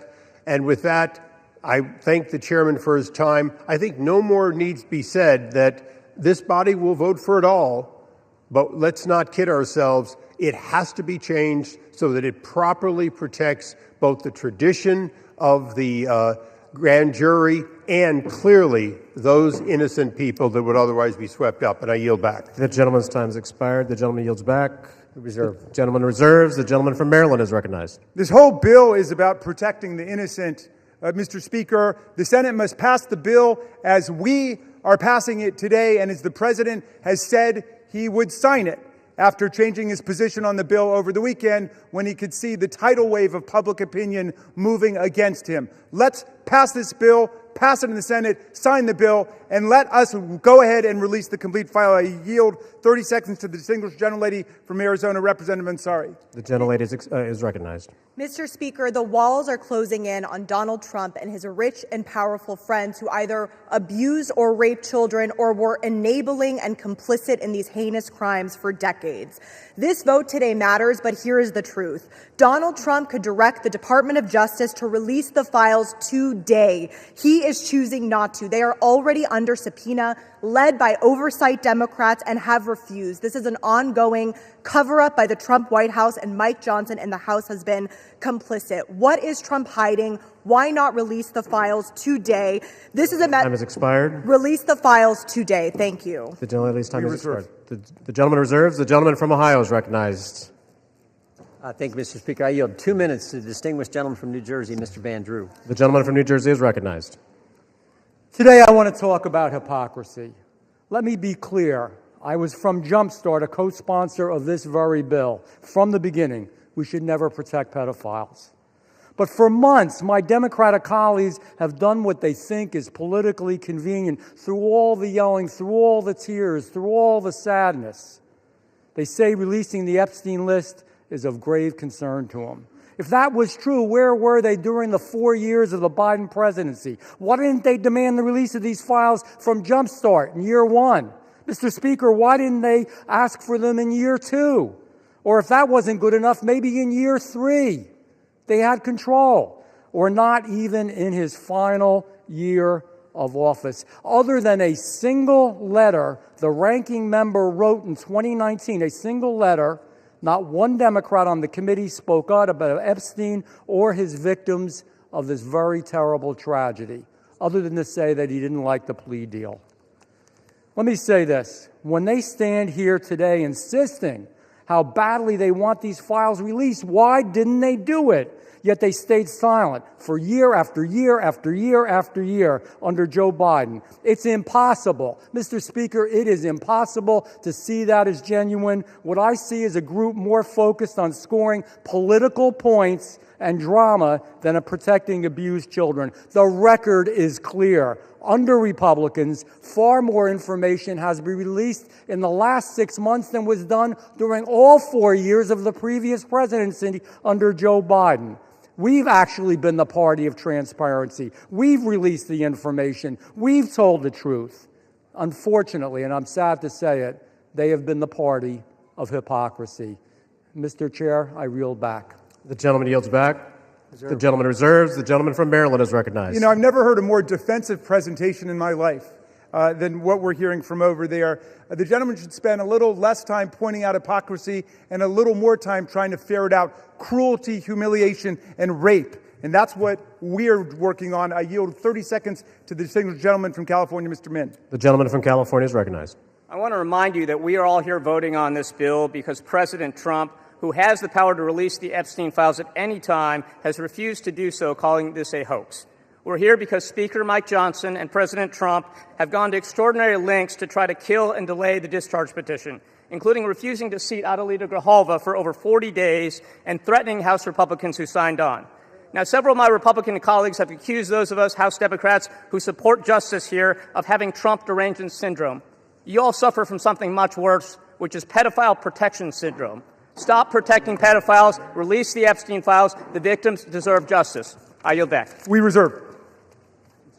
Members are reminded to direct their comments to the chair. No kidding. The gentleman from Maryland reserves. The gentleman from Ohio is recognized. We reserve. The gentleman from Ohio reserves. The gentleman from Maryland. I'm yielding 30 seconds to my friend, Representative Walkinshaw from Virginia. The gentleman is recognized. For years, Mr. Speaker, we have watched dangerous conspiracies like Pizzagate and QAnon shape our political landscape. They help fuel the rise of President Trump and were built on baseless claims about secret pedophile rings, while the real documented case of child sex trafficking involving Jeffrey Epstein remains shrouded in secrecy because President Trump refuses to release the files. What is President Trump hiding? Why won't he release the files? The House finally has the opportunity to act, release the files, and let the American people see the truth. I yield back. The gentleman yields back. We reserve. The gentleman reserves. The gentleman from Ohio is recognized. We reserve. The gentleman reserves. The gentleman from Maryland is recognized. Granting 30 seconds to the very distinguished gentlelady who is finally with us, Representative Adelita Grijalva from Arizona 7th. The gentlelady is recognized. Thank you. Mr. Speaker, I rise today to acknowledge the survivors, family members, and advocates who are here today and have never given up. The legislation in front of us, at its core, is about something very simple. The survivors deserve justice. The American people deserve the truth. To every survivor watching, your courage is inspiring. You are the reason why this vote is happening today. Protecting women and children from pedophiles should not be a Democratic issue, should not be a Republican issue. It should be a human rights issue and a matter of justice. I urge my colleagues to vote yes on the Epstein Files Transparency Act. I yield back. Thank you. Thank you, and we reserve. The chair will remind all persons in the gallery that they are here as guests of the House and that any manifestation of approval or disapproval of proceedings is in violation of the rules of the House. The gentleman from Maryland. Yeah, but I'll just add, they're here as honored guests of the House, and we're delighted they're here, and with that, we reserve. The gentleman reserves. The gentleman from Ohio is recognized. Yeah, we reserve. The gentleman reserves. The gentleman from Maryland. I'm granting 30 seconds to Representative Lois Franco from Florida. The gentlelady from Florida is recognized. Mr. Speaker, for far too long, the survivors of Jeffrey Epstein's abuse were failed by a justice system that minimized their suffering and prosecutors who treated young girls as if they were criminals. That was wrong, and I am here with my colleagues to promise this. We will get to the bottom of why the Epstein survivors were treated so badly, who made those decisions, and who were they protecting. No more secrecy, no more excuses. We all deserve the truth, and I thank the survivors for their courage and perseverance. Your voices are being heard. The gentlelady yields back. The gentleman reserves the balance of his time. The gentleman from Ohio. Thank you, Mr. Speaker. I yield 1 minute to the distinguished gentleman from the great state of Louisiana, the Speaker of the United States House of Representatives, Mr. The gentleman from Louisiana is recognized. Thank you, Mr. Speaker. Thank you, Chairman Jordan, for doing such an extraordinary job on all of this. For 43 long days, the Democrats held this House and the entire country hostage. Finally, with the lights back on, this body's returning to our regular legislative session. We have a lot of work to do. My colleagues on this side of the chamber are ready and eager to get back to our urgent legislative work that we promised the American people we would do. We've got to continue lowering the cost of health care. We've got to bring down prices for American families, and we've got to finish the regular appropriations process, just to name a few of those priorities. And I wish I could say that our first order of business would be to get to those urgent priorities, but of course we're here spending time on the floor about something else. This is something we could have resolved last week when we brought a unanimous consent to pass this discharge with the full support of the body. But our friends over here who are arguing today stalled that. They objected to it, and they wanted to have this exercise instead. And that's why we say that this is a show vote. That's what this is. They're making a show of it. And it really is a shame. We have some heroic women in the chamber today. I met with many of them a while back. They're in the gallery here. They have come forward. They have shown their faces. They've used their names to share the unspeakable tragedies that many of them were subjected to, some of them when they were very young. And it is a heroic service to the country. They are seeking justice, and the justice has been delayed for too long. The Department of Justice, many years ago, should have brought these charges. It took too long to do it. And now we're in this process of making sure all the American people get the information, but we have to do it in the right way, After 4 years of Democrat control under President Biden, they were not truthful with us about a lot of things. The Democrats insisted the border was secure. We knew it wasn't. They insisted that inflation was transitory. We knew it wouldn't be. They misled the American people about the obvious mental and physical decline of the previous commander-in-chief. And now those same Democrats are demanding transparency. Suddenly, transparency is their new word. Out of nowhere, they've taken a curious concern in the Epstein investigation, all in the name of that, in the name of transparency. But the question has been asked here many times during the debate on the floor, and everybody questioning why it is that Democrats have done this right now have to look at the obvious facts. The Democrats had all the Epstein files in their possession for 4 long years under the Biden presidency. The Biden Department of Justice had these files, and no one on this side who is breathless today about the urgency of this release ever said a word about it. And it was the Democrats who could have urged President Biden's Department of Justice to go beyond prosecuting just Epstein and Ghislaine Maxwell, but they didn't do it. And so it's a fair question to ask today, why now? Why the sudden urgent interest in Jeffrey Epstein? Look, we know why. It's because the Democrats were never interested in transparency or executing justice or protecting the victims of this unspeakable tragedy before. The simple truth is obvious for everybody to see. This is a political exercise for Democrats, and it pains me to say it. I wish that was not the truth, but it is, and it's undeniable. This is as deceitful and dishonest as their pointless stunt was to shut the government down. Democrats are using the Epstein tragedy, the unspeakable evils that this guy committed with his trafficking ring and all of the abuses that they made these young women go through. They're using that as a political weapon to try to distract from their failures as a party and to try their best to try to tie President Trump somehow into this wretched scandal. The president had nothing to do with it. He's been very clear, and he has nothing to hide, and that's why he's endorsed the vote today. I suspect this vote will be probably unanimous.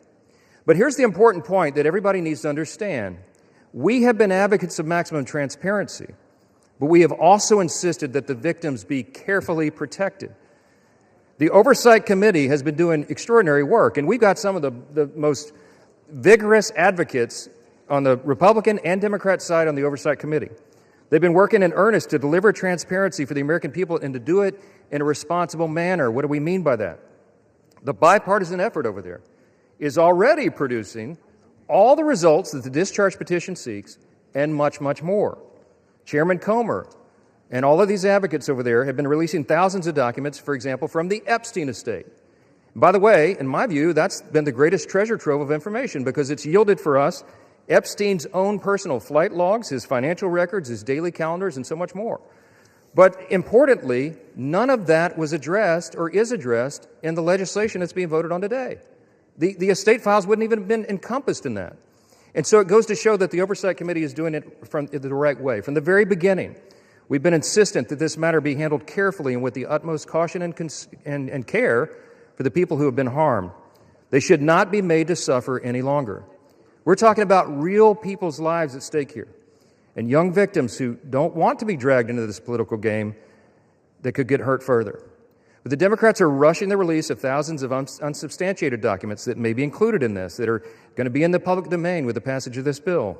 And there are serious deficiencies in the legislation that I have noted at length, and Republicans have to work to address those deficiencies in the Senate if and when this legislation is advanced. I stood before the American public today at our press conference, and I explained in detail the dangers of the discharge petition. We have posted at my website, speaker.gov, a summary. The legal counsel, a small army of lawyers, put this together. I used to be a federal court litigator. Many of my colleagues who have spoken today were. We understand the dangers of how this was haphazardly drawn up. And among them, by the way, Mr. Speaker, before I forget, I seek unanimous consent to enter into this document into the record. It's on the website. It's entitled, How the Flaws of H.R. 4405 Could Re-Victimize Epstein's Victims, Create New Victims, and Damage the Judicial System. It is dated today.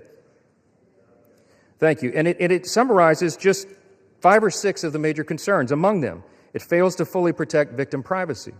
It could create new categories of victims. It potentially jeopardizes grand jury secrecy. It fails to prohibit release of child sexual abuse materials that are not appropriately defined in the legislation. It jeopardizes future federal investigations, and we have national security concerns regarding classified information. We'll put this in the record because we need the legislative record to reflect what is the legislative intent behind this vote. I used to litigate cases. We would litigate federal statutes and whether or not they could survive, and legislative intent is important, and we need to say clearly for the record, as the Speaker of the House, I'm saying to you, this legislation that will pass today is flawed and it must be amended. The question is, why didn't we amend it here before we passed it? Because the authors won't allow it. Because under the rules of the House, under a discharge petition, they have to agree to consent for the legislation to be amended, and they're not doing that. So now we rely upon our partners in the other chamber to get that done, and they need to do that. The victims deserve our utmost respect. In fact, they should be saluted for their courage. and the young women who have not come forward, who are now, some of them are middle-aged women who have not come forward, also deserve our respect, and they deserve to be protected. Republicans support transparency. We want maximum transparency, especially when it comes to disclosing the names of anybody who had anything to do with these evils, anybody who conspired with or aided in any way Jeffrey Epstein. They must be brought to justice.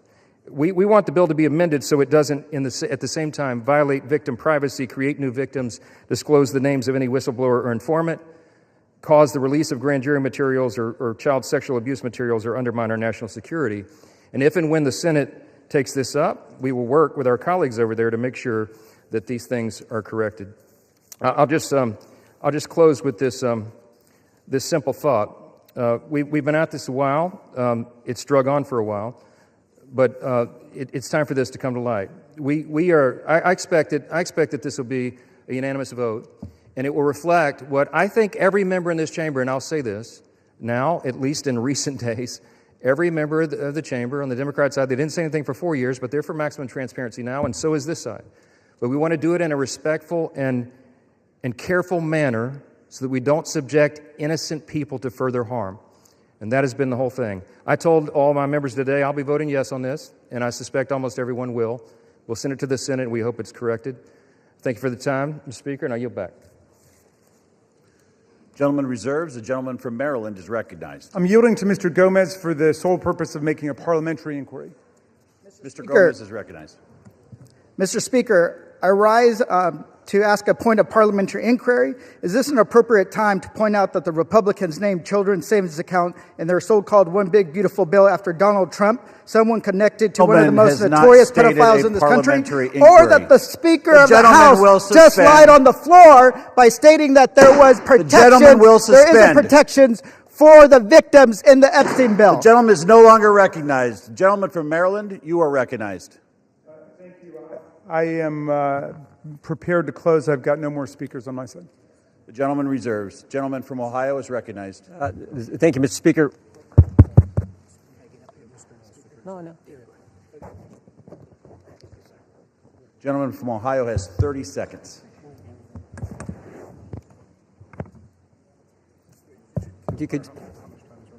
Can I inquire how much time is remaining? 30 seconds.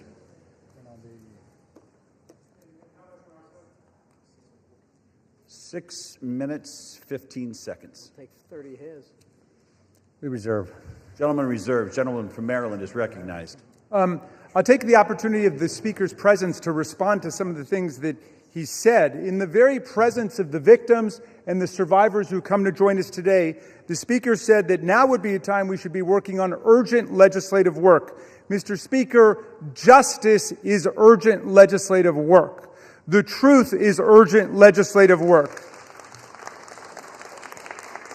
The Speaker says, why now? Why now? Well, Mr. Speaker, you were the one who refused to swear in Adelita Grajova for 50 days. We would have done it 50 days ago, but she provided the 218th signature on the discharge petition. So why now? It was because of your dilatory tactics, your delay, your postponement of it. Now, the gentleman says that there are not sufficient protections. There are protections in the bill for the victims to make sure that their names will be redacted. And yet we hear even the Speaker of the House of Representatives openly inviting the U.S. Senate to start finger painting on this bill, which we have waited more than 5 months to bring to the floor. The Senate should pass the bill exactly as it's written. The President should sign it exactly as he said he would when he finally changed his mind. And the Epstein file must be released. Moreover, if the President is serious about what he's saying, he's got the power to release the Epstein file right now.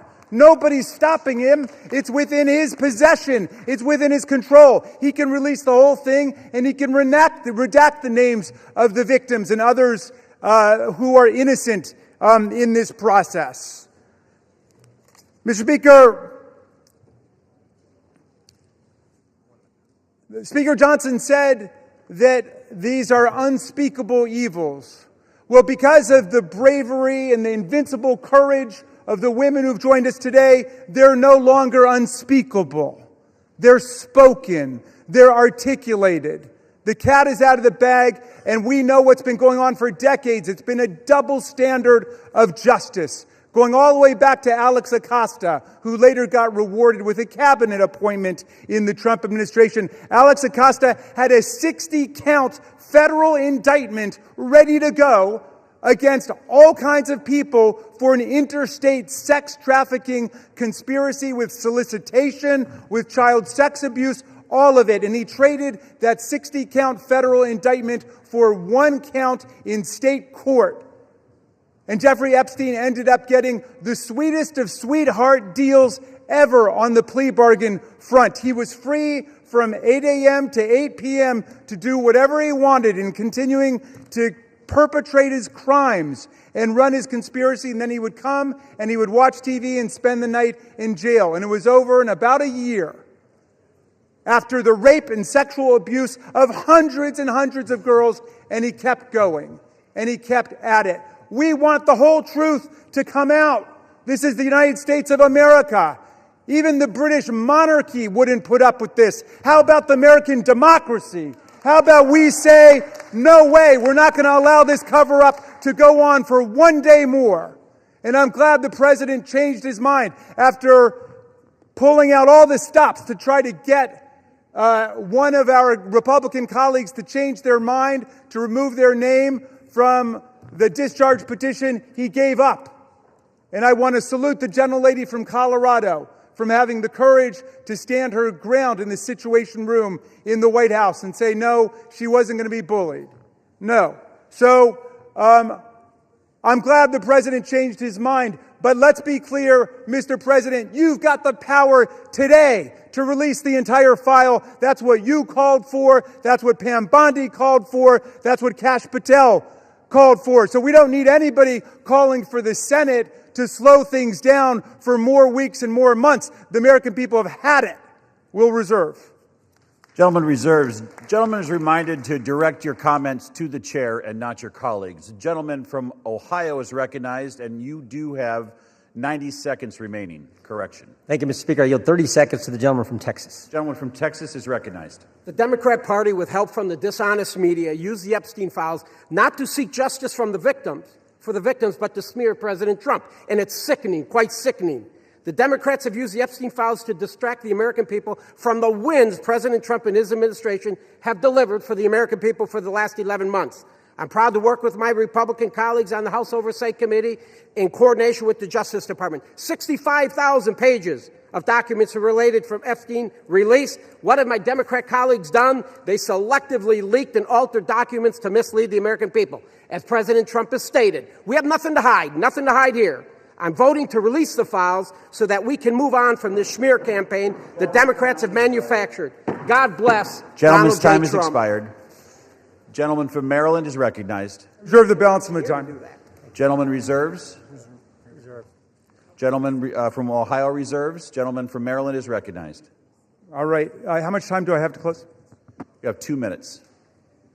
Thank you, Mr. Speaker. And I want to thank all of America for tuning in to this. I want to thank Representatives Massey and Khanna, Representative Greene, all of those who have insisted upon bringing the truth forward and a reckoning with the reality of one of the worst international child sex trafficking rings ever to exist in the United States and the cover-up attendant to it.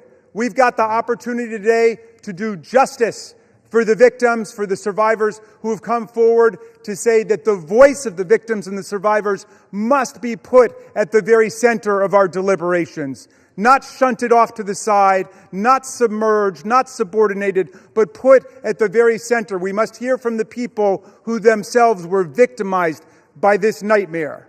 Now, our colleagues across the aisle seem to want to make this into some sort of partisan contest. I haven't heard so much talk about the Democrats since the Democratic National Convention. And all that we've done here is to say we want to bring the truth forward, along with a bipartisan group. We don't want the Senate monkeying around with this in order to slow things down. We want it passed in the Senate. We want it signed. And before that, if the president is true to his word and he wants to see all of this come to light, he can release it now instead of fighting, kicking, and screaming every step along the way. But I'm glad he's changed his mind, and I hope he maintains the momentum he's got to stick with the vast majority of the American people who want to see that the truth is done here. And while he's at it, the administration could reconsider their terrible policies gutting federal offices and programs designed to combat violence against women. The DOJ terminated hundreds of grants to police departments, defunding the police when it comes to investigating violent sex crimes and to support victims. His DOJ destroyed programs to combat international human trafficking rings. Let's get back on the side of the women. I yield back. Gentleman yields back. The gentleman from Ohio. Thank you, Mr. Speaker. Thank you, Mr. Speaker. The Speaker Johnson said it right. Why now after 4 years of doing nothing? Because going after President Trump is an obsession with these guys. Best example is John Brennan testified in front of our committee under oath, said he was not involved with the dossier. Only problem is Tulsi Gabbard declassified a report, released that report, and it said exactly the opposite. And she related a story in there where a CIA official went up to Mr. Brennan and said, we shouldn't include this in the report. And John Brennan's response was, yeah, but doesn't it ring true? Forget the facts, forget the truth, go after Trump, put it in. Same dynamic at work here. We're all for protecting innocent victims. We're all for exposing the bad guys who did bad things. But this is an obsession with the left. For 10 years, it's going after President Trump. So vote yes. Make sure the bad guys are held accountable. We all want to do that. Speaker Johnson's right. I think it's going to be unanimous. But understand what they're doing, because they had 4 years and didn't do a darn thing. With that, I yield back. Gentleman yields back. The question is, will the House suspend the rules and pass the bill, H.R. 4405? Those in favor, say aye. Those opposed, say no.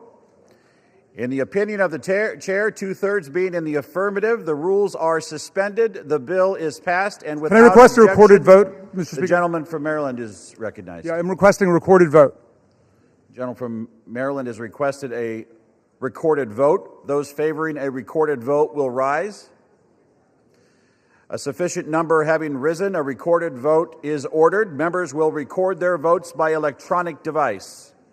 Pursuant to Clause 9 of Rule 20, this 15-minute vote on the motion to suspend the rules will be followed by 5-minute votes on ordering the previous question on House Resolution 879, adoption of House Resolution 879 if ordered, and adoption of House Resolution 878. This is a 15-minute vote.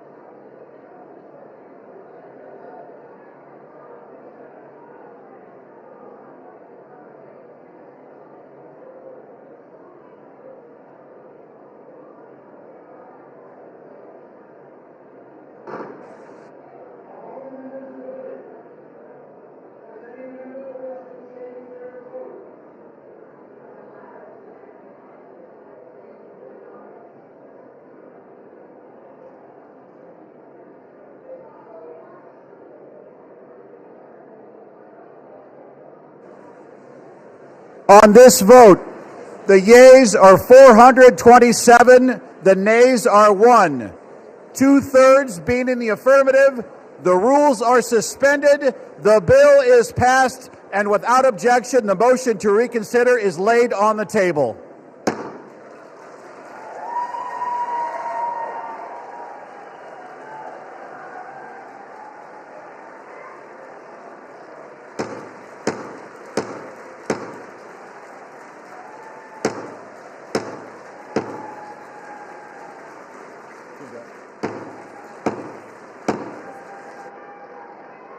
Pursuant to Clause 8, Rule 20, the unfinished business is the vote on ordering the previous question on House Resolution 879, on which the yeas and nays are ordered. The clerk will report the title of the resolution. House Calendar Number 47, House Resolution 879. Resolution providing for consideration of the joint resolution, Senate Joint Resolution 80, providing for congressional disapproval under Chapter 8 of Title 5 United States Code of the rules submitted by the Bureau of Land Management relating to National Petroleum Reserve in Alaska Integrated Activity Plan Record of Decision, providing for consideration of the joint resolution, House Joint Resolution 130, providing for congressional disapproval under Chapter 8 of Title 5 United States Code of the rules submitted by the Bureau of Land Management relating to Buffalo Field Office Record of Decision and approved Resource Management Plan Amendment, providing for consideration of the joint resolution, House Joint Resolution 131, providing for congressional disapproval under Chapter 8 of Title 5 United States Code of the rules submitted by the Bureau of Land Management relating to Coastal Plain Oil and Gas Leasing Program Record of Decision, providing for consideration of the concurrent resolution, House Concurrent Resolution 58, denouncing the horrors of socialism, providing for consideration of the bill, H.R. 1949, to repeal restrictions on the export of import of natural gas, providing for consideration of the bill, H.R. 3109, to require the Secretary of Energy to direct the National Petroleum Council to issue a report with respect to the petrochemical refineries in the United States and for other purposes, providing for consideration of the bill, H.R. 5107, to repeal the Comprehensive Policing and Justice Reform Amendment Act of 2022, enacted by the District of Columbia Council, providing for consideration of the bill, H.R. 5214, to require mandatory pretrial and post-conviction detention for crimes of violence and dangerous crimes and require mandatory cash bail for certain offenses that pose a threat to the public safety or order in the District of Columbia and for other purposes The question is on ordering the previous question. Members will record their vote by electronic device. This is a 5-minute vote.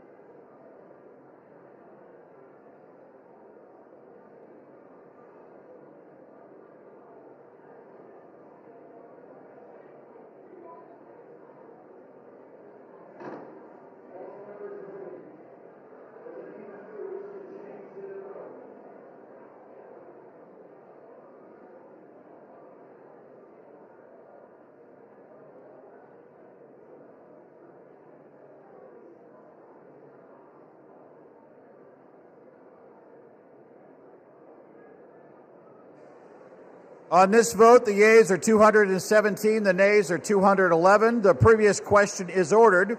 The question is on the adoption of the resolution. Those in favor say aye. Those opposed say no. No. In the opinion of the chair, the ayes have it. Speaker, For what purpose does the gentleman from Massachusetts rise? I ask for a recorded vote.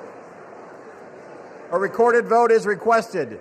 Those favoring a recorded vote will rise. A sufficient number having risen, a recorded vote is ordered. Pursuant to Clause 8 of Rule 20, further proceedings on this question will be postponed.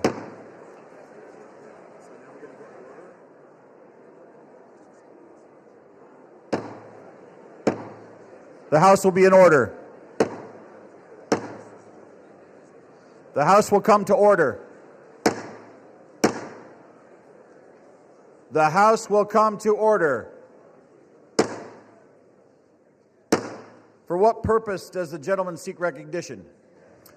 To speak out of order for 1 minute, Mr. Speaker. Without objection, the gentleman is recognized. Thank you, Mr. Speaker. Today I rise to recognize a man whose dedication, steadiness, and wisdom have shaped not only my work in this chamber, but the work of this institution itself. I'm talking about my Chief of Staff, Brett Horton.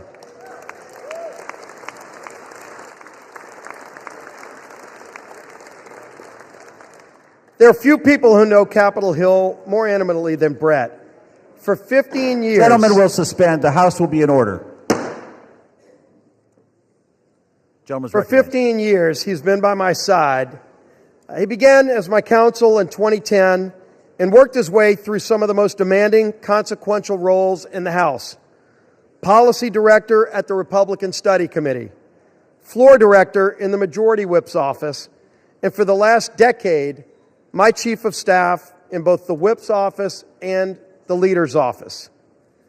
To me and to countless members of Congress and staff, Brett Horton has been far more than a colleague. He's been a trusted advisor, steady in his approach, wise in his counsel, and deliberate in his words and actions. When the stakes were the highest, Brett's voice was the one you wanted in the room. His fingerprints are on every major Republican policy victory we've achieved in the past decade. But perhaps more importantly, he's been by my side through tough personal and professional challenges that extend far beyond legislating. In the aftermath of the Congressional baseball shooting, an event that shook my family, my staff, and this entire conference in Congress, Brett's leadership and friendship were unwavering. He helped carry us through one of the most difficult and unprecedented challenges we ever faced. Mr. Speaker, public service at this level demands trust, character, and unwavering duty for the institution that is this United States Congress. Brett Horton embodies all of these qualities. I'm profoundly grateful for his years of service to me personally, to this House, and to our country. As Brett begins his next chapter, I have no doubt he'll continue to serve with the same excellence that has defined his entire career. The United States House of Representatives is the stronger institution because of Brett Horton's distinguished service here. I wish Brett all the best in his future endeavors, and I tell you, thank you, Brett, for your personal friendship and for your service to this great United States of America and this great Congress. Thank you, Brett Horton.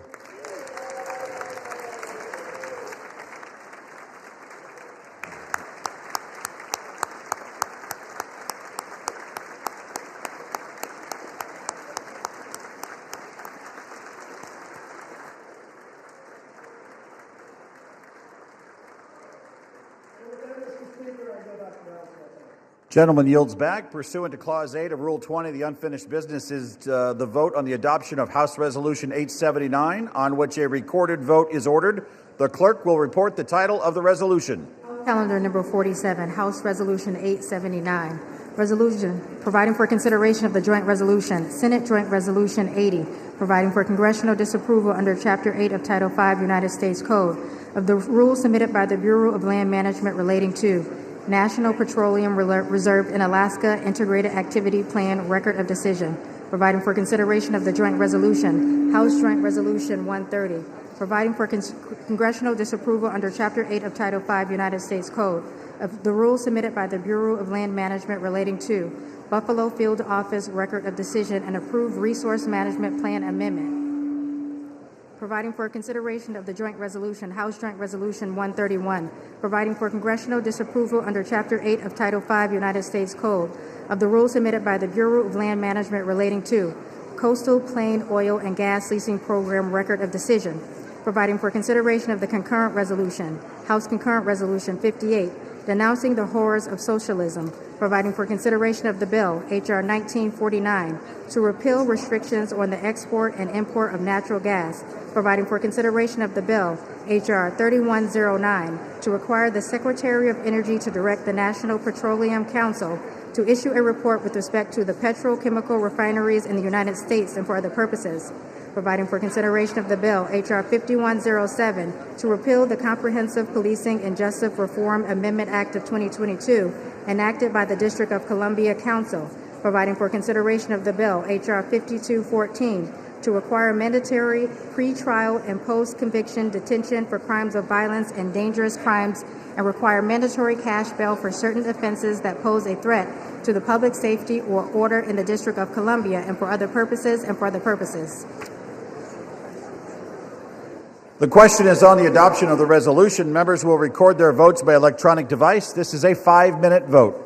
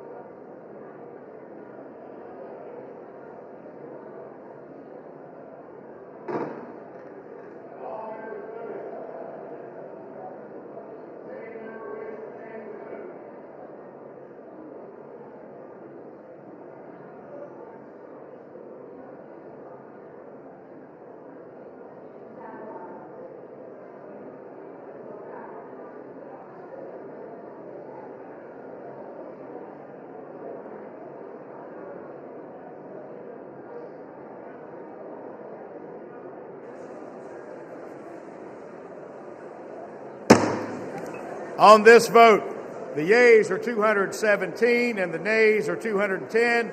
The resolution is adopted without objection. The motion to reconsider is laid on the table.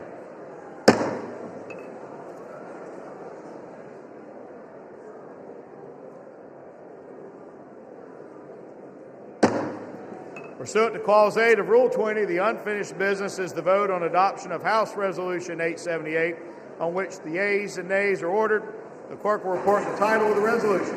House Resolution 878, resolution disapproving the behavior of Representative Jesus G. Chuy Garcia of Illinois. The question is on adoption of the resolution. Members will record their votes by electronic device. This is a 5-minute vote.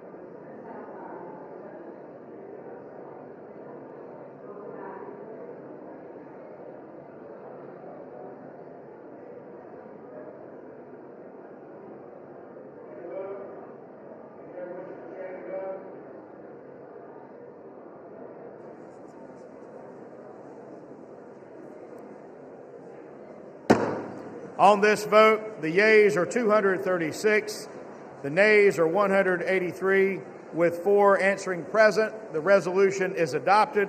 Without objection, the motion to reconsider is laid upon the table.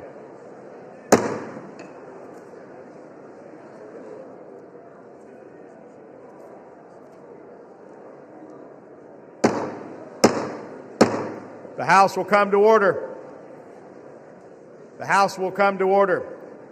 For what purpose does the gentleman from South Carolina seek recognition? Mr. Speaker, pursuant to Clause 2A1 of Rule 9, I rise to give notice of my intent to raise a question of the privilege of the House. The gentleman is recognized. Just a moment. Members of the House will come to order. Chair would ask members to please take conversations off the floor. The gentleman is recognized. Mr. Speaker, my House Resolution 888, censuring and condemning Delegate Stacey Plaskett and removing her from the House Permanent Select Committee on Intelligence for conduct that reflects the discredibility on the House of Representatives for colluding with convicted felon and offender Jeffrey Epstein during a congressional hearing. Whereas Stacey Plaskett, the delegate representing the United States Virgin Islands in the House of Representatives, inappropriately coordinated in real time with convicted sex offender Jeffrey Epstein in a congressional hearing in February of 2019. Whereas Delegate Plaskett was actively coached by Epstein during the hearing, receiving instructions on specific lines of questioning, and was congratulated after the message by Mr. Epstein, good work. Whereas Jeffrey Epstein, the Speaker of the House is not in order. The gentleman has the floor. The chair would again ask the body to please observe the quorum and keep conversations to a minimum. The gentleman has the floor. Whereas Jeffrey Epstein was a known convicted felony sex offender, having pled guilty and been convicted for procuring a child for prostitution and solicitation, a proselyte in a plea deal in 2008, and served a 13-month prison sentence. Whereas in the course of that investigation, the FBI compiled reports on dozens of confirmed minors who credibly alleged sexual abuse by Mr. Epstein. Whereas Epstein was under further federal investigation beginning in November of 2018, 2 months before Delegate Plaskett's recently revealed text exchange during a congressional hearing, following investigative reporting by the Miami Herald detailing Epstein's controversial 2008 plea deal and highlighting accounts of his victims. Whereas Epstein was arrested in July of 2019 and charged with 1 count of sex trafficking of minors and 1 count of conspiracy to commit sex trafficking of minors, he was later found dead in the New York Metropolitan Correctional Center. Whereas according to documents released from Epstein's estate during a House Committee on Oversight and Reform hearing featuring testimony from Michael Cohen, the disgraced former attorney for President Donald J. Trump, Delegate Plaskett coordinated her line of questioning with Jeffrey Epstein in real time over text messages while the hearing was underway. Whereas Delegate Plaskett, who previously served as an Assistant Attorney General in the United States Department of Justice Civil Division, is known to have had extensive political, personal, and professional connections with Epstein after his conviction as a sex offender up to the time of his arrest and then his death in 2019. Whereas Delegate Plaskett's relationship with Epstein stands in stark contrast to the public image that she has curated for herself as a defender of justice and accountability, and while secretly collaborating with an individual whose crimes against vulnerable women and children shocked the entire nation.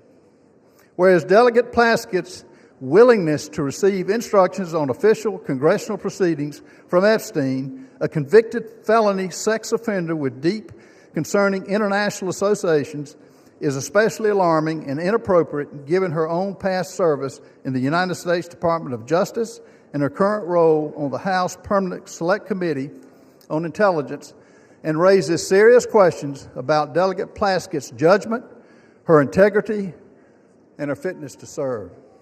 Whereas such associations erode public trust in Congress, particularly when they involve using input from a sex offender to advance partisan attacks during official proceedings. Now, therefore, be it resolved, Section 1, Censure of Delegate Stacey Plaskett.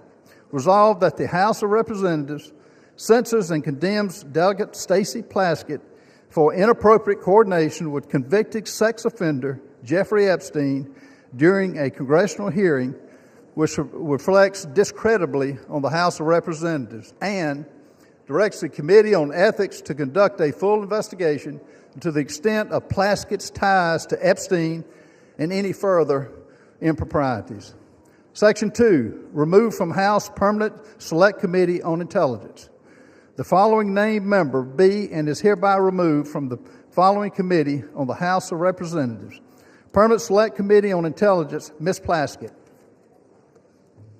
Chair will now recognize the gentleman from South Carolina to offer the resolution just noticed. Does the gentleman from South Carolina offer the resolution? I do. The clerk will report the resolution. House Resolution 888. Whereas Stacey Plaskett, the delegate representing the United States Virgin Islands in the House of Representatives, inappropriately coordinated with convicted sex offender Jeffrey Epstein in a congressional hearing in February 2019. Whereas Delegate Plaskett was actively coached by Epstein during the hearing, received instructions on specific lines of questioning, and was congratulated afterwards with the message, "Good work." Whereas Jeffrey Epstein was a known convicted felony sex offender, having pled guilty and been convicted for procuring a child for prostitution and for soliciting a prostitute in a plea deal in 2008 and served a 13-month sentence. Whereas in the course of that investigation, the FBI compiled reports on dozens of confirmed minors who credibly alleged sexual abuse by Epstein. Whereas Epstein was under further federal investigation beginning November 2018, 2 months before Delegate Plaskett's recently revealed text exchange during a congressional hearing, following investigative reporting by the Miami Herald detailing Epstein's controversial 2008 plea deal and highlighting accounts of his victims. Whereas Epstein was arrested in July 2019 and charged with 1 count of sex trafficking of minors and 1 count of conspiracy to commit sex trafficking of minors, and he was later found dead in the New York Metropolitan Correctional Center. Whereas according to documents released from Epstein's estate, during a House Committee on Oversight and Reform hearing featuring testimony from Michael Cohen, disgraced former attorney to President Donald J. Trump, Delegate Plaskett coordinated her line of questioning with Jeffrey Epstein in real time over text message while the hearing was underway. Whereas Delegate Plaskett, who previously served as an Assistant Attorney General in the U.S. Department of Justice Civil Division, is known to have had extensive political, personal, and professional connections with Epstein after his conviction as a sex offender up to the time of his arrest and then death in 2019. Whereas Delegate Plaskett's relationship with Epstein stands in stark contrast to the public image she has curated for herself as a defender of justice and accountability, while secretly collaborating with an individual whose crimes against vulnerable women and children shocked the nation.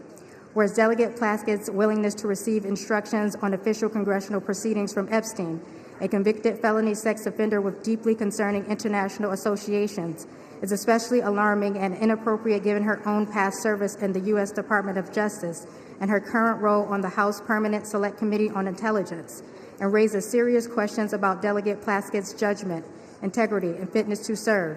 And whereas such associations erode public trust in Congress, particularly when this involves using input from a sex offender to advance partisan attacks during official proceedings, now therefore be it resolved. Section 1, Censure of Delegate Stacey Plaskett.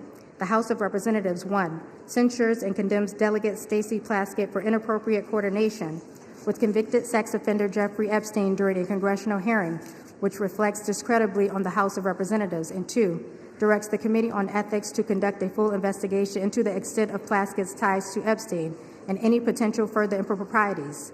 Section 2, removal from House Permanent Select Committee on Intelligence. The following named member be and is hereby removed from the following committee of the House of Representatives. Permanent Select Committee on Intelligence, Ms. Plaskett. The resolution qualifies. For what purpose does the gentlelady from Massachusetts rise? Mr. Speaker, I have a motion at the desk. The clerk will report the motion. Ms. Clark of Massachusetts moves to refer the resolution to the Committee on Ethics. The gentlelady from Massachusetts is recognized for 1 hour. Mr. Speaker, today we have finally taken a vote that recognizes the need for the survivors and victims of Jeffrey Epstein to have justice and transparency. And not minutes later, the gentleman from South Carolina is filing yet another partisan resolution. I ask all of my colleagues to support this motion to refer this to the Ethics Committee, and I yield back my time. Without objection, the previous question is ordered.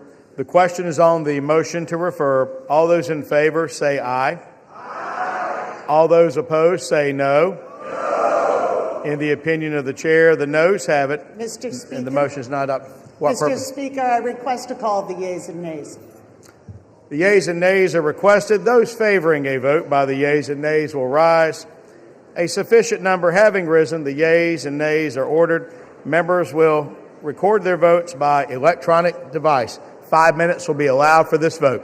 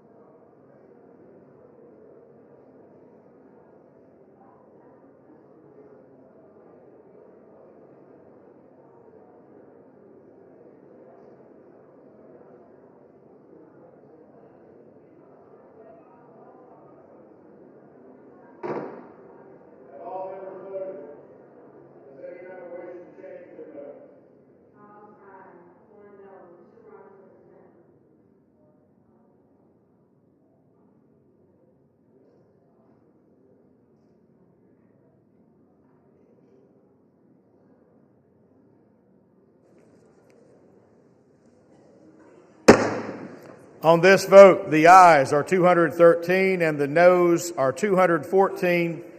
The motion is not adopted. Without objection, the motion to reconsider is laid on the table.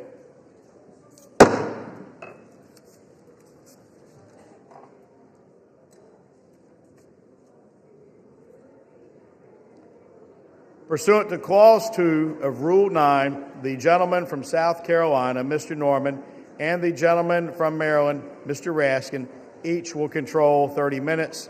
The chair recognizes the gentleman from South Carolina. Thank you, Mr. Speaker. In just a moment. The chair would ask the House to come to order again, to ask members to take conversations off the floor so that the members can be given due accord and respect during the period of debate. The gentleman has the floor. Thank you, Mr. Speaker. I rise today because the House of Representatives has a responsibility and a duty to protect the integrity of this institution. And what we learned from the documents released by Jeffrey Epstein's estate is nothing short of alarming. Those documents show that Delegate Stacey Plaskett, a sitting member of Congress, coordinated her questioning during an official oversight hearing with a man who is a convicted sex offender, a man whose crimes against minors shocked this entire nation. Let me be clear, this was just not casual contact. There were deliberate communications, and they shaped her official line of questioning in a congressional hearing. The American people expect honesty. The American people expect integrity and judgment from their elected officials. They expect members of Congress to conduct themselves with one word: decency, not to seek advice from a predator who exploited minor children.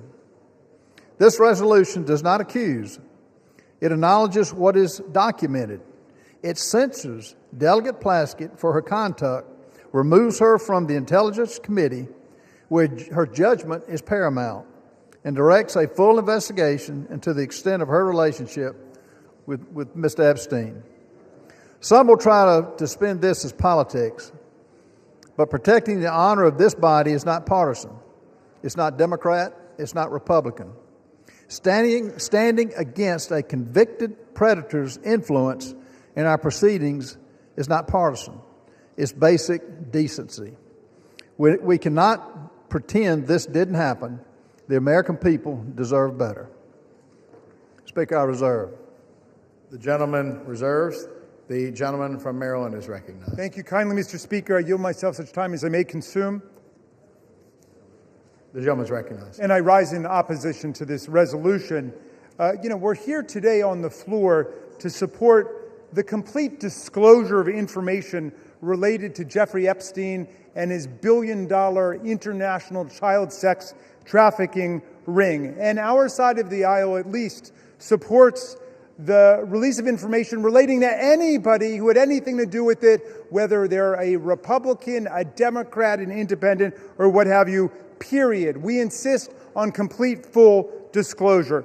This resolution has nothing to do with that. This seems to me to be one more pathetic effort to distract and divert attention from the fact that the president's name appeared more than 1,000 times already in the small fraction of material released on Epstein, and from the failure of the majority to move to disclose this information. And it is this bipartisan group that we've had behind the discharge resolution which has insisted on bringing this to the fore, and we've got nothing but obstruction, opposition, resistance, evasion, distraction, and diversion from the other side. And now we get one more resolution like this. The resolution actually proposes a disciplinary censure against Representative Stacey Plaskett, but amazingly alleges no misconduct. It does not allege the violation of the Constitution. It does not allege the violation of a federal law or a state law or local law. It does not even allege a violation of the ethics rules of the House of Representatives, and yet they want to censure her and throw her off of her committee. This, a distinguished former federal prosecutor, diligent public servant, representative of the people of the Virgin Islands. Now, Criminal justice has two parts to it. One is insisting upon legal accountability for people who do wrong. The other part of it is due process, which may be the two most beautiful words in the English language, certainly the two most beautiful words in the Constitution of the United States. It's due process that protects all of our freedoms and our rights against the arbitrary power of government and the will just to punish somebody without any process at all. But that's exactly what's going on here. Think about it. Ghislaine Maxwell had due process. She had a right to counsel. She had a right to hearing. She had a right to hear the evidence against her. She had a right to put on her case. She had a right to cross-examine. She had a right to a neutral, impartial tribunal. She had a right to unanimous verdict of a jury. And all of that she had, and she was found guilty. And that's why she was sentenced to jail for 20 years, even though Donald Trump has transferred her from a real prison to a prison camp where she's gotten very special pampered treatment, like she's in a Trump hotel. She gets room service to her cell. She gets gym privileges other inmates don't get. She gets to use the warden as a go-between with people outside of the institution and so on. But in any event, she had due process. Donald Trump had due process. He was convicted on 34 felonies, but he had the right to counsel. He had the presumption of innocence. He had a unanimous jury trial right. They had a right to cross-examine everybody, put their own witnesses on. Now, they want to take a former United States prosecutor, the representative of the people of the Virgin Islands, and without even going to the ethics committee, much less a court, they want to arraign her on some charges based on a newspaper article that she did something lawful. However ill-advised it may have been, she took a phone call from one of her constituents.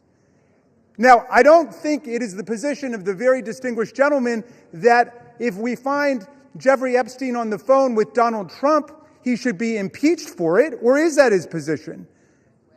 Is his position that any time Jeffrey Epstein got somebody on the phone and he got a lot of people on the phone, that person is suddenly guilty? That sounds like guilt by association. That sounds like collective guilt. Our minority whip introduced a perfectly reasonable amendment to say, let's refer this to an ethics committee. Let's have a real hearing. They didn't want to have a real hearing. They want to rush to judgment. Why? So there can be some headline that will please Donald Trump tomorrow instead of a unanimous statement, or forgive me, I think the distinguished gentleman from Louisiana may have dissented, but an otherwise unanimous verdict of the House of Representatives that the American people want all the files open. We've had enough of the cover-up. We want all of the truth. We want the survivors and the victims to have the possibility of accountability. Well, they want to give them another headline, which is that they've arraigned a Democratic member for taking a phone call from her constituent, Jeffrey Epstein, in the middle of a hearing. And of course,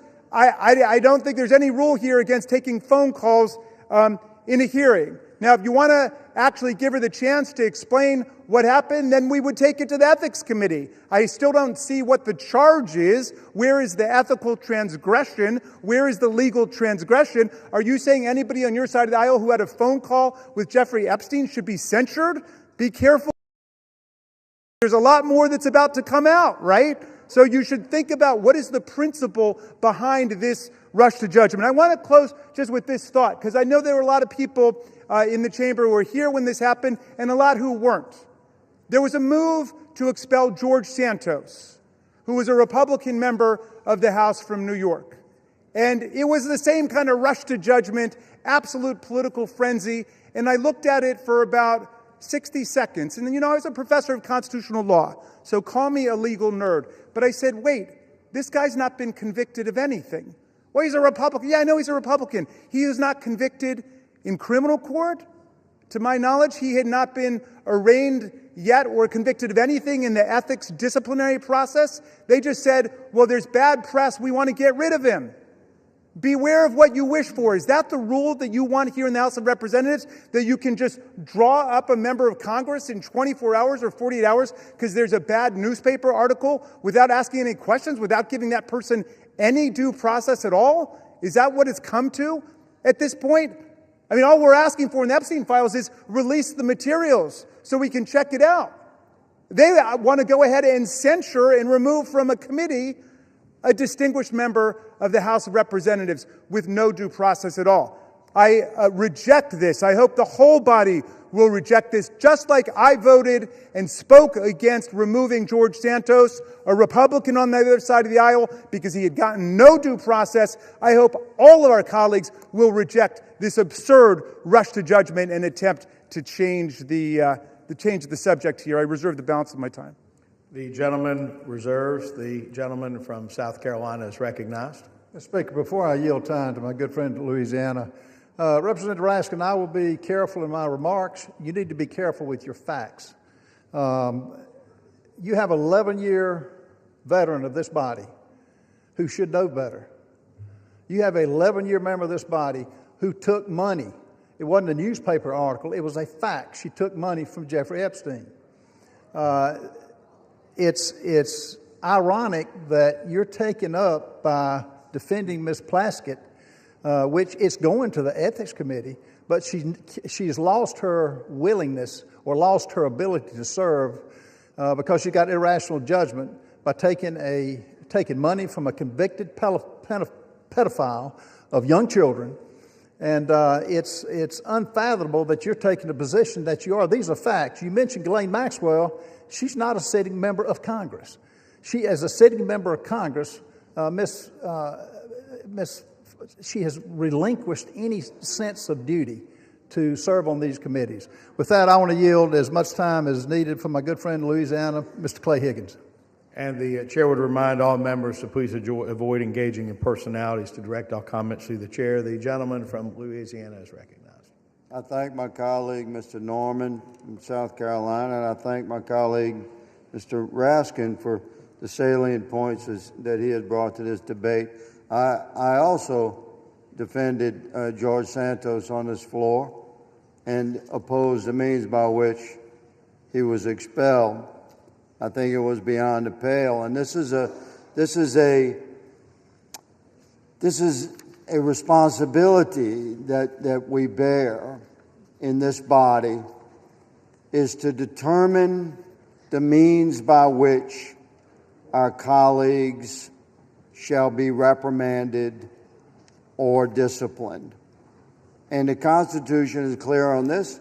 My friend, Mr. Raskin, knows full well that this body controls the means by which and the rules by which the members of Congress shall be disciplined. So we've had variances of opinions regarding, the exact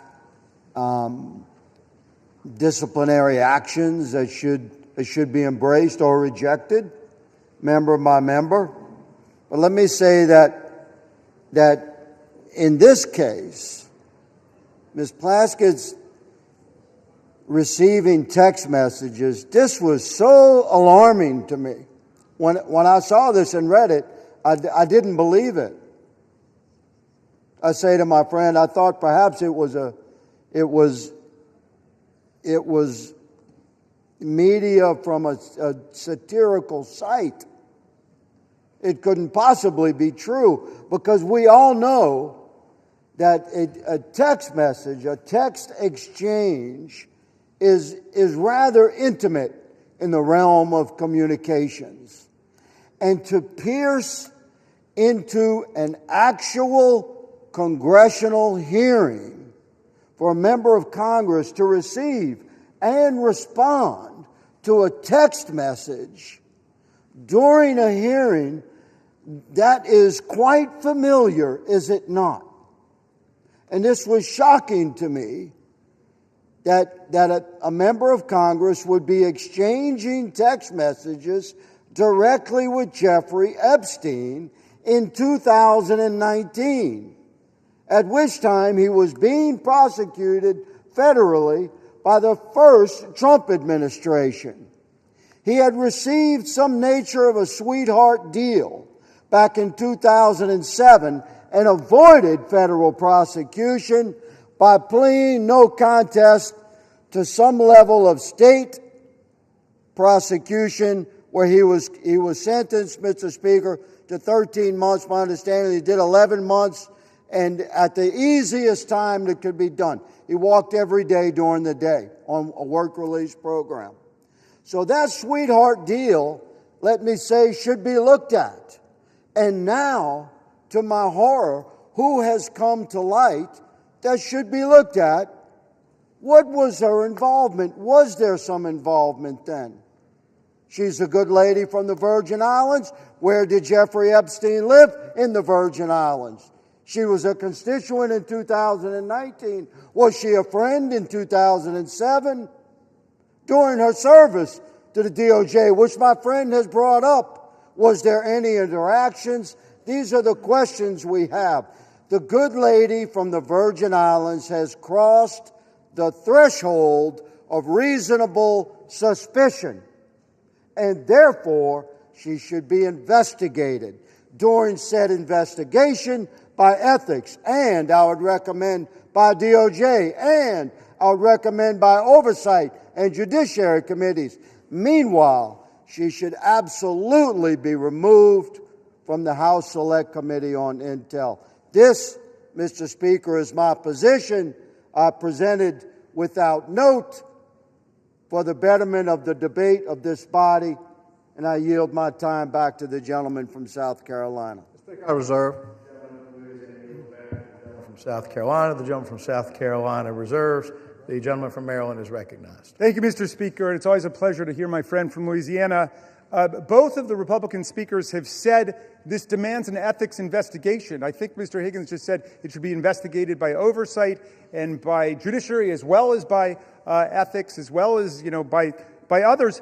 This resolution censures her and punishes her before there's been 1 day of investigation. There's been no investigation at all. That was the whole burden of the minority whip's amendment. It was to say, let's have an investigation, refer it to the Ethics Committee. That's why the distinguished gentleman from Louisiana and I both voted against, and we got a majority to vote against censuring or expelling even George Santos without any ruling by our ethics disciplinary body. Isn't that putting the cart before the horse? I don't get it. I wish one of you could explain that to us, why we should censure her before there's been 1 day of actual investigation.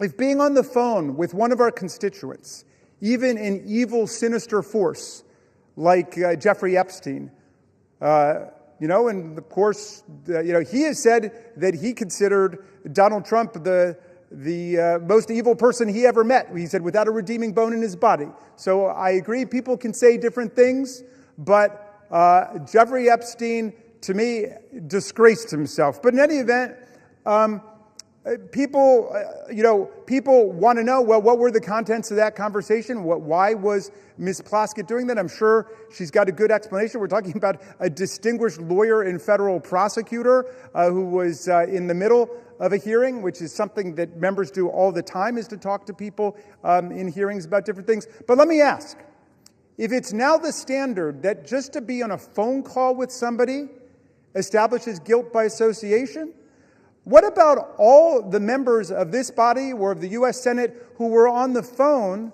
with January 6th insurrectionists and President Trump and his associates who were trying to block the certification of the election as people were chanting, "Hang Mike Pence"? A lot of phone calls, a lot of traffic going on. In fact, that's why our Republican colleagues dealt themselves $1 million cash payoff bonanza provision in the most recent Republican spending bill. They put that in there because their phone records had been subpoenaed lawfully by a grand jury. They were treated like every other American citizen because their names came up as potentially being involved in that conspiracy to somehow shut down proceedings in the House and the Senate. Now, are we saying just because they were on a phone call, they're guilty of something, we should strip them of their committee assignments? We should censure them? Have we gotten to that point? I mean, come on. This is the House of Representatives of the United States of America. Let's stick by the Constitution. Let's stick by due process. Let's go through the rules. I yield 5 minutes to my distinguished colleague from Connecticut, Representative Hines. The gentleman from Connecticut is recognized. Thank you, Mr. Speaker, and I thank the gentleman from Maryland. I'm not going to speak today about Jeffrey Epstein or January 6th. I'm going to confine my remarks to two things that I know about. And I'm going to take a deep breath right now Because to stand here and to have to listen to the gentleman from Louisiana in the guise of just asking questions besmirch one of the finest members I have had the honor of serving with, I would think would offend the sensibility of anybody in this chamber. But I'm going to limit my remarks to two things I know very well. Number one, the House Permanent Select Committee on Intelligence and what we need to do to preserve that very special environment. And number two, the character of Delegate Stacey Plaskett. On HPSI, I've served for 10 years.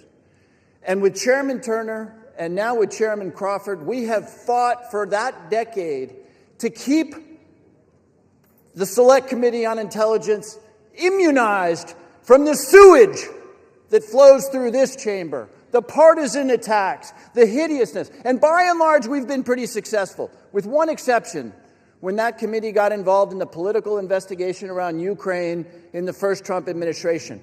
Every single day, the leaders of that committee work hard, establish friendships, and do the work we need to do to make sure that the toxicity and the sewage that we're hearing right now don't impinge the critical work of making sure that our intelligence communities are keeping Americans safe and not violating civil liberties and not doing things inconsistent with the desires and character of the American people. This effort, put forward by a bunch of people who haven't served on that committee and who have no idea the comity and the grace with which that committee serves. You, sirs, will hurt this committee badly. And I expect every Republican on the Intelligence Committee, and I'll say it again, I expect every Republican on the Intelligence Committee who know Ms. Plaskett and who know the committee to vote no on the idea that without evidence and without due process, Ms. Plaskett should be removed from that very special committee.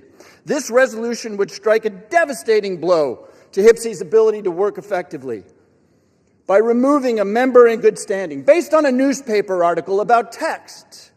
No due process, no evidence, nothing offered other than a newspaper article which has moved the gentleman from South Carolina, a member who is consistently engaged in a bipartisan and productive way with the committee's work, to make some unrelated political statement will do profound damage to this essential committee. Now let me just talk for a moment about Ms. Plaskett. I've served in this institution for 17 years, longer, I think, than most people in this chamber. And I have not had the honor of serving with somebody with the integrity and the commitment and the hard-working bona fides as Ms. Plaskett. We can argue about the wisdom or the judgment associated with those texts. I'm told that apparently Mr. Epstein was a constituent. But on any one of us, our worst day, our biggest misjudgment is not to be judged without any due process, especially in the context of this superb member, this critical member of the Intelligence Committee. The result of this resolution, if it were to pass, will be to undo the efforts of the Republican Speaker and the Republican Chairman of the Intelligence Committee, Mr. Crawford, to restore the committee to what it was intended to be. And while the bill for that decision won't come due immediately, it will come due over time in the form of a less accountable and less effective intelligence community with less effective oversight for Congress. So I don't expect the gentlemen who have offered this up to back down now, but I do expect every single member of the Intelligence Committee that elect those few who understand what it is we need to do to close the door on the flow of partisan sewage which we see now threatening the critical work that we do. Vote no on this appalling resolution. I yield back. We reserve. The gentleman from Connecticut yields back to the gentleman from Maryland. The gentleman from Maryland reserves. The gentleman from South Carolina is recognized. Mr. Speaker, can I inquire about how much time we have left? 2.5 minutes. 2.5 minutes? 22 and a half 22 minutes. and a half minutes. Let me just say, for my good friends on the left, you know, we're hearing words. That's all this is, words. You're taking the side of a young lady who should have known better. She served for 11 years. She disparaged herself. She did it to herself. This is not smoke and mirrors. This is actual text that pretty well indicts Ms. Plaskett. Would she probably take it back? Yes, but it's too late now. I want to yield as much time as needs to be consumed by my good friend from Texas, Chip Roy. The gentleman from Texas is recognized. I thank the gentleman from South Carolina. I thank him for bringing forward this important resolution before the body. I do want to say I appreciate the gentleman from Maryland, his commentary about the vote on removal and his considered judgment with respect to Santos, and I agreed with him at the time and made the same points. I want to align myself with the remarks from the gentleman from Louisiana, but I want to note in doing so, and I think the gentleman from Maryland has shown respect to, I think, the judgment of the gentleman from Louisiana about his being the sole vote on the issue before this body before with respect to what we're making public because of the gentleman's, I think, very real concerns about what it might mean for victims. And we had that debate and a colloquy back and forth in the Judiciary Committee a few hours ago about what we can do to ensure victims are protected and so forth as we all go forward in what I believe is a unanimous view that we should go seek out truth and justice here with respect to Epstein and anybody associated with him and them and the nefarious affairs involving Jeffrey Epstein. The reason that I support this resolution is, and I would note that my colleagues on the other side of the aisle, they could have tabled this resolution. They chose not to table it. They chose to refer it, which suggests to me that there's a recognition that something here is not particularly good, that we've got a sitting member, in this case the delegate from the U.S. Virgin Islands, who was sitting in the Oversight Committee. And I'm actually a particular interest here because I was the one doing the questioning. Apparently my questioning was so riveting that she was engaging in text messages back and forth at that moment. While I was questioning Mr. Cohen, the gentlelady was engaging in this back and forth on text messages with Jeffrey Epstein. Now, again, I've listened now for months. My colleagues on the other side of the aisle disparage and try to impugn the character of the President of the United States and other members of the administration in connection to an investigation of Jeffrey Epstein, which the President, his administration in 2019, they indicted Epstein. They actually moved forward and federally indicted him in 2019. Ghislaine Maxwell was arrested by the Trump administration. And I know the gentleman from Maryland will go on to say that the Biden administration then carry forward that arrest and indictment into prosecution. True. But it was, in fact, the Trump administration that did what had not been done for a long period of time by taking forward that indictment. So I've been listening to all of the preaching by my friends on the other side of the aisle about how any association, anything to do with Jeffrey Epstein is somehow the dispositive moment here in terms of determining the character of this administration or what they're doing or not doing when they're leaning in to try to seek the truth. Where tens of thousands of pages have been released by Jamie Comer and 13 subpoenas has all been put out. So now the House just voted to have greater transparency. Time will tell what that means in terms of what the court does and how they deal with grand jury secrecy and what they do to continue to redact and protect victims' names under existing laws and how the courts treat that. That's going to be a process, as the gentleman likely knows, right? This is going to be determined as to what gets released and how. But here we have the gentlelady sitting in the Oversight Committee texting with a known convicted felon, a convicted pedophile that was very public and known, had served jail time, and is engaging not just in texts that were trivial, but texts involving advice about her questioning of Michael Cohen, all designed to figure out how to get Michael Cohen to be able to somehow go after Trump or Trump's advisors or people around the president. That, to me, is what we talk about with censure, which is contemplated, of course, in our rules and in the structure. The gentleman talked about the Constitution. We're not removing her. We're simply saying censure. And we're saying that it is a censurable conduct to say that this individual sitting on a committee taking advice from a known convicted pedophile, convicted felon, that is conduct unbecoming of a member of the United States Congress and engaging in real time, taking advice from someone that we've been listening to, being lectured to, is someone deserving of all of the scorn of the entire world. And he is. That's why we're here. If my colleagues didn't think this was a concern, they would have simply made a motion to table. But my colleagues decided to refer it to committee because they know this is a problem. They know this is not the kind of conduct you want in a member of this body. So I think that the gentleman from South Carolina is right to have brought this forward.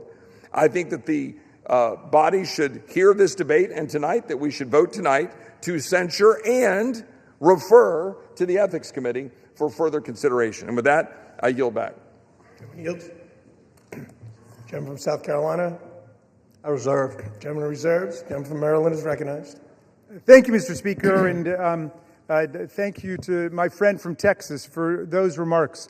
I'm afraid all of them dance around the central issue, which is the good congressman knows how due process works in America. There are facts that are adduced first. There's an opportunity to be heard on both sides. There's due process, there's consideration, then there's judgment.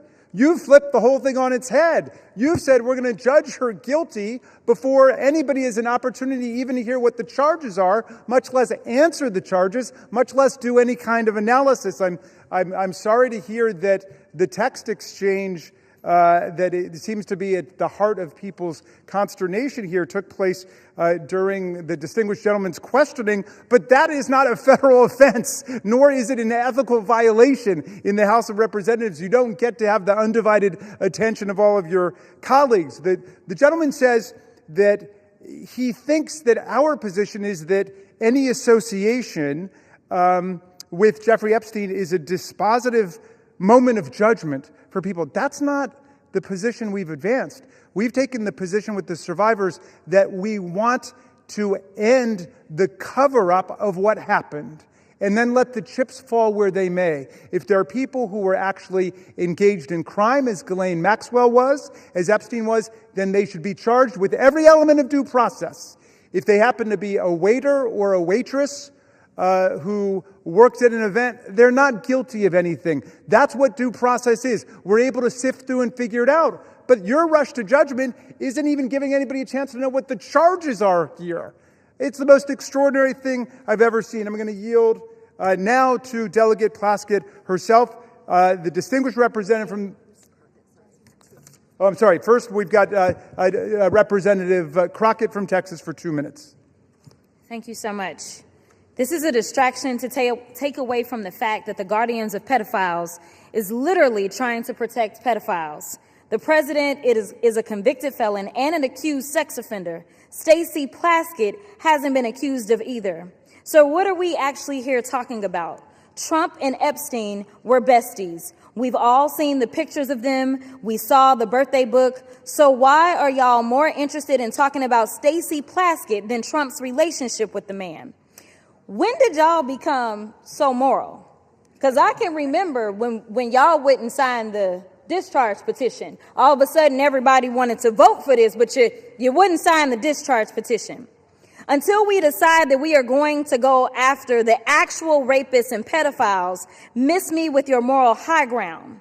Folks who also took money from somebody named Jeffrey Epstein, as I had my team dig in very quickly. Mitt Romney, the NRCC, Lee Zeldin, George Bush, Win Red, McCain Palin, Rick Lazio. I just want to be clear. If this is the standard that we're going to make, just know we're going to expose it all. And just know that the FEC filings, they are available for everybody to review.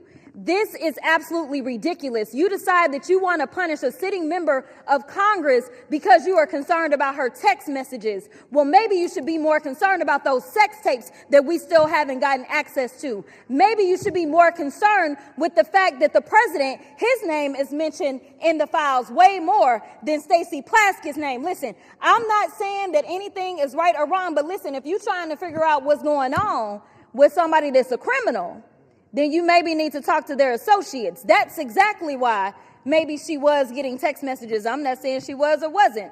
But considering the fact that they were talking to another associate of the president's and maybe she needed intel, you'd have to go talk to somebody that maybe knows what he's up to. Time has expired. We reserve. Gentleman from Maryland reserves.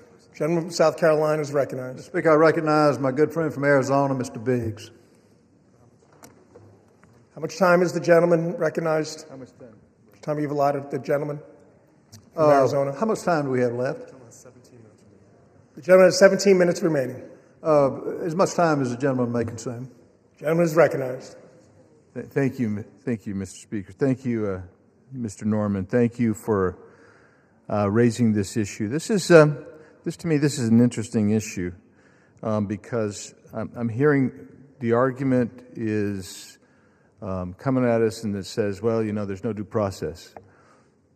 Well, debate is a part of due process. That's part of due process, is to have this debate. You get to stand up, get to defend, and get to raise your issues. And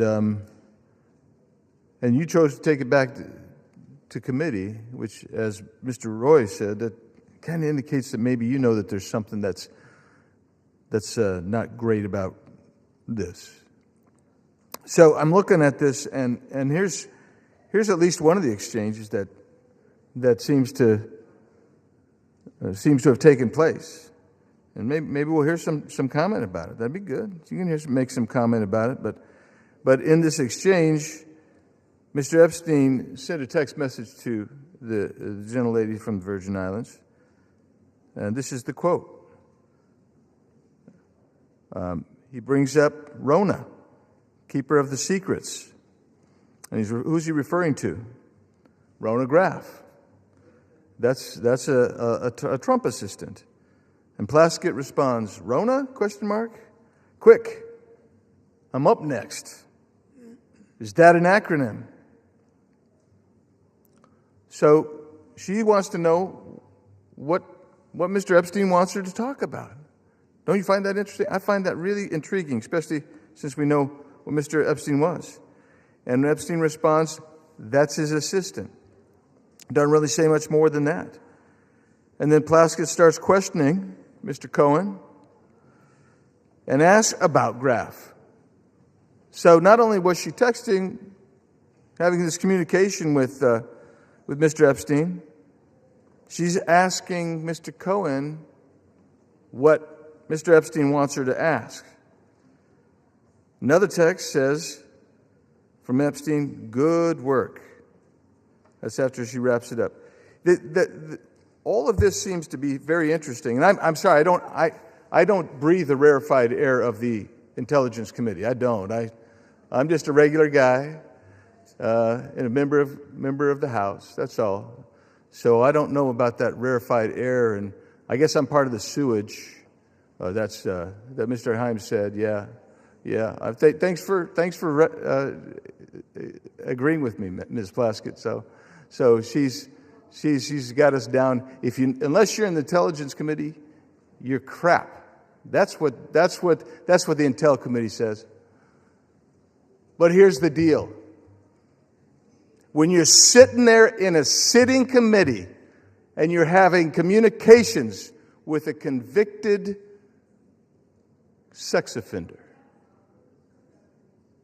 and you're taking their advice on how to ask questions, maybe you got a problem. Maybe your problem is that you've brought disrepute on the House.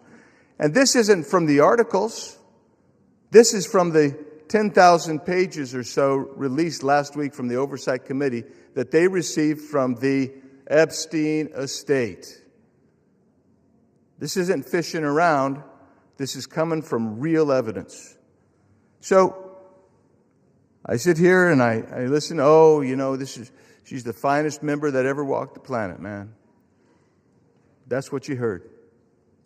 But the bottom line is this. She's sitting there seeking advice and counsel on how to ask questions from Jeffrey Epstein, who this entire body, save one, just condemned. And we want all the evidence. And it's a shame to be here, but for one thing. You made the choice. And so, Mr. Chairman, I'm encouraging everyone in this body to support Mr. Norman's resolution. And I yield back. Gentleman yields. Speaker, I reserve. Gentleman of South Carolina reserves. The members are reminded to direct their commentary to the chair. Before I recognize the gentleman from Maryland, please remind yourself as well as the members to refrain from engaging in personalities towards the president. Does the gentleman seek recognition? Yes, I do. Gentleman is recognized. Thank you very much. I want to remark that yet one more member says we should go ahead and censure her, and then we should do a complete investigation. I think any fifth grader in America knows that's the exact opposite of what due process means in America. We don't punish people before we have investigation and the opportunity to be heard. I yield 6 minutes now to the distinguished gentlelady from Virgin Islands, Representative Plaskett.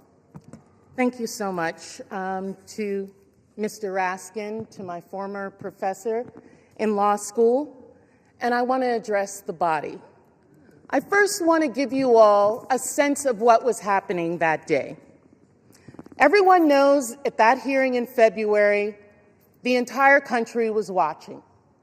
As Michael Cohen decided he was going to finally give up information about what was happening in the Trump world, the Trump enterprise. And at the beginning of that hearing, the ranking member, Jim Jordan, had the disrespect to Elijah Cummings, may he rest in peace and his name be a memory, after not allowing Mr. Jordan to shut the committee hearing down. And I turned to Mr. Jordan and told him to have respect for the chair and to basically shut up. And that moment went viral. And I began to get innumerable texts from friends, from foes, from constituents about what was happening in that hearing. And I got a text from Jeffrey Epstein, who at the time was my constituent, who was not public knowledge at that time that he was under federal investigation, and who was sharing information with me. Now, I heard recently from someone that I was seeking advice from him. Let me tell you something. I don't need to get advice on how to question anybody from any individual. I have been a lawyer for 30 years. I have been a narcotics prosecutor in New York City. I have had the honor of being a political appointee at the Justice Department after September 11th as a Republican appointee in the Bush administration. I know how to question individuals. I know how to seek information. I have sought information from confidential informants, from murderers, from other individuals, because I want the truth, not because I need them to tell me what to say. And if you look at the transcript, you will see that I questioned Michael Cohen for 5 minutes. The Washington Post only shows you 30 seconds and takes from it one individual's name that I got from Jeffrey Epstein and didn't know who the individual was, and put that individual with a host of other individuals that I felt the committee should subpoena. They've never been subpoenaed. They've never been questioned. Because at the end of the day, I know that in the Trump administration and with my colleagues over there, it's not about sexual assault. It's not about support of victims. It's about money. It is about money. I have consistently stood against sexual violence and the exploitation of women and children in previous careers as well as here in this body. We all know that Jeffrey Epstein's actions were absolutely reprehensible. As a constituent, as an individual who gave donations to me, when I learned of the extent of his actions after his investigation, I gave that money to women's organizations in my community. Not back to him, but to women in the community who needed that support. That's what I think should have been done, and that's what I did. They've taken a text exchange which shows no participation, no assistance, no involvement in any illegal activity, and weaponized it for political theater, because that's what this is. This has been reviewed by federal courts. Any charges, victims who initially had a case against me dismissed it on their own without prejudice. You don't want to talk about what is really happening here.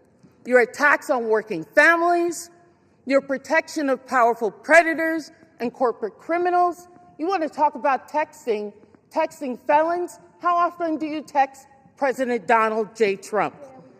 That's the individual we should be concerned about. And let me tell you this.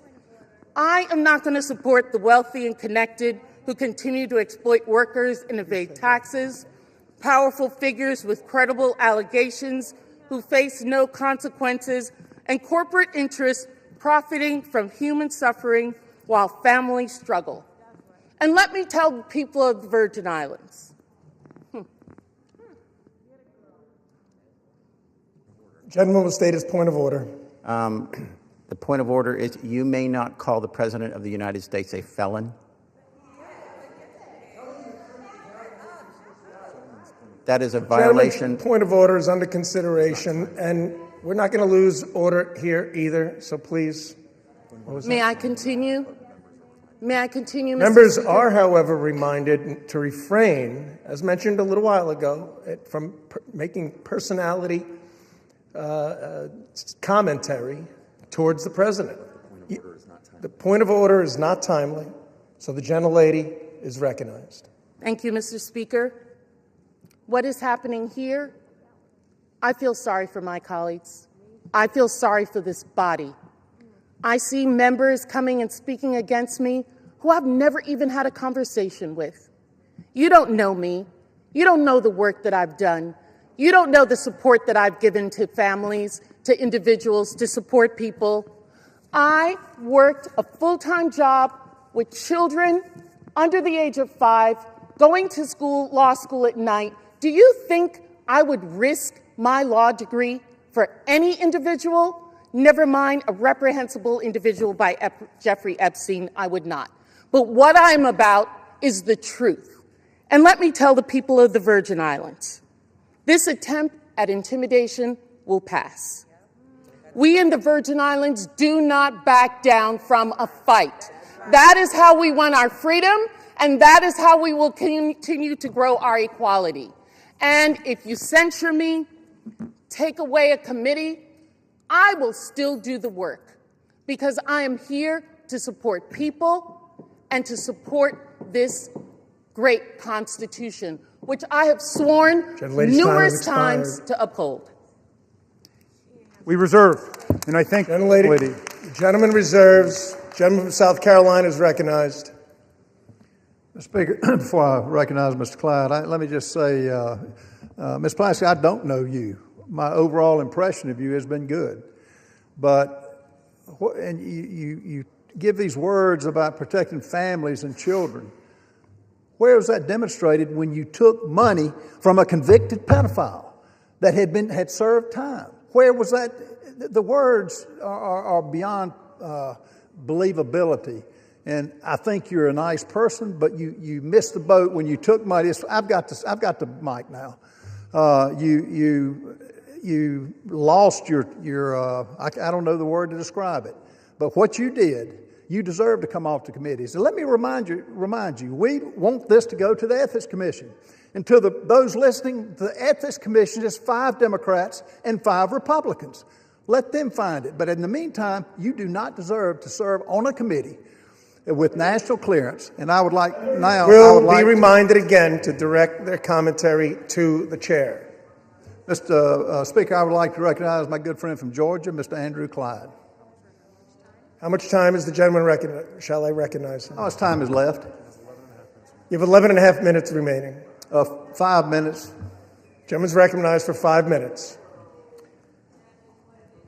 I thank the gentleman for yielding. My good friend, Mr. Norman from South Carolina. Mr. Speaker, I rise today in support of this resolution censuring and condemning Delegate Stacey Plaskett of the U.S. Virgin Islands for inappropriate coordination with convicted sex offender Jeffrey Epstein during a congressional hearing and removing Delegate Plaskett from the Permanent Select Committee on Intelligence and referring her to the Ethics Committee for further investigation. After 4 years of silence on this matter, not a peep during the entire Biden administration, let me repeat that, after 4 years of silence on this matter about Jeffrey Epstein, House Democrats are now demanding transparency and accountability surrounding Jeffrey Epstein and his associates. While their fake outrage is clearly just another disgusting attempt to smear President Trump, House Republicans are taking this matter seriously and are working toward delivering the much-needed transparency and accountability that the American people deserve. This resolution is accountability, page 1. During the House Oversight Committee's ongoing investigation into Jeffrey Epstein, emails obtained by a congressional subpoena, that's right, it was the congressional subpoena by the House Oversight Committee, not the discharge petition that just got voted on, but this was the Oversight Committee's congressional subpoena, has brought to light that in 2019, Delegate Stacey Plaskett coordinated her line of questioning with Jeffrey Epstein in real time over text messages during an Oversight Committee hearing featuring testimony from Michael Cohen. Now, who is Michael Cohen? Michael Cohen was the disgraced former attorney of President Donald Trump. She was asking input from Jeffrey Epstein on how to best question Cohen, and Cohen was himself at that time a convicted felon from 2018. So now that Republicans are exposing Democrat ties to Jeffrey Epstein and his vile crimes, the other side of the aisle has flipped. They apparently no longer want transparency or accountability. Why? Because they don't want the truth. They want to weaponize a serious matter into a distraction, all in an attempt to take down President Trump and to hurt his administration and what he's doing to make America great again. The actions taken by Delegate Plaskett reflect poorly on the House, and this body needs to hold her accountable. I urge all of my colleagues to vote to adopt this resolution to show the American people that those who colluded with Mr. Epstein, including members of the House, will be held accountable, and this resolution is the beginning of that. I thank you, and I yield back. Gentleman yields. To the chair. Mr. Speaker, I reserve. Gentleman from South Carolina reserves. Gentleman from Maryland is recognized. Proud to yield 1 minute to the distinguished Minority Leader, Hakeem Jeffries. The Minority Leader is recognized. Thank you, Mr. Speaker. I thank the distinguished gentleman, my good friend from the great state of Maryland, the ranking Democrat on the Judiciary Committee, for yielding. I rise today in strong opposition. This resolution, this effort to censure Delegate Plaskett, to rip away her membership on the Intel Committee, is nothing more than a political stunt by a desperate, failed candidate for governor, trying to pander to the people back in South Carolina. Nothing more than that. You want to make the statement about who's brought disgrace to the House? The actions of this House Republican majority have brought disgrace to the House of Representatives from day one of this presidency. The reality is, if you want to talk about fealty to the Constitution and things of that nature, the House is a separate and co-equal branch of government. You don't seem to understand that. You functioned from the very beginning of your so-called majority, Mr. Speaker, not as a check and balance on an out-of-control administration, but as a reckless rubber stamp for Donald Trump's extreme agenda, and you are failing the American people. You failed to keep your core promise. Your core promise to the American people was that you were going to lower costs on day one. Costs haven't gone down here in the United States of America. Costs have gone up. The Trump economy is a complete and total failure. It's a disaster. The American people are hurting. And so every week, you come to the House floor now that you've returned from your 7-week taxpayer-funded vacation and come up with another stunt to try to distract the American people. Or perhaps you were ordered by your puppet master, Donald Trump, who wants to distract the American people today because his effort to suppress the Jeffrey Epstein files has failed spectacularly. We believe in transparency. We believe in accountability. We believe in due process. That's the opposite of what is happening on the floor today. And let me be very clear about Stacey Plaskett. She's a woman of great intelligence and a woman of great integrity. And she deserves better than what she's receiving from House Republican extremists. She deserves the opportunity to be heard. She deserves due process. She deserves the ability to make her case, not to be prosecuted by pettifoggers playing lawyer on the floor of the House of Representatives. Google that if you don't know what it means. The so-called Freedom Caucus want to lecture us about proceeding at this moment. The actions that you continue to engage in will have consequences. Consequences today, consequences tomorrow, consequences next week, consequences next year, and certainly consequences when the American people throw this House Republican majority out in the aftermath of the election next November. Be very careful about the extreme actions that you continue to engage in. Now, it's extraordinary to me, week after week, censure after censure, and I wonder, is it just coincidence that the last 3 censures we've had on the House floor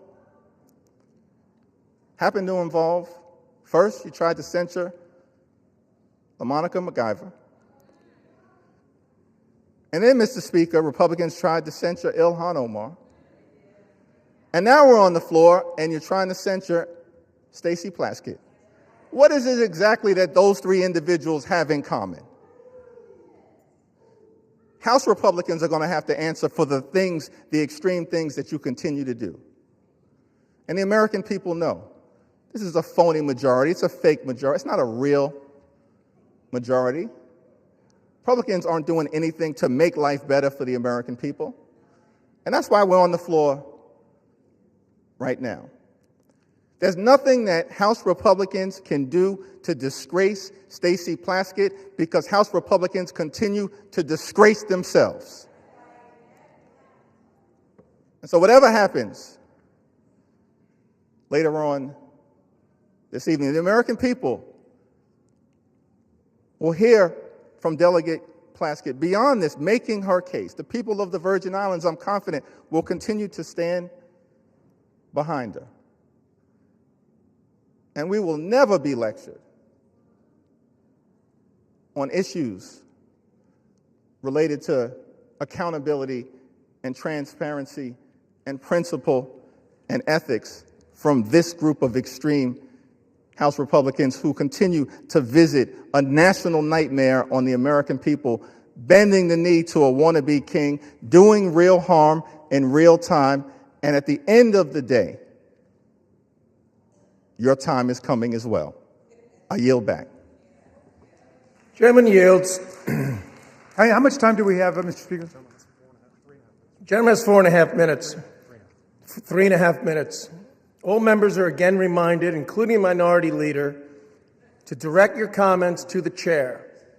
All members are again instructed, including Minority Leader, to refrain from engaging in personalities towards the President. The gentleman from Maryland seeks recognition. No, we'll reserve. Gentleman from Maryland reserves. Gentleman from South Carolina. Speaker, I find it interesting that the Minority Leader mentioned that, got a not really a majority. I will tell you, 77 million people are a majority. They rendered the consequences to elect the president that has revived this country from a disaster 4 years under the Biden administration.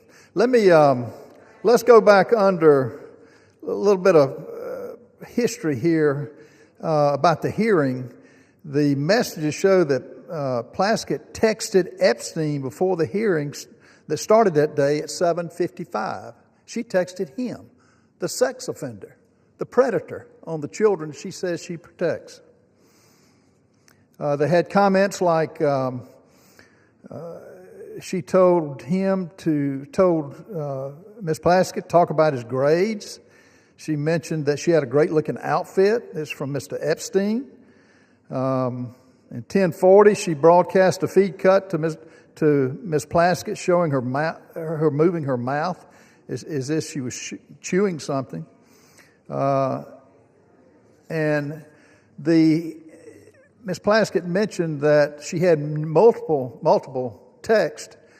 Well, according to the records, and I don't know how many of her texts came from those convicted of felonies, but on at 2:25, Epstein sent 2:25 minutes before Plaskett began questioning Cohen at 2:28. Epstein messaged back, "Good work," at 2:34, 1 minute after Plaskett finished her question to Cohen. So the whole 5 minutes was pretty much conducted under the direction of a convicted pedophile. And this dialogue, Ms. Plaskett was reached by phone Thursday. Plaskett declined to answer questions about the text messages and directed all inquiries to congressional staff. Plaskett's chief of staff said Thursday she was not in a position to confirm or not whether the Congresswoman was texting with Mr. Epstein at the hearing. She did not respond to follow-up questions. Bottom line, these are facts. These are text messages. This wasn't smoke and mirrors. So it's interesting that they're taking that tact. But, Ms. Speaker, how much time do I have left? Gentleman has 6.5 minutes remaining. I reserve. Gentleman from South Carolina reserves. Gentleman from Maryland. I'm yielding 1 minute to the representative from New York, Ms. Clark. Gentlelady is recognized. Mr. Speaker, I rise today on behalf of the Congressional Black Caucus, the conscience of the Congress, in strong opposition to this resolution. This resolution is a blatantly partisan, shameless attack. As we sit here today, Donald Trump is still the single person in this country with the authority and the ability to deliver justice to survivors and truth to the American people by just releasing the files. So instead of answering why Donald Trump chooses every single day not to release the Epstein files, they're pointing fingers at this side of the aisle. Mr. Speaker, unlike the president, Congresswoman Stacey Plaskett has committed no crime, violated no rule, and broken no promises. There has been no investigation, no due process, no inquiry into whether the Congresswoman had any connection whatsoever to Epstein's despicable and disgusting criminal conduct. This resolution would have us remove a capable and hardworking member of one of the most serious working committees in this body on the basis of a conversation from more than 6 years ago, which broke no rules, and has no connection to any criminal activity. I urge my colleagues to vote no on this partisan resolution, this sham, and I yield back. Gentlewoman's time has expired. We reserve. Gentleman from Maryland reserves. Gentleman from South Carolina. Speaker, I reserve. Gentleman from South Carolina reserves. And we're prepared to close. It's closed. Yeah, I'm prepared to close. All right. Gentleman from South Carolina is prepared to close. Maryland is recognized. Mr. Speaker, thank you very much. I want to start by addressing the young people who appear to be in the audience this evening, because I'm afraid some of my arguments are lost on some of our colleagues across the aisle suffering from Trump derangement syndrome. It seems to have completely warped their minds today, and they're not thinking clearly about the Constitution or about the rule of law. But the young people here will recognize, if they read this resolution, immediately what's wrong with it, because it's replete with phrases like this, that this one incident that they're referring to raises serious questions about the judgment and the integrity and the fitness to serve. Well, I think that's absurd, but in any event, if you think it raises serious questions, presumably you would want the answers to those questions. But you don't get answers by rushing to judgment and turning the whole process upside down. This resolution starts by saying we censure her, we remove her from committee, and the very next component of it says we direct the Committee on Ethics to conduct an investigation. That is the opposite of due process, and I hope at least future generations will understand that's not how we hold people accountable, whether it's under criminal law, under civil law, or under an ethics process, which they purport to want to be launching here. Again, go back to the George Santos standard. The reason we voted against just hanging him out to dry and censuring him and expelling him is because the process hadn't happened yet. And Democrats and Republicans together did it, but they're thinking in solely partisan terms. Even Matt Gaetz, accused of having sex with a 17-year-old, was never censured by the House of Representatives. Even with Speaker McCarthy and others condemning him for what he did, we did not censure him. Think about what you're doing to the precedents of this body by trying to attack Ms. Plaskett. And let me just close with a personal thought. I wasn't going to bring it up because I didn't want to embarrass her, but she was one of the 3 finest students I ever had in constitutional law. She was a straight A student in the early 1990s. She's a straight A student in the 21st century. I'm proud not only that she was my student, but that she's my friend and that she's my colleague, and you don't disgrace us in any way. You go to work every day for the people of Virgin Islands, and we're proud of you. With that, I'll yield back. Gentleman yields. Gentleman from South Carolina is recognized. Mr. Speaker, I find it interesting that the president is occupying the minds of my good friend on the left rent-free. And it's interesting they bring him up every time, and keep doing it. Keep doing it. This president's got a record that is second to none. And I hope our listeners in the audience can distinguish between just words and babbling on when they reject the facts of what's been presented. Texts don't lie. And they can offer all the excuses. And I do think Ms. Plaskett is a nice lady. She made a mistake here, a bad mistake. She took advice from a convicted pedophile that is indefensible in this discussion here today. Mr. Speaker, I've listened to my colleagues defend the indefensible. I've heard everything from this is old news to this is just politics. But not a single person has disputed the key fact. Written records in Epstein's own estate documents show Delegate Plaskett sought his input for an official hearing. This is the issue. That alone. Everything else is just noise. This chamber cannot overlook that a sitting member of Congress coordinated with a convicted sex offender to prepare questions for an official proceeding. Imagine telling the American people that that's acceptable. Imagine explaining to parents all across this country that Congress sees no problem with relying on the counsel of a predator of our innocent children. Some of my colleagues want to blur the edges, soften the facts, or bury this under procedural fog, noise as I call it. But sunlight is the best disinfectant, and accountability is not optional. This resolution is not excessive at all. It is appropriate. It is measured. It is necessary at this time. The question before us is very simple. Do we uphold a minimal standard for ethical conduct, or do we just shrug and say, well, maybe next time? Mr. Speaker, the public deserves better. The House deserves better. The American people deserve better. I urge adoption of this resolution, and I yield the balance of my time. Gentleman yields. Without objection, the previous question is ordered on the resolution. The question is on the adoption of the resolution. Those in favor say aye. Those opposed say no. In the opinion of the chair, the ayes have it. Yeah. Welcome to procedural democracy. For what purpose does the gentleman seek recognition? I request a recorded vote, and I challenge the Speaker's interpretation of the voice vote. Does the gentleman ask for the yeas and nays? I ask for the yeas and the nays. The yeas and nays are requested. Those favoring a vote by the yeas and nays will rise. A sufficient number having risen, the yeas and nays are ordered. Pursuant to Clause 8 of Rule 20, further proceedings on this question will be postponed.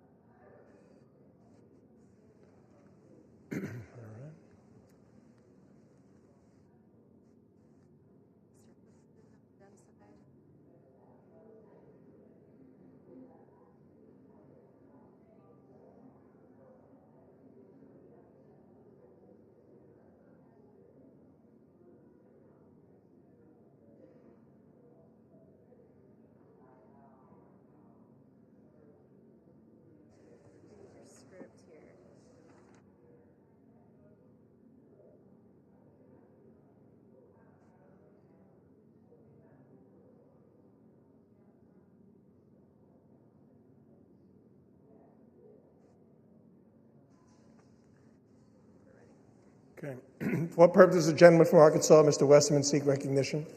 Mr. Speaker, pursuant to House Resolution 879, I call up H.J. Res. 130 and ask for its immediate consideration in the House. The clerk will report the title of the joint resolution. House Joint Resolution 130, Joint Resolution providing for congressional disapproval under Chapter 8 of Title 5 United States Code of the rules submitted by the Bureau of Land Management relating to Buffalo Field Office Record of Decision and Approved Resource Management Plan Amendment. Pursuant to House Resolution 879, the joint resolution is considered read. The joint resolution shall be debatable for 1 hour, equally divided and controlled by the chair and ranking minority member of the Committee on Natural Resources or their respective designees. The gentleman from Arkansas, Mr. Westman, and the gentleman from California, Mr. Huffman, each will control 30 minutes. The chair recognizes the gentleman from Arkansas, Mr. Westman. Mr. Speaker, I ask unanimous consent that all members have 5 legislative days to revise and extend their remarks and to include extraneous material on H.J. Res. 130. Without objection. Mr. Speaker, I yield myself such time as I may consume. The gentleman is recognized. I rise in strong support of H.J. Res. 130, which would repeal the Bureau of Land Management's Misguided Resource Management Plan, or RMP, amendment for the Buffalo Field Office in Wyoming, which was finalized in the twilight hours of the Biden-Harris administration.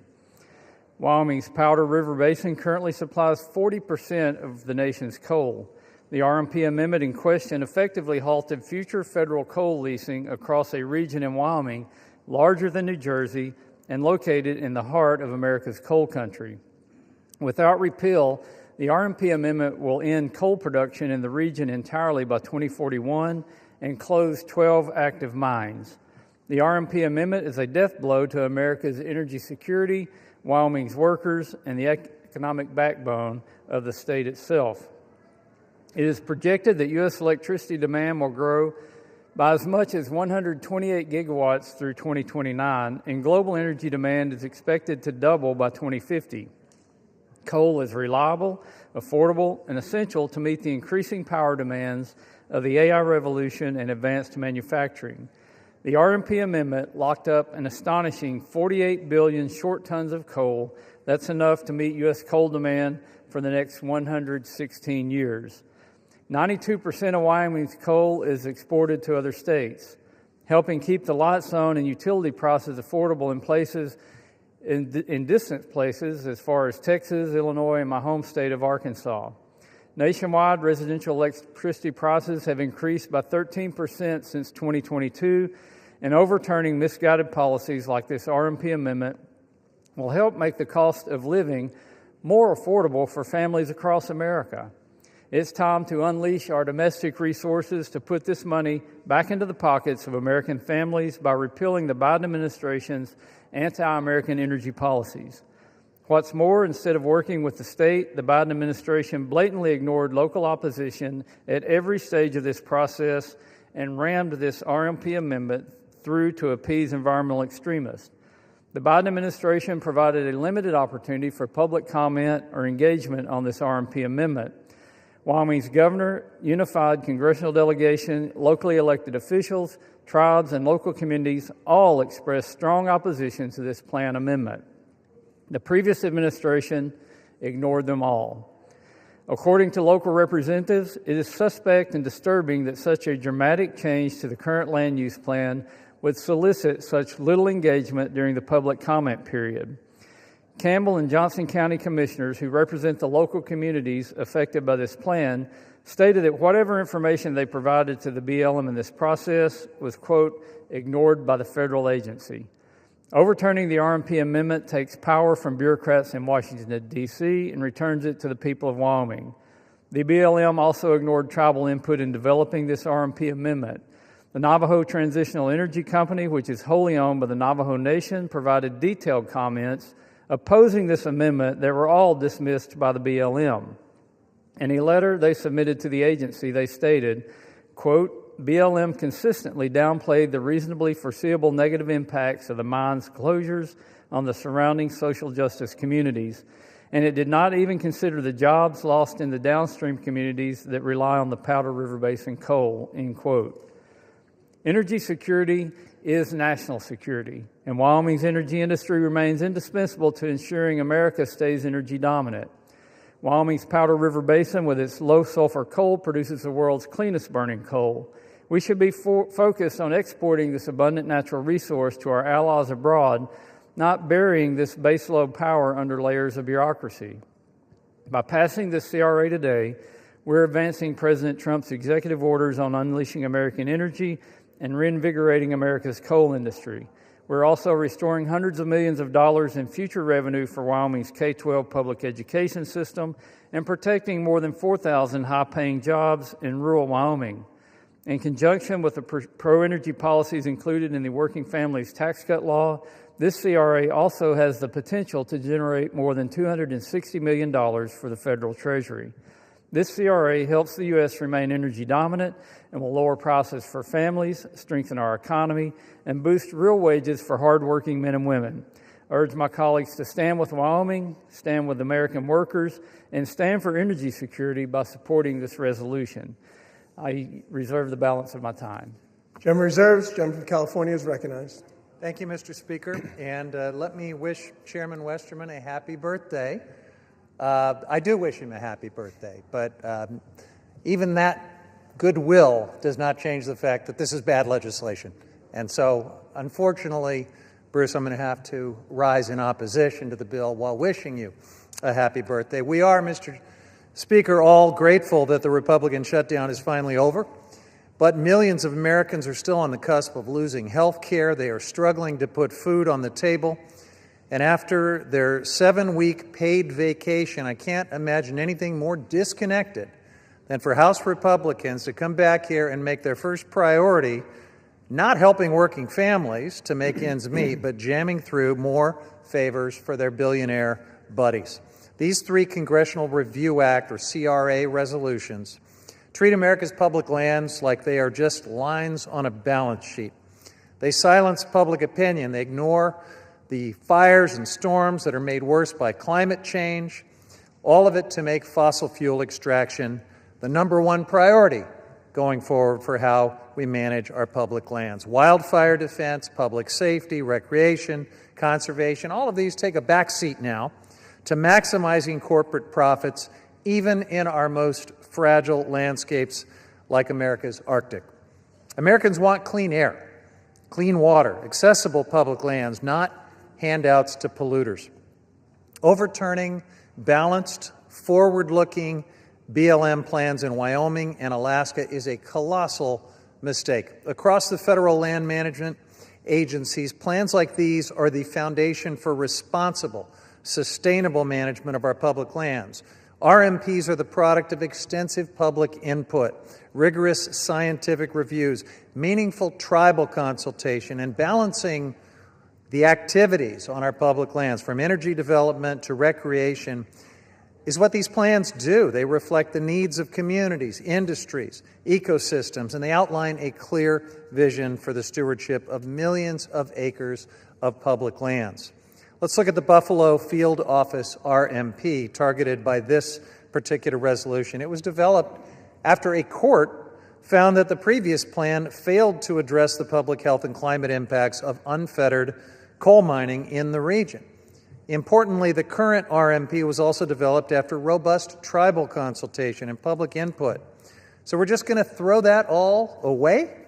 I strongly oppose HRES 130, which would repeal the current balanced RMP for BLM's Buffalo Field Office in order to prop up the coal industry in Wyoming's Powder River Valley. The plan targeted by this resolution ended new coal leasing in the region because of its harm to the climate and public health and because of decreasing demand for coal.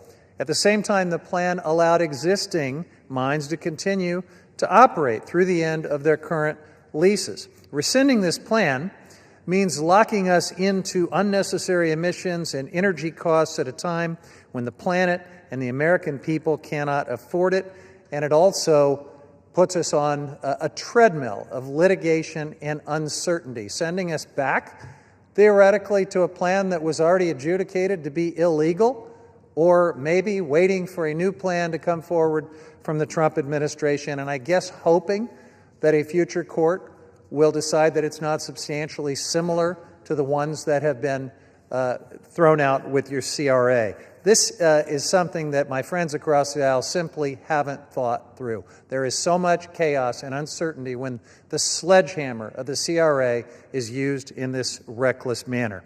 Now, House Republicans already passed and the administration implemented unprecedented giveaways to the coal industry through the One Big Beautiful Bill Act, including slashing the royalty rates for coal from 12% to 7.5%, and opening more than 13 million acres of public lands for coal leasing. But even with these handouts, it's not enough to reverse decades of market contraction in the coal industry. The coal industry is dying. What Republicans don't mention is that BLM's coal lease sales this year have either failed to reach market value, been indefinitely canceled, or received little to no bids.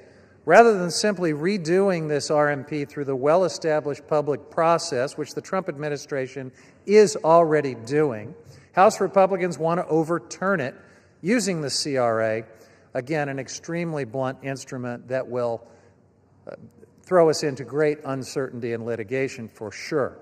This choice would lock out the perspectives from previous tribal and public engagement and ban the agency from ever again issuing a substantially similar RMP, leaving land policy frozen in time, really more like frozen in some kind of a limbo. Incredible uncertainty and chaos. House Republicans want to permanently enshrine fossil fuel extraction as the top priority for millions of acres of public land across the country, no matter the cost. And they're picking winners and losers here, blocking affordable renewable energy projects, sacrificing our public lands in the process. I urge my colleagues to reject these reckless resolutions that would upend millions of acres of public land management and reject this entire familiar playbook from Congressional Republicans, trying to deepen our dependence on dirty fossil fuels that pollute our air, contaminate our water, and harm the public health, while doing everything possible to slow, stop, or sabotage the development of affordable, renewable energy. Our constituents deserve a lot better than this. We deserve clean, affordable, and reliable energy. We deserve good-paying jobs and affordable health care. And we shouldn't sacrifice America's health, environment, and livelihoods in order to do it. This legislation and my friends across the aisle are on the wrong side of history, trying to prop up the dying coal industry. They're on the wrong side of public land management, and they're on the wrong side of the American people's pocketbooks as they face rising electricity costs. That's why I oppose this resolution and reserve the balance of my time. Gentleman reserves. Gentleman for Arkansas is recognized. Thank you, Mr. Speaker. And Mr. Speaker, I sincerely appreciate the birthday wishes from my friend across the aisle. That means a lot to me.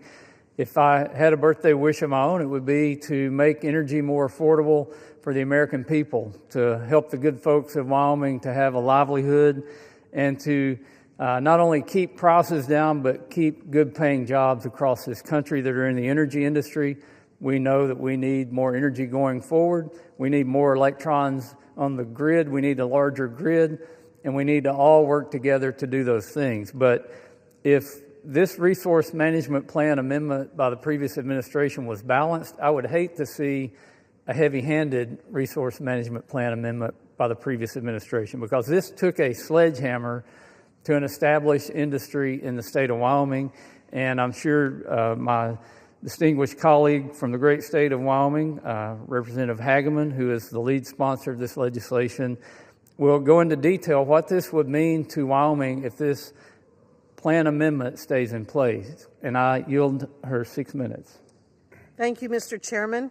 Mr. Speaker, I rise today in support of my legislation, House Joint Resolution 130, which utilizes the Congressional disapproval procedure under the Congressional Review Act, or CRA, to restore coal leasing in Wyoming's Powder River Basin. Many on the East Coast of America might be surprised to learn that the federal government owns massive amounts of the western states.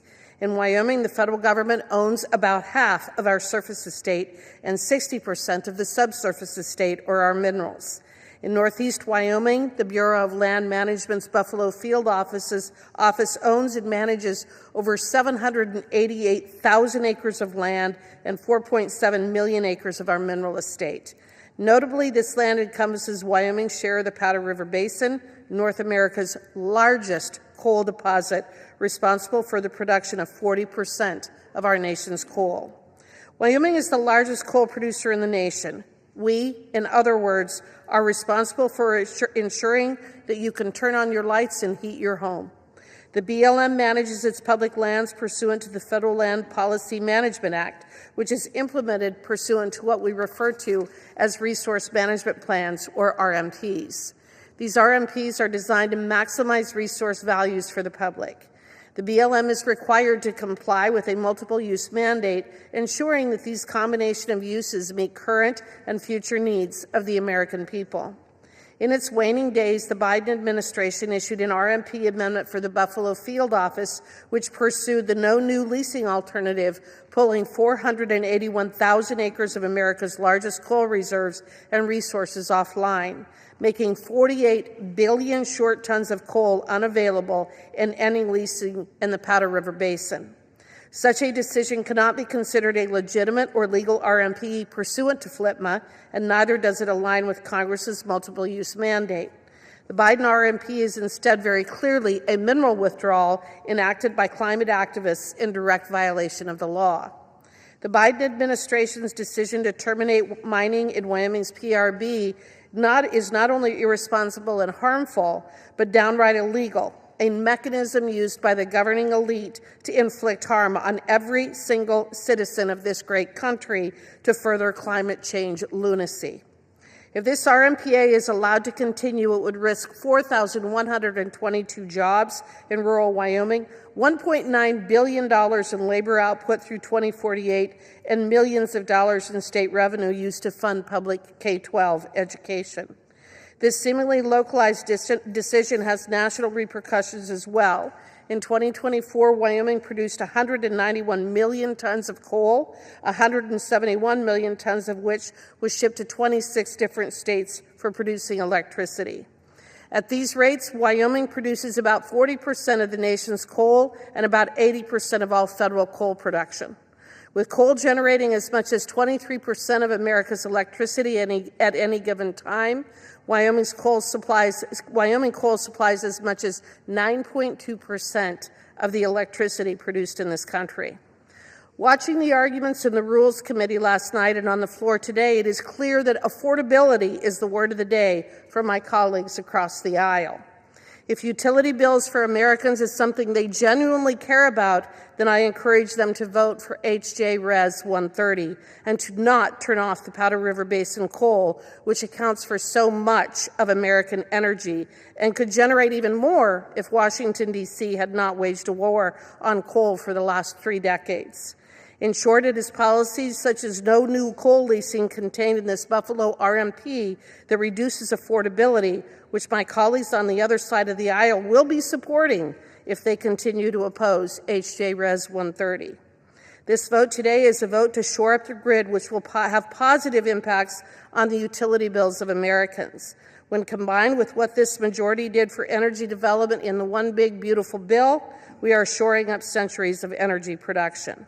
We cannot survive in this country without Wyoming coal, the majority of which is produced in the Powder River Basin. Demand for Wyoming coal is only increasing, both here and abroad. If you turn out the lights on one of Wyoming's most important industries, you will also be turning out the lights on America. The Biden administration knew this and pursued this harmful policy anyway, and they did so in violation of the law.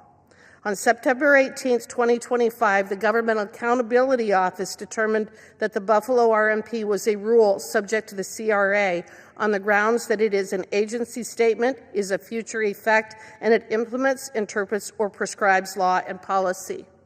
This decision is in line with previous GAO decisions on similar land management plans and RMPs, several of which this body has passed in the 119th Congress. A vote today for HJ Res 130 has many positive implications. First, it would overturn this harmful plan and revert to the 2015 RMP, thereby protecting access to 481,000 acres for coal leasing. Second, it would provide certainty to countless Wyomingites who rely on our good, clean coal for jobs and for revenue that funds the schools that our children attend. Third, it is a vote for the millions of Americans who continue to rely on Wyoming coal and who always will. Fourth, it's a win for Congress, reminding the agencies that we are the primary policymaking branch of government and that we will hold the agencies responsible for bad, unlawful regulations. I urge all of my colleagues to vote in favor of H.J. Res. 130, and I yield back. The gentleman from Arkansas reserves. The gentleman from California, you are recognized.